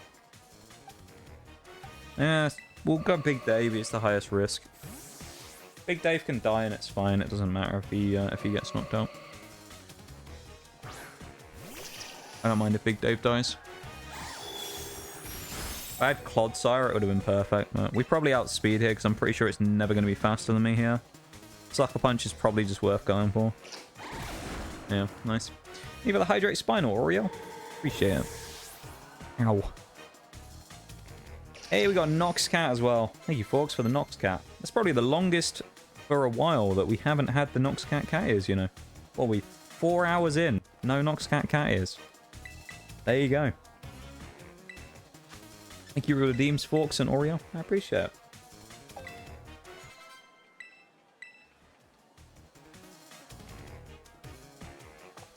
I mean, Espathra, we're just going to sacrifice, like, Dugtrio here. Spathra's probably going to set up Reflect, but we'll just go Sucker Punch anyway. No, it did attack. That's fine. Dave's done its job, really, so...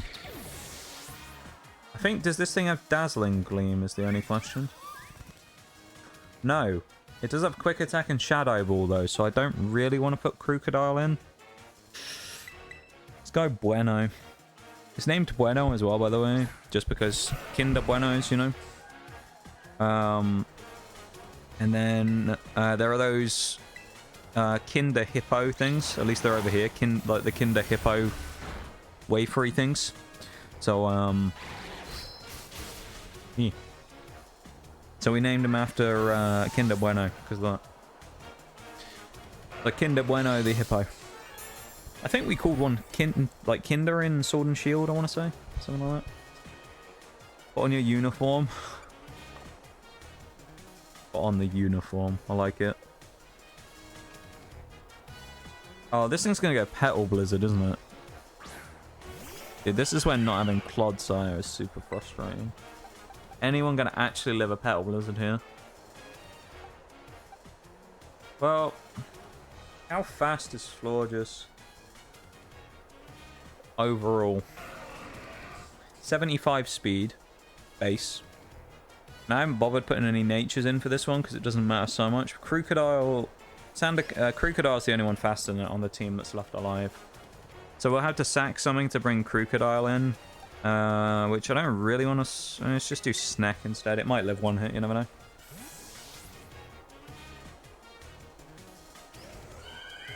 Rocks, Roost, Curse, and Body Slam. Not bad. Probably work as a good set. I suppose it depends what you want out of it. I know a lot of people, when they use like a team with rocks or something, will use a Pokemon, a Rapid Spinner or something with Defog to be able to counter other people's hazards. So you might want to chuck one of those on one of your other Pokemon if you can. Get something else that has like Rapid Spin just to get rid of other people's rocks. Oh, I would have actually been able to make the switch I wanted as well. Fuck.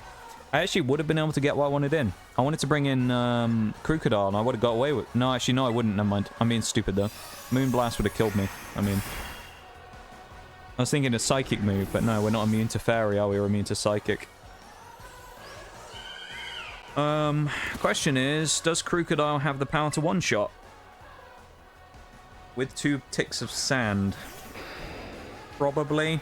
I mean, this thing's got no real bulk. It's got special bulk. It has no physical bulk. Crocodile probably wins this in one hit, so... It outspeeds, of course it does. I guess that minus speed nature fucks us over again. What's the difference in speeds on base? 75 versus 92. Nice. I guess we must have a real bad speed stat then. What is our... Can we even see it? What's our Crocodile's speed right now? 82. Ugh. Okay, that probably explains a lot. I thought we'd still be faster though, even with the minus, but... This one, like these Monotype runs, I don't really care for doing the calculations or anything, because they're more just designed to be fun, so... We left Goatsire behind. Well... See, the thing, we left Quagsire basically just because, in this case... Actually, do we have anything... I don't think we have anything fast enough here. We actually might be in trouble. I don't think we have anything fast enough. Because I don't think the wall is going to live a hit here. It's going to get hit by Petal Blizzard. We'll have to reset up Sandstorm. That'll give us a chance at least, but... Yeah, Goatsire,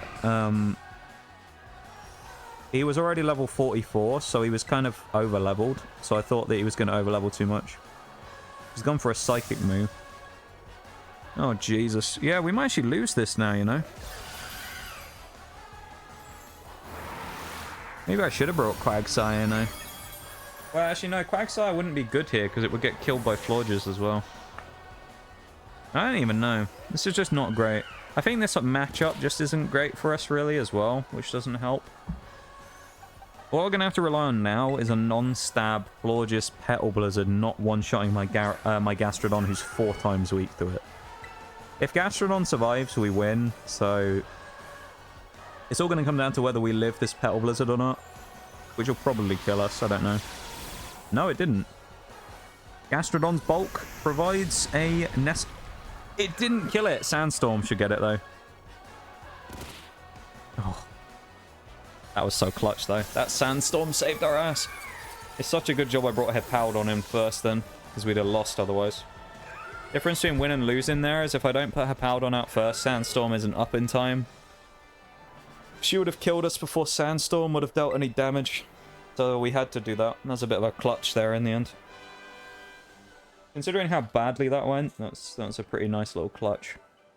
We got very lucky though, admittedly. So I'm not exactly going to pat myself on the back for that one, because I think that was actually played exceptionally poorly.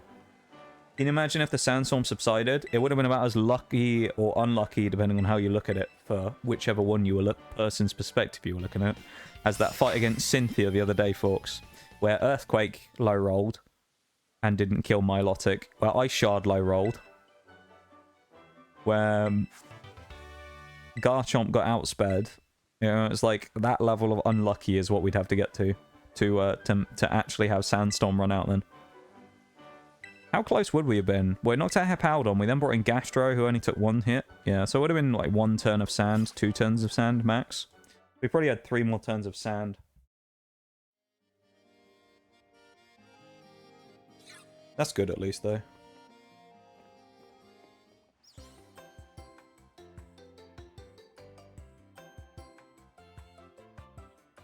I would have been really mad, though, if we'd actually died to that.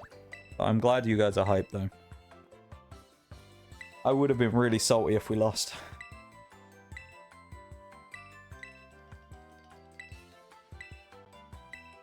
So I'm glad we didn't.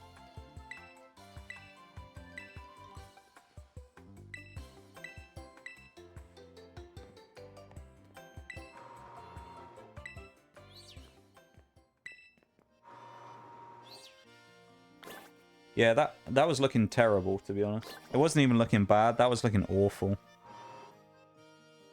Like, I think the problem was... Actually, I'll run it in the calculator, because I'm interested. I want to see what the speed difference was. It can't have been much between us, Florges and Crocodile. I'm kind of just interested to see how close we were. Like, Florges as a Pokemon, I'll be honest, isn't great. So, the fact we got outsped kind of annoys me a little there. Was it 45? According to this, with 0 EVs, it has base 86 speed. Need help? I do not. Thank you for offering, though. I should be okay. What are we, 40 what on Crocodile? 44. So we should have had 99 speed. What minus nature were we? Or whatever one was minus speed. Doesn't really matter. We'll just put a minus speed in.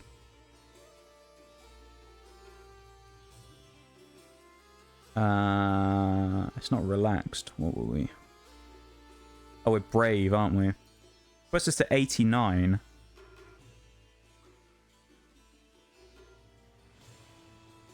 Huh.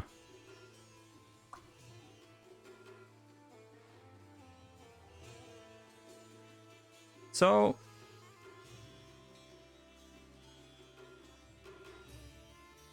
I'm a little confused because according to this, that thing at 45, us at 44, we should have had 89. With no investment, that thing should have 86. So presumably it's got some sort of EV investment. What does Flower Veil do? We weren't minus speed anywhere, though, were we? We didn't get our speed dropped. Nor did Assault Vest slow us down, so I don't really know how that one happened.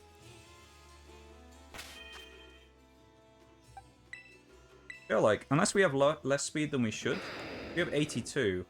I guess that's how it happened, but why is it saying we should have 89 then? I guess because the IV investment. Yeah. Well, it was close either way then. Either way, it was 4 speed difference. That's all we really wanted to know. We just lost by a tiny bit, which is what I thought. I knew there wasn't going to be a lot in it, but I expected we probably still outsped there even so. So there you go. If that was a nuzlocke, that wouldn't have gone very well, would it? So it's a good job it wasn't.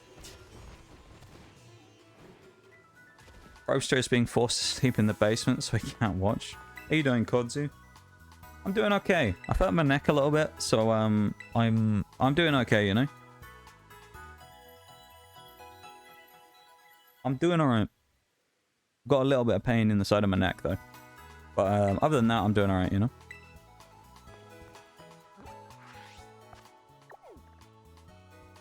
Stream's been fun. We've been making good progress. Now I can say we've made good progress. Before I would have said we hadn't really done anything, but now I'd say we're doing good. Honestly, I'm tempted to fight Grusha as well today. The only thing with this is... it's going to be Donphan and Camerupt. They're going to have to carry this really hard, and neither of them are particularly fast. It might be a little awkward. It's okay, though. I mean, this isn't the sweaty, like, serious run, so it'll be okay. Can you file my taxes for me? I love it.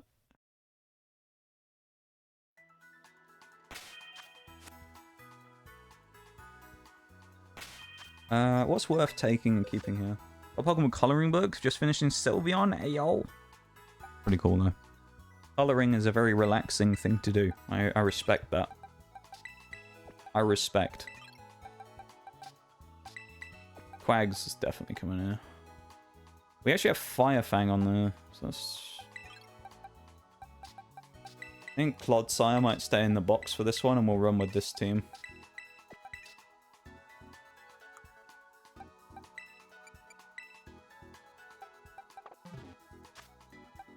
We'll probably lead with the Geezer and go from there. Yeah. I'm glad you're doing alright though, Kodzu. That'll be fine. Just give it a few days and I'll be alright. But it's from an old like strain from years ago. So I've never had it like officially confirmed, but I'm fairly confident in saying that I have a weakness in the right hand side of my neck because of an old sports injury years ago. So So I mean, every once in a while, I'll like tweak the, I don't know exactly what it is, whether it's the muscle or the nerve or both, but I'll always tweak it in, on the right-hand side of my neck, going down into my shoulder blades. And then I basically can't turn my head to the right for about 3 or 4 days, but it's not too bad. It only hurts a huge amount if I force my head one way or the other, so as long as I just look straight, I'm fine, for the most part. Yeah, I'm glad you're doing good. Thank you for dropping by stream as well. I appreciate it. So we're just vibing, you know? Hanging out, vibing. Making some progress for this Pokemon ground type only run, which is good so far. This will be, what, 4 gyms today if we finish this one? Be pretty good.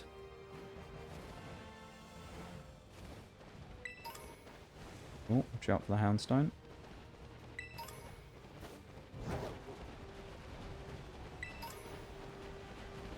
Nice little ice stone there as well. May as well pick up this stuff because you never know. Cryogonal as well as the bane of my existence, not even in game. When it comes to TCG, Cryogonal I think is the only common card.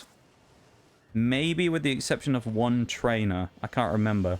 But I'm pretty sure it's the only common or one of 2 commons we'd never got from Paradox Rift, and we've opened 2 booster boxes.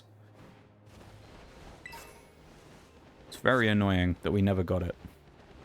2 booster boxes, we've opened 72 packs, and there's 2 commons potentially that we're still missing, even after 72 packs. Kind of funny, isn't it?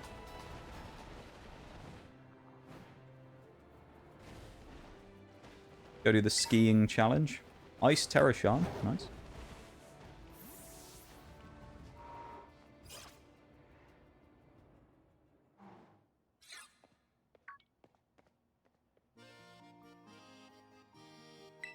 Hey, there's a Shuppet here earlier as well. That was Young Goose Man's favourite Pokemon, wasn't it? Shuppet. Pretty cool. Bevan missed a Pokemon though. I thought Bevan was all about catching a Pokemon.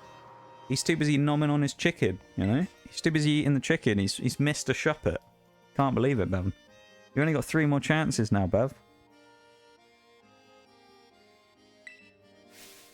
Gotta be on the game, Bevan. In the game, you know? think we'll do this skiing. Then I'll take a quick BRB. Then we will continue on, probably. I mean, the skiing thing will only take like a minute. It doesn't take very long. And then after that, we will be ready to challenge Grusha. We'll beat Grusha, and then I don't know what we'll do for the last little bit, because there isn't really much more other than just level grinding. I don't really want to just aimlessly level grind, so we'll have to figure out what we want to do there. It's just a bit boring way to end, you know? It's always nice to end a stream on a, like, high octane match that we do when we battle someone and it's actually pretty close. But I don't think we're going to get a chance to do one of those today. The only other person we could challenge is Ortega, but his team in theory should be a bit of a joke because we have Quagsire, which completely negates Azumarill. Azumarill won't be able to do anything because its Play Rough will do nothing to us because we're Poison type, and then its Water moves won't do anything either. Raids.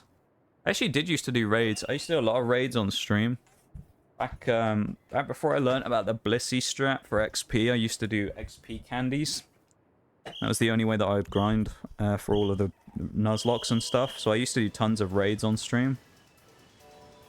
We'll see, I guess. We might do a raid. I guess it depends how long it takes to like finish Grusha and all that stuff. I guess after that it's Elite 4, so the level cap goes massively up into what, the 50s? Mid-high 50s? Thank you for the lurk too as well. I hope you're doing well. Thank you so much. I appreciate it very much, and I hope you're doing good, my dude.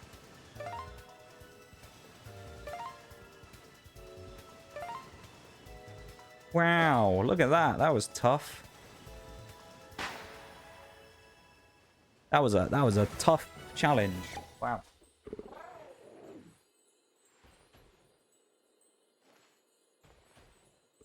I like the idea of the gym challenges. I just feel like maybe some of them they could have fleshed out a little more. Like that one's kind of a cool one as a mini game, but why not do like multiple levels, you know, instead of just doing the one? Because you can finish it in like a minute.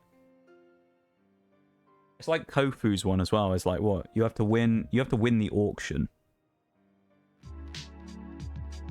You know, you just chase after him and then go win an auction. It's not that interesting. So I wish they'd have changed that a little bit and made them a little more I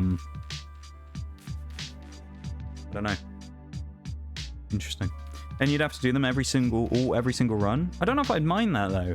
Honestly, I feel like these Monotype ones are so fast at this point because of the amount we get done. And because of the Blissey grinding thing, I can just cut that whole part out of the run completely.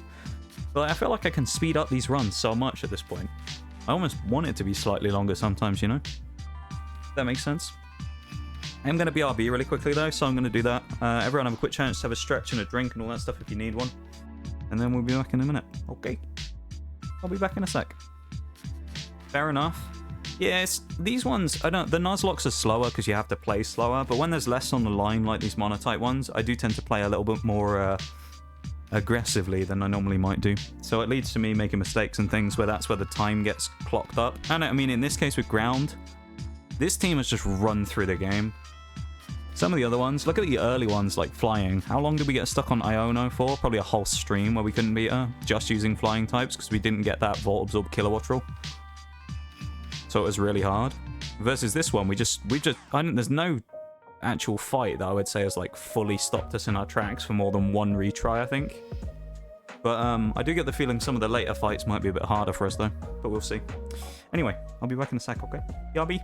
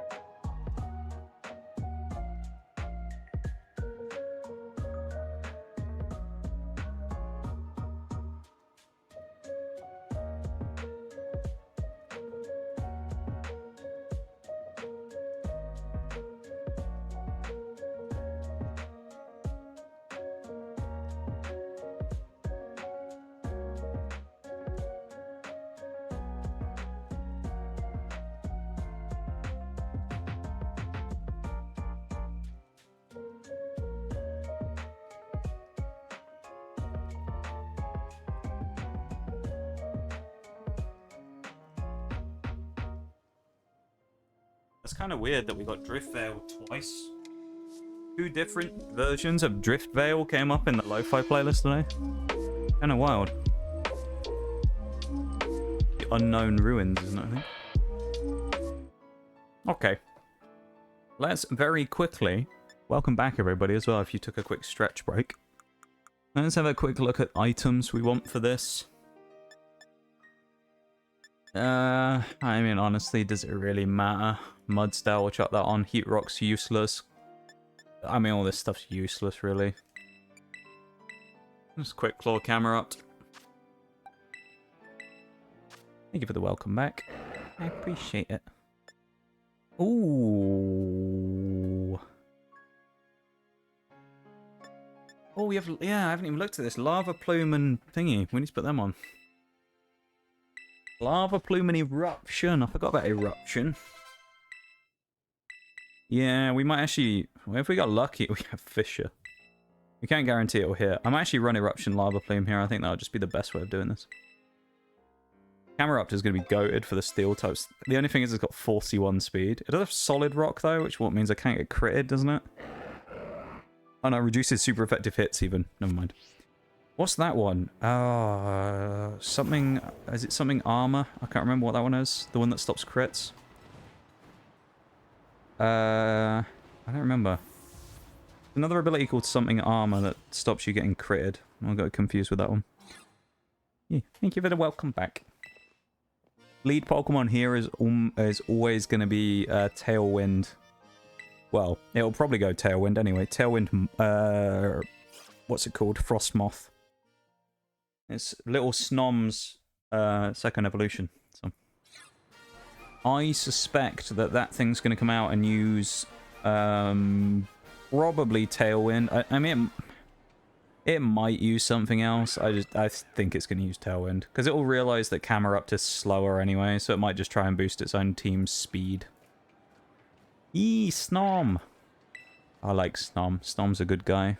Oh, there's also that Bear Tick, which is kind of dangerous to us.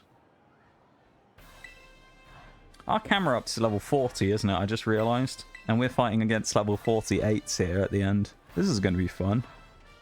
Most of them have water moves as well.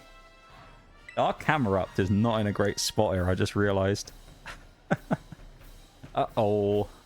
Yeah, this might not go quite as simply as we think, although Camerupt will probably provide great bait here, to be honest, to switch someone else in. For example, water absorbing... What's he called? Later on. I mean, the thing here is, because we can use Eruption, which will do more damage based on the HP. So it'll do more damage depending on how much HP a Pokemon has. So in theory, we can Eruption everything on first turn. Maybe we kill it. And it will do max damage because they'll be full HP. If we can get to Titan, I can bait into Quagsire, make the switch, eat the hit from Liquidation, and then Quagsire will get in to be able to hopefully clean up the last two. Or Gastrodon, one of the two. Go Eruption though, it's probably Tailwinds, yeah. Tailwind, for anyone who doesn't know, doubles the speed, I'm pretty sure, of the other team. I think it's double or 1.5 times one of the two, they might have changed it. But it just means they're already faster than Camerupt, so it kind of doesn't make any difference in this case, but they would be faster. So Titan's coming out second, which actually works better for us here. It's going to go Liquidation. Do I bank on the fact that we can take a hit from Solid Rock? It's 7 levels higher, so probably not. Let's switch to Gastro. I think Gastrodon is the play.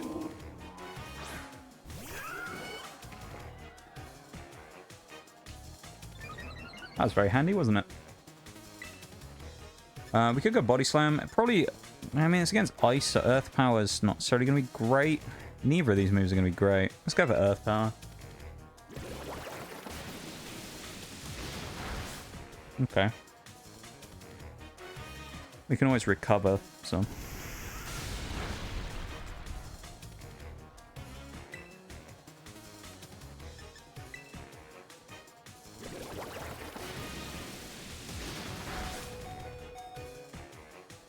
If we just recover twice, it will knock itself out on Rocky Helmet, so... Finally we get more than 60 HP here. And we do, we're safe. Hitmonchan chat. Hitmonchan in chat. Go get it. Go get the Pokemon, Bevan.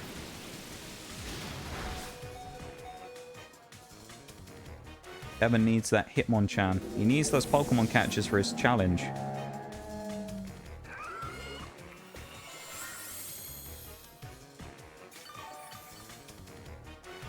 Nice recovery. It's not a Dragonair. That's fair though, honestly. Beartic has Icicle Crash, Earthquake, and Aqua Jet. It's never going to go Aqua Jet here, I don't think. It's going to go EQ or something else. So I'm going to go Earth Power and then see what happens. That hurt more than I'd hoped it would. Okay, Gastrodon's going to die unless I switch out now. Which if I switch into Camerupt, we're going to be slower, but... Gonna have to be Manchester, the hero, coming back.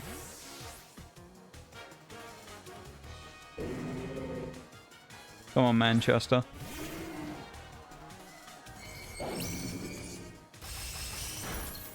$60 HP.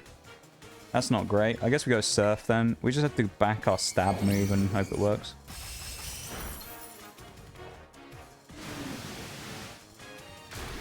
Oh, we're gonna have to sack someone now. I mean, it's not a Nuzlocke again, so it doesn't necessarily matter. We can eat the hit with... Is Icicle Crash physical? It is. Well, I don't really want to sacrifice Quagsire because it's useful, but I think we might have to...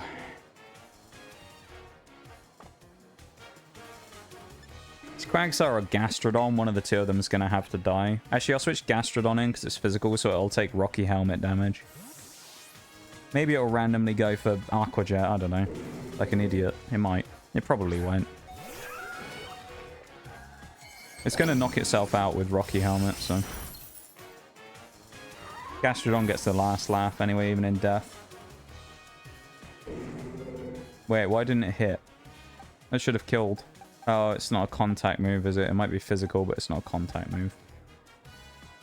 Next, we'll bring in Mudsdale. Mudsdale probably... I mean, it might honestly just get one-shot here, I don't know. Banking on the... Well, we'll double kick. I was going to say get a counter, but... We should have just bought something that was quicker here. We lived. Counter would have worked really well then.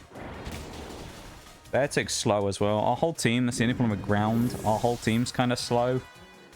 With the exception of Dugtrio, Crocodile, and like Toadscruel right now anyway, because we don't have Garchomp. Basically, our whole team's pretty slow. So we'll stay in. We'll take the knockout on Mudsdale and then switch in Camerupt and try and one-shot with Eruption. Because Altaria has Ice Beam, Moonblast, Hurricane, and Dragon Pulse. So it's not really got great moves to deal with us in that case. We'll also go Heavy Slam just in case. But it doesn't have great moves basically to deal with us if we end up switching in Camerupt. It doesn't really have anything for us.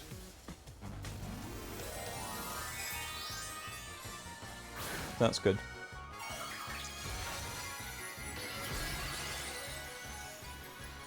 I'm glad of that at least. It doesn't really have much for us. That's a good sign. Yeah, it's going to outspeed. It's gone for Ice Beam then. Unless it misses, which I don't think it can. I feel like Ice Beam used to have 95% accuracy, but then they upgraded it. Quagsire in glasses, yeah. Quagsire with his little glasses on. Can you imagine Quagsire with the Squirtle Squad glasses? Wouldn't that be cool?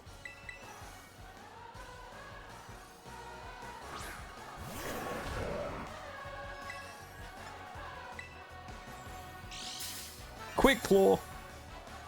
Oh, this could be amazing. Come on, one shot him, Camerupt. Come on, lad. Oh, I didn't get him. That's going to hurt. Oh, alright. Oh, and we got confused. Well, the fact he went Hurricane is weird, though. So, I mean, we'll stay in, because you never know, we might get Quick Claw again. We'll go bank on Quick Claw again. Now we die to Hurricane. Hits 2 Hurricanes in a row as well, which I think is only 80% chance to hit, but we'll make the sack there on Camerupt for this fight, and then bring Hippowdon in anyway. Because Sandstorm will go up, it'll start taking damage again. I probably should start leading Hippowdon so I can get sand up for everyone else. But that will require me to use brain power, which apparently I'm lacking right now, so...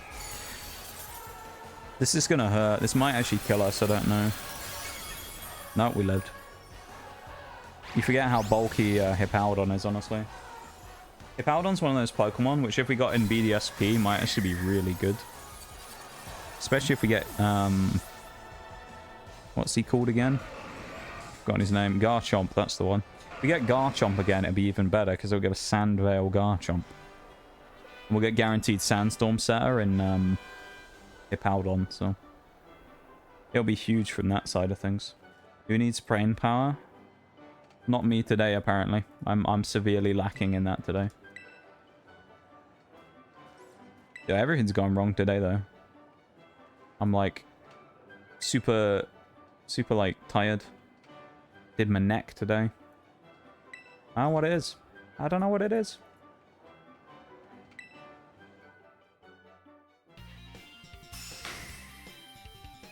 Also got 2 months weak to Weavile. What if I had Hippowdon? I'm not scared of Weavile, though. The scariest Weavile in what BDSP is Cyrus. Have a look. I get that Cyrus's one is really weird, though. It's actually, I don't think it's as threatening as it seems. I think it only has Ice Shard. Oh, no, it doesn't even have an Ice move. Yeah. Literally, Gyarados is more threatening on Cyrus's team, because Weavile's whole thing, it has Metal Claw, Fling, Aerial Ace, and Dig. It actually kind of works with the Sand team. I find that kind of dumb, though, isn't it? That they put in a boss Pokemon for the guy. An Ice-type boss Pokemon, which doesn't even have an Ice-type move. It's kind of weird. But then I guess that's because Weavile's learn set is kind of crap. I think the only thing Weavile learns that's Ice anyway is Ice Shard. The only Ice physical move anyway. Other than Avalanche. But then why would you use Avalanche on Weavile? Unless you focus sashed it, but even then it's like... It's kind of a waste.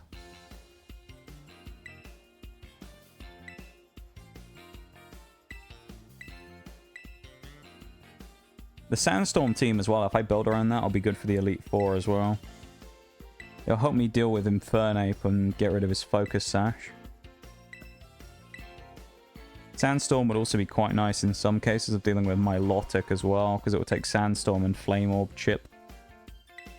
Which then, if I decided to go real risky and put Torterra out in front of it, Torterra could also maybe Leech Seed and we get triple chip damage every turn. I need to stop thinking about that anyway, though, because, like, we're not doing that run right now. I need to worry about that in, like, 3 weeks. I'm too, like, switched on to that run already. I'm not going to be fighting Cynthia for ages, so I just don't even need to think about it right now. We need to make it to Cynthia first anyway, though. There's always a chance I bin it before that, but... The way it went in the other run, I'm fairly confident that actually I can kind of fairly safely clear the rest of the game, though. I didn't really have any problems. Like, there was a few fights that I'd done in previous runs that were bad. I know Gardenia went really bad once, because she got... her Grass Knot did, like, a really weirdly high amount of damage when it probably shouldn't. And then we had... So that was a problem before where she almost wiped us. And Grass Knot killed our Zubat in like a one-shot crit or something as well, which was... Or Golbat or whatever we had, which was weird. We had... Maylene was a problem in one of them because the Lucario used Bulk Up twice while we were setting up. And then it swept my whole team. That was the failed run. The other failed run, and then Cynthia was the other one. That run was kind of like a half-hearted one where I started it the same day where I had lost to Cynthia the first time, and I just kind of rushed through the game and it went really badly. So that one was like a big mistake, honestly, that entire run. The whole thing was a mess. I think that was where Gardenia almost killed us as well. Ortega's team is level 50, which, what's my Clodsire? I think my Clodsire is only 40 right now. I guess I will just level grind for a few minutes then. And we'll just chill for a little bit before we end. Although I'll have to do the stupid cutscene if we get too close. So.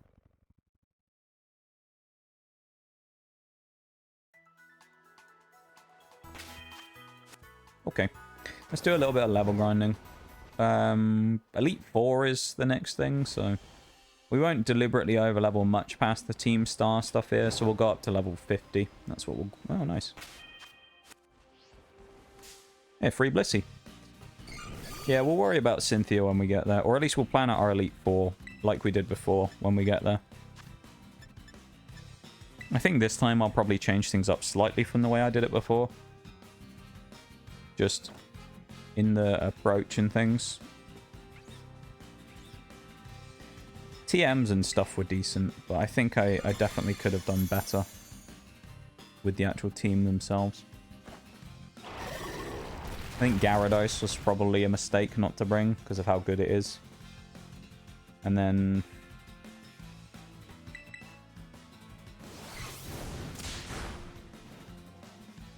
yeah, I don't know. Gyarados, and then maybe... if I think I should have brought Clefable as well, but... it's all maybes, isn't it? What ifs. I probably should have brought Clefable. That would have been good.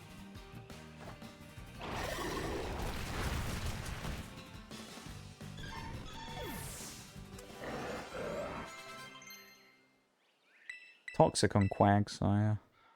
I think if we do Clodsire with Yawn, I think we can afford to put that, honestly, on Quagsire. I think Quagsire with Toxic is good. We can stall a lot of stuff out with Quagsire, spamming Toxic. Especially in this game where the AI is kind of stupid. Like, I think we'll be fine.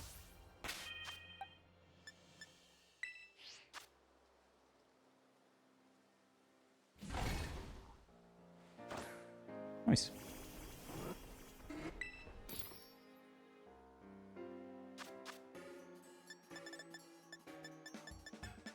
Where's Ham? There we go. Ham sandwich.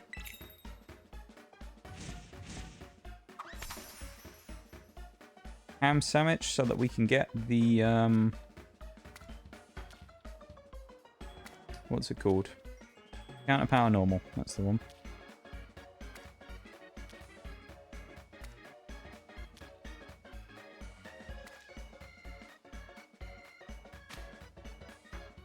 Not the best sandwich I've ever made, but we'll roll with it. Ugh.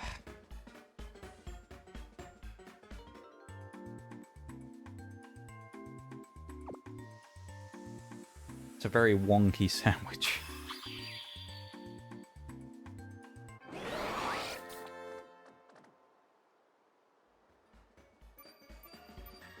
Yay, we got 3 stars.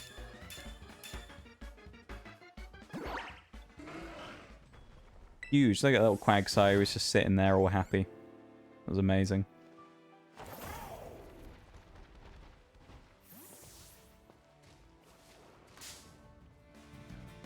Why is there always something in the flowers? I'm not going to kill it. I'm going to leave it alive. I'm going to leave it alone. Did hit me kind of hard there with a crit, but still. I'm leaving the poor meat. Lives to fight another day.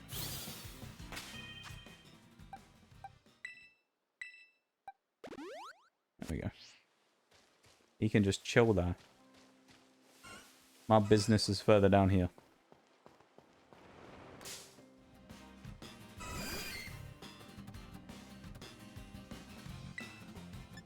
The only thing with this is Rock Slide's really unreliable.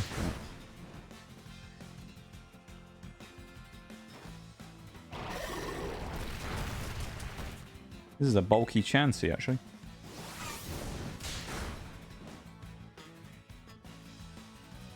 Quagsire is becoming my new favorite Pokemon. He is a good Pokemon. I like Quagsire. He's a cool guy. Alright. This thing is just gonna fucking heal. I'm gonna switch out camera up. I don't want to just have Rock Slide for this. It's just not... It's non-stab. It doesn't deal enough damage. Mudsdale is just bad for this with double kick. It's just a bad option.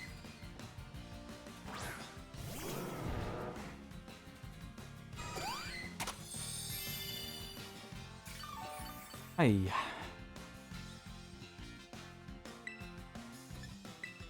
I'm kind of glad we've only got 20 minutes left today, you know? I'm like super out of energy.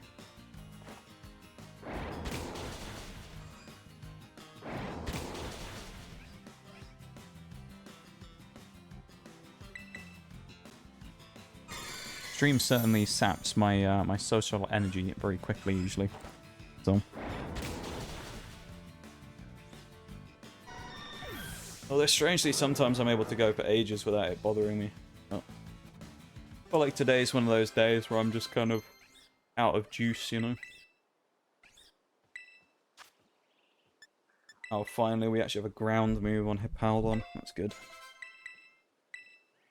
Rain dance on thingy. It's not really much use there. Put Mudsdale up front. Yeah, I suppose the shoulder probably isn't helping with that.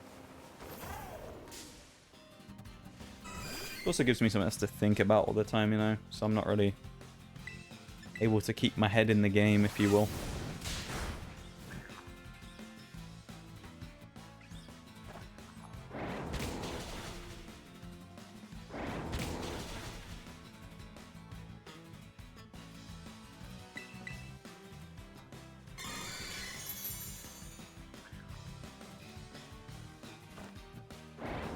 I'll try my best to chill before Sunday. I won't do anything strenuous. Well, actually, I probably can't anyway. But I will try my best.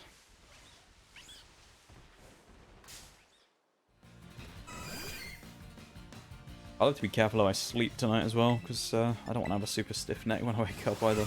That'd be horrible. It's like the most awkward thing, having a neck thing. Like a neck strain or something. Because you think, oh, it won't be that bad, I'll just keep my head still. But it's surprising how many times it will just randomly hurt for no reason, just because your neck muscles are flexing.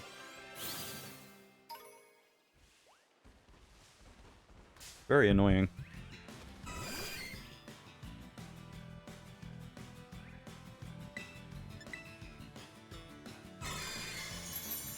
The camera in this game is really weird sometimes as well. Like, I don't know why it just zooms in like that on the back of the horse.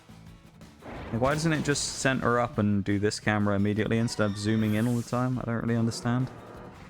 Oh, Bevan, Mr. Cubchew, no. Uh-oh. Hey, look at this. We got a congregation of Blissies. That's what we want.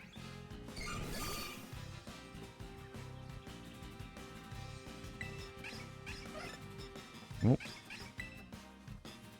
I should have warned you, Bevan. That's my fault. Welcome back from the ads, anybody who was caught in that. I do appreciate it very much. Thank you for sitting through them and supporting the stream for free.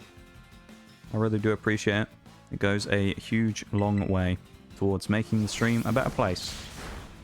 So thank you very much for that.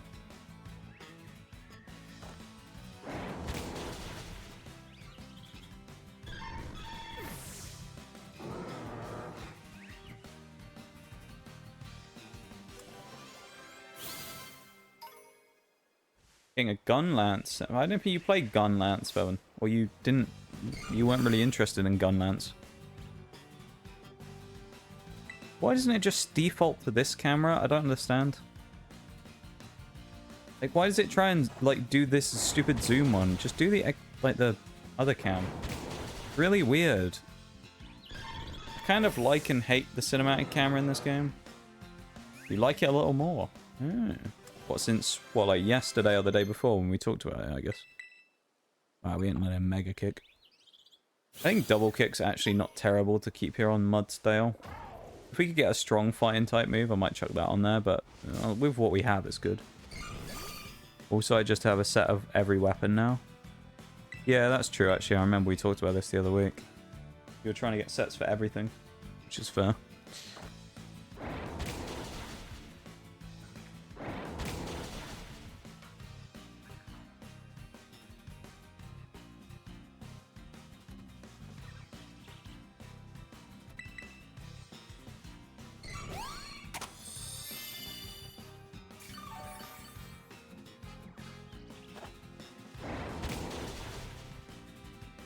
Actually need to start Monster Hunter now. Start Monster Hunter. I want to, but I don't know how to feel about it. What do you mean? Oh, stupid Floette in the grass. I hate the amount of tiny Pokemon around here that are just hidden in the flowers. It's so annoying. Just wastes time. Oh, Monster Hunter, what's it called? I don't remember the name of it. Yeah, mobile one. I know Shaggy plays some of that, or he used to. I can't remember the name of it. It's just Pokemon Go, isn't it? But for Monster Hunter. Monster Hunter something it's called. I don't remember the name of it.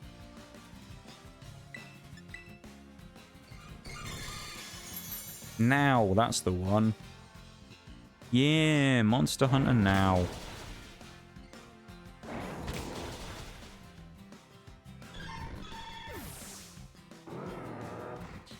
Yeah, I've never played it. It looked kind of cool initially, but I never really heard anything that glowing about it that made me go, yeah, I want to get it, you know? Honestly, we should probably just keep Earth Power here, because the special attack. Very grindy then, Bevan, by the looks of it.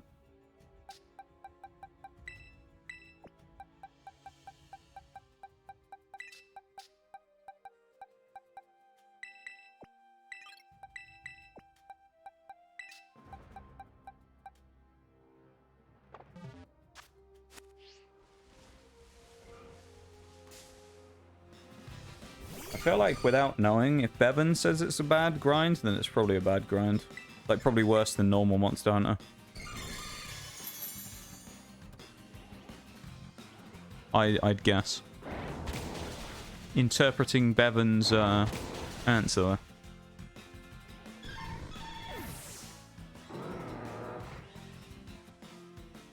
I feel like it must be bad if Bevan says it's bad.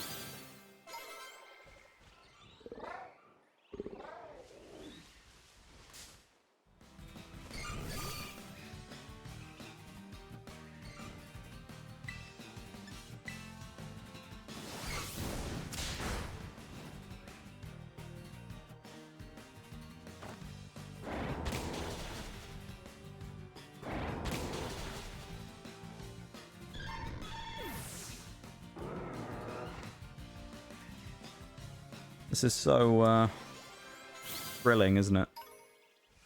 Me just bashing Blissies with double kick. The new insane strat, it's called press double kick every time we encounter one. Look how easy it is to win. Double kick.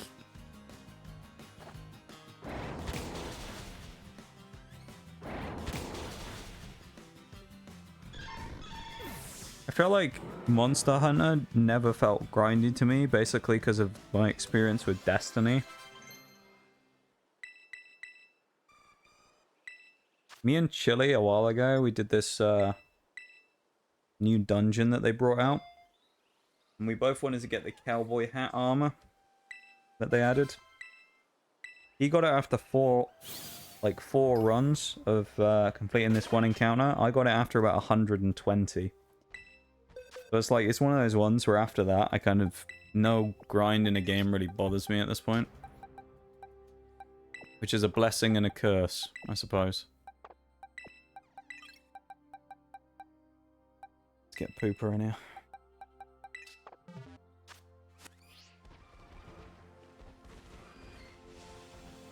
I see that Floette there. Not getting caught again. I goddamn Floette.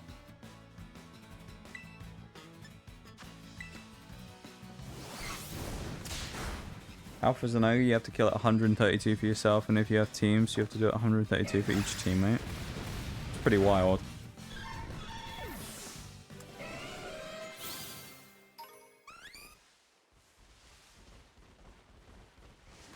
I feel like I'd be fine doing that, honestly.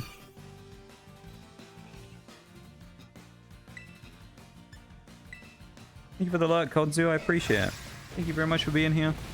And yeah, thank you for hanging out and vibing. I do appreciate it very much. Nice, we got level 50s, Giga Impact we do not want.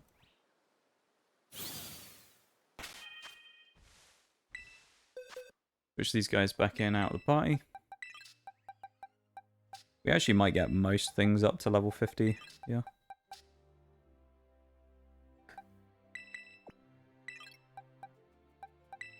Yeah, we'll get these two in because they're lower level already. Paldea can smash through stuff and then goodbye or mash through a few Blissies as well. Now we have Dragon Claw. We have the good Dragon Stab. We'll probably just smash through them.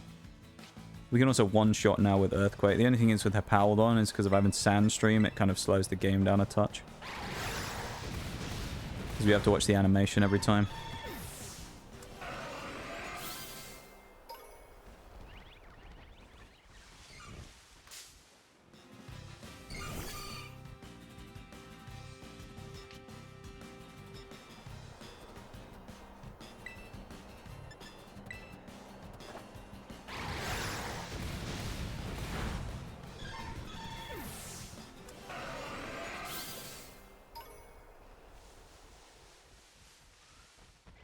The grind is real in this game today. By Scarlet and Violet standards anyway. I mean, the grind in this game compared to BDSP is way easier.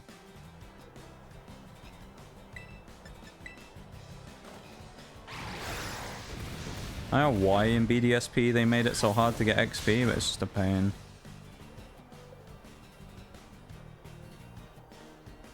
Yeah, was Sandstorm coming in clutch again as well?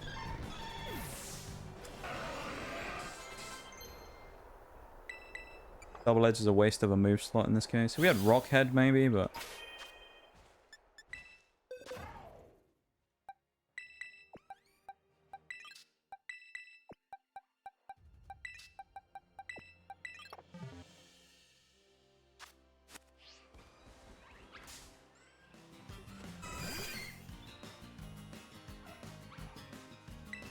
Come on, goodbye. Hopefully a one shot, maybe a two. Okay, that's good. We won't have Garchomp today because it's just not going to level high enough, but... It's never going to get there enough, like, quick enough, so we don't have to worry about that. But... Go for the Blissey as well because it gives us way more XP. Pretty much with this, it's like I always cherry pick the Blissies and then get the Chansey if there's nothing else. Because Blissey gives you probably double the XP that Chansey does, so it's always worth doing if you can get them.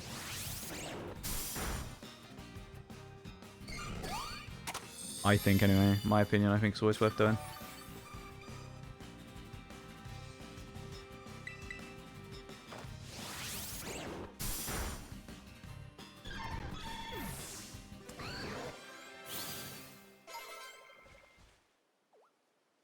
Get away from me, Sunflora.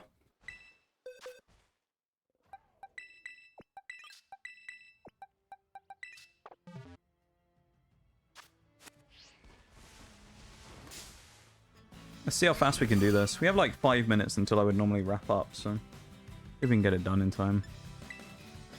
Today's been such a grind fest though. Like, I feel like that's all we've done. It's just grinding. We had the few gym fights that lasted about a few minutes each, and other than that, it's just been grinding all day. I feel like this run, it's almost gone too smoothly to the point where, because of where we are now, we're already grinding up for like Elite Four. So we're entering like the phase where we're kind of getting ready for the end game to some degree here already.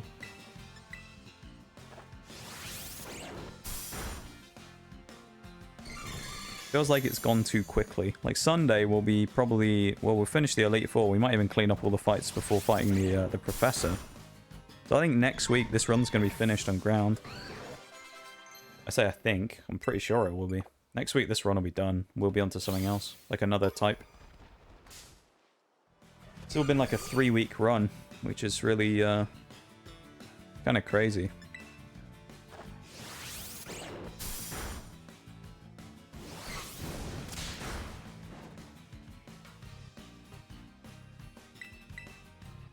I feel like I probably can and should turn battle animations off while I'm doing these, but honestly at this point it doesn't really matter. A lot of Blissies here, which is nice as well. Tons of XP pinatas, lovely stuff for us there. And the thing with Blissey is a special wall, so if you hit with a physical move, it's just going to keel over because it sucks at physical defense. close. Oh, we are. Oh, it's 48, isn't it? It's not 50s for Garchomp. I'm wrong. This is the last evolution in the entire run for us, then. Oh boy, oh boy, oh boy. Okay, we just got the strongest Pokemon we're going to get in the run, then. By stat total, he's now our highest. He's a pseudo, so he has 600.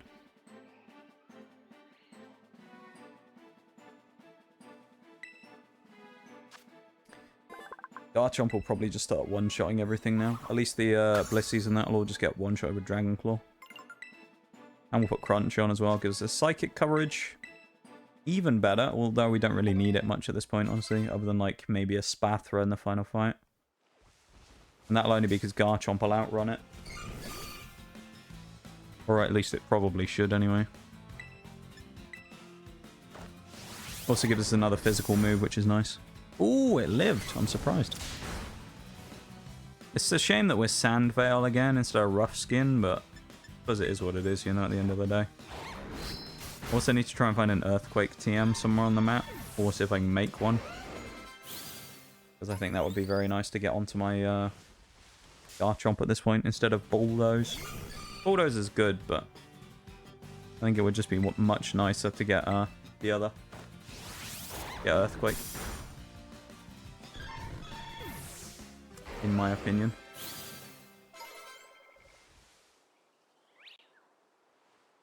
Not that that means much in some cases, but I think in this one, probably putting Earthquake on is probably the right call.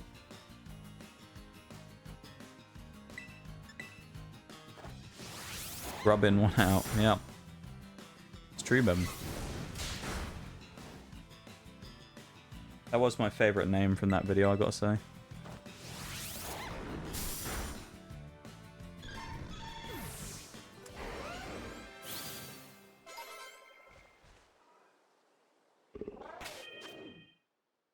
Make the switch out. Everyone's at about 47. 48 on Sandaconda. Let's put Crocodile up front. I mean, at this point, we may as well just commit and finish the, like, little grind. Get them up to 50, because we're basically there. So we may as well just do that and then wrap up. So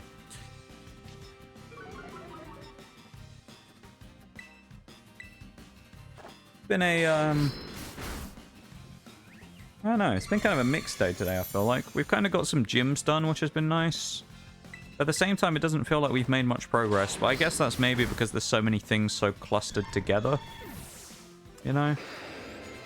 Because of the things being all clustered up, maybe it feels like we've only done a couple of things. In actual fact, we've done loads. It's also crazy that that's the second, I think, ground-type move that Quagsire learns is at, like, level 48, 49 or something. Other than that, it's Mud Shot for basically the entire game.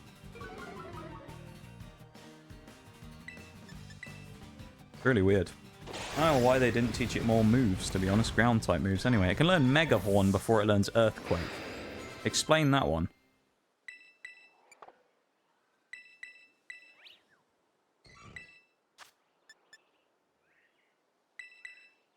We'll keep Bulldoze, actually, as well on Dugtrio, because you never know when speed might be useful for dropping. Dugtrio is going to be faster than basically everything, but it might be useful for slowing things down for other Pokemon. So might well be worth keeping for that. Like, Tinkaton might be a good example in the final Elite Four. Tinkaton might well be worth hitting with Bulldoze instead of Earthquake if we know Dugtrio is not going to win the fight directly against it, just to slow it down. Give it over as a free kill to someone else. Gazza's done, that's good. Mega Horns, it has horns on the back. I feel like they're more spikes. You know? Because I feel like when it comes to horns, horns are usually on the head though, aren't they? Other than that, they're just considered spines or spikes. It's still weird that it learns Mega Horn though, I think. It seems like a weird move to get, and also why before Earthquake? Like, it's weird that it gets Mega Horn, which is traditionally a really high level move, before it gets the other, like level 30 something. What, 38, 40 it gets Mega Horn, I think. I just find it really weird that they give it that first. We're also going to drop Hex at some point here on Young Goose Man, because he really doesn't need it.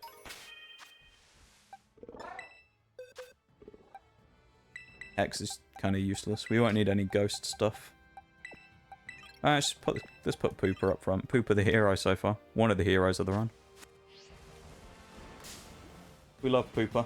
Pooper's been great so far. It's been a legend of the run.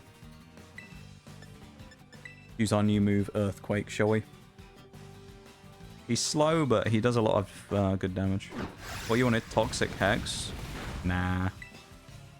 I'll probably just use Toxic for poison, like Stool. I'm not too worried about spamming Hex on it. Because, like, non-stab is probably not going to do much anyway. I can probably get more utility on Toad Scroll if I just use some other... I reckon I can get more utility on Toad Scroll if I just use, like, Stun Spore or something. Probably. And then I can just kind of slap them around from there. I think. I don't know, I might be wrong, but I feel like probably Toxic just on its own is pretty strong. Pairing it with the Hex is probably unnecessary, but I don't know. It's Sappy now, AO. That's kind of good, but at the same time, kind of bad, because I enjoyed the KT fights. I'm sort of not looking forward to fighting Sappy again. I don't really enjoy fighting Sappy that much. But the Sappy fight isn't that useful, you know? Or like, not... It isn't that fun, I guess, is the word. Let's make a weird move swap quickly. We're actually going to get rid of Hex right now. Get rid of Hex for Seed Bomb quickly. Because we don't have a physical move on Young Gooseman, so we won't even be able to kill one of these Blissey. So we're just going to end up using... we'll just put Seed Bomb on it, so we actually have a physical move to hit them with. And then I misclicked and put Giga Drain anyway. That's why. That's why you don't use special moves on Blissey. It just bulked the shit out of that.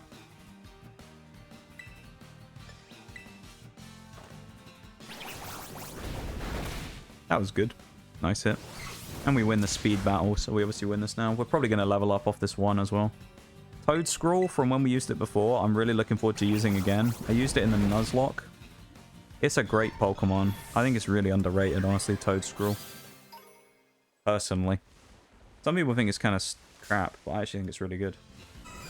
Sappy's a Hollow Siege. That's true. It's just the fight goes on forever. It's just kind of annoying. I don't mind the fight itself. It's just a bit boring. Like, I guess Elatrion was more fun, because at least it's... Although it sucked, like... Elatrion was fun, because there was constant stuff going on. It feels like a constant sense of danger, right? Versus when you do Sappy, it's like... You just got the big lumbering dragon running around that isn't really a threat, other than when it uses its nuke. Like, other than that, you're pretty good. Let's, hop off here, then. Let's go stand over here, shall we, and get a nice sea view. Look at the nice sea view we have. Go and stand under the... Well, not under the tree. We don't need that. Yeah, look at that. There's a Sprout down there. Thought we were about to get run into then by that Chansey. Thank you for the Hydrate Spinal too.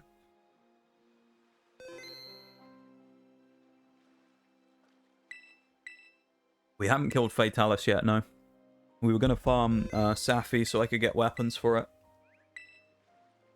But we couldn't do Sappy this week because Sappy wasn't available. So I need to do the solo fight and then we'll fight him. We'll fight Sappy again, probably get some more gear and then gear up for Fatalis fairly soon. I think. One more save for luck. Not that we need it, but still. Back to the lab. Okay. That was, I don't know. I don't know how I feel about that. That was certainly not the most thrilling day of Pokemon ever, I'll put it that way. Certainly a bit, I don't know. The one thing I will say though, big highlight, that fight against Tulip was kind of cool, because the comeback in that fight was quite nice. Other than that, all the fights felt a little bit flat today, you know. That was a nice fight though, I'll give it that. It was a nice like clutch up and stuff, I enjoyed that one.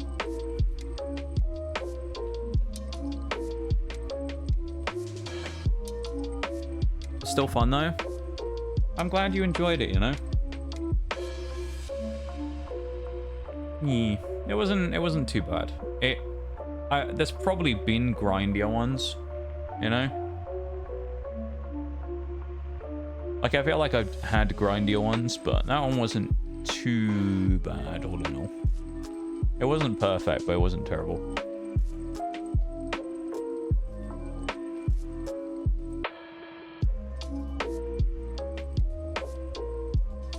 We'll take it. As you say, sometimes it's, you know, gonna be... Some of the... I talked about this the other week. I remember we had another one. Was it Ghost? We did one where we were grinding a lot of time.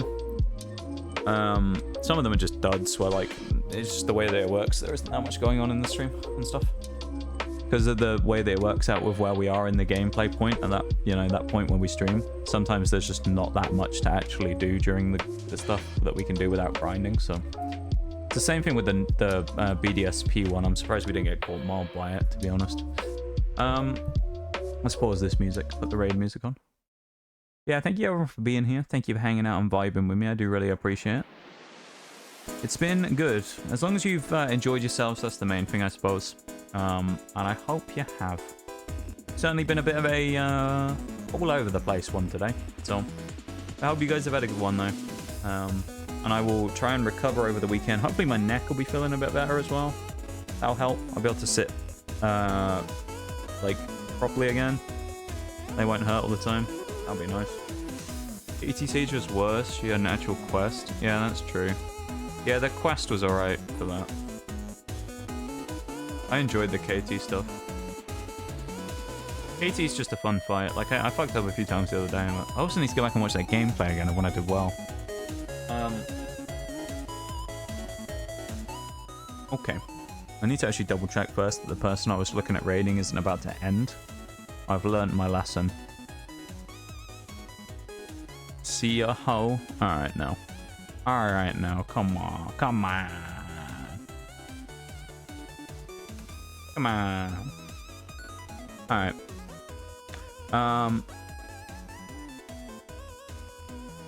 Let's head out, I think.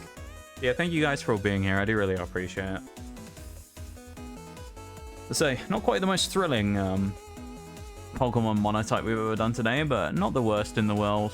So, it could be worse. It could be like losing to Cynthia again, so... Thank you guys for being here and vibing with me and hanging out. I do really appreciate it. We'll be back on Sunday with some more Scarlet and Violet Monotype. We'll probably end up doing the Elite Four. I don't think we'll finish the game. You never know. I suppose it depends how fast we just run through everything. So, there we go. Gonna raid out. Gonna raid out into a fellow Pokemon player. Someone who's also raided me a few times as well. So, we're gonna go and say hi. Go on, you know, drop a nice cheeky raid back. And then we go through everything on the list to say before the end of stream. I don't think there's too much today, so we're fairly sweet on that. The Young Goose Man, thank you very much earlier for the follow. I appreciate it very much. Mirage with the 5-stream watch streak, and Bevan with the 55. Thank you very much for all those. I really appreciate you guys. Thank you for all of those. And yeah, thanks for hanging out and vibing and lurking and chatting and everything. I really appreciate it. And I'll be back on Sunday, okay? I'll be back on Sunday. Hopefully I'll be feeling a bit better, and we can go from there. Hey, I'll know with a 5-stream streak as well. There you go. There's another thing. Thank you for the 5-stream streak, Nova. I appreciate it. The fact you guys actually hit these streaks is kind of crazy to me, because, you know, I've always kind of said about how it baffles me that people want to come back as much as they do to build up those streaks. So, thank you very much for that. I do appreciate it. Yeah. Okay. Sunday awaits. Maybe the end game of Scarlet and Violet, who knows, once again. But anyway, I will see you all around, okay? Everyone have a good one, take care of yourselves, have a nice weekend, and I will see you on Sunday. Bye-bye!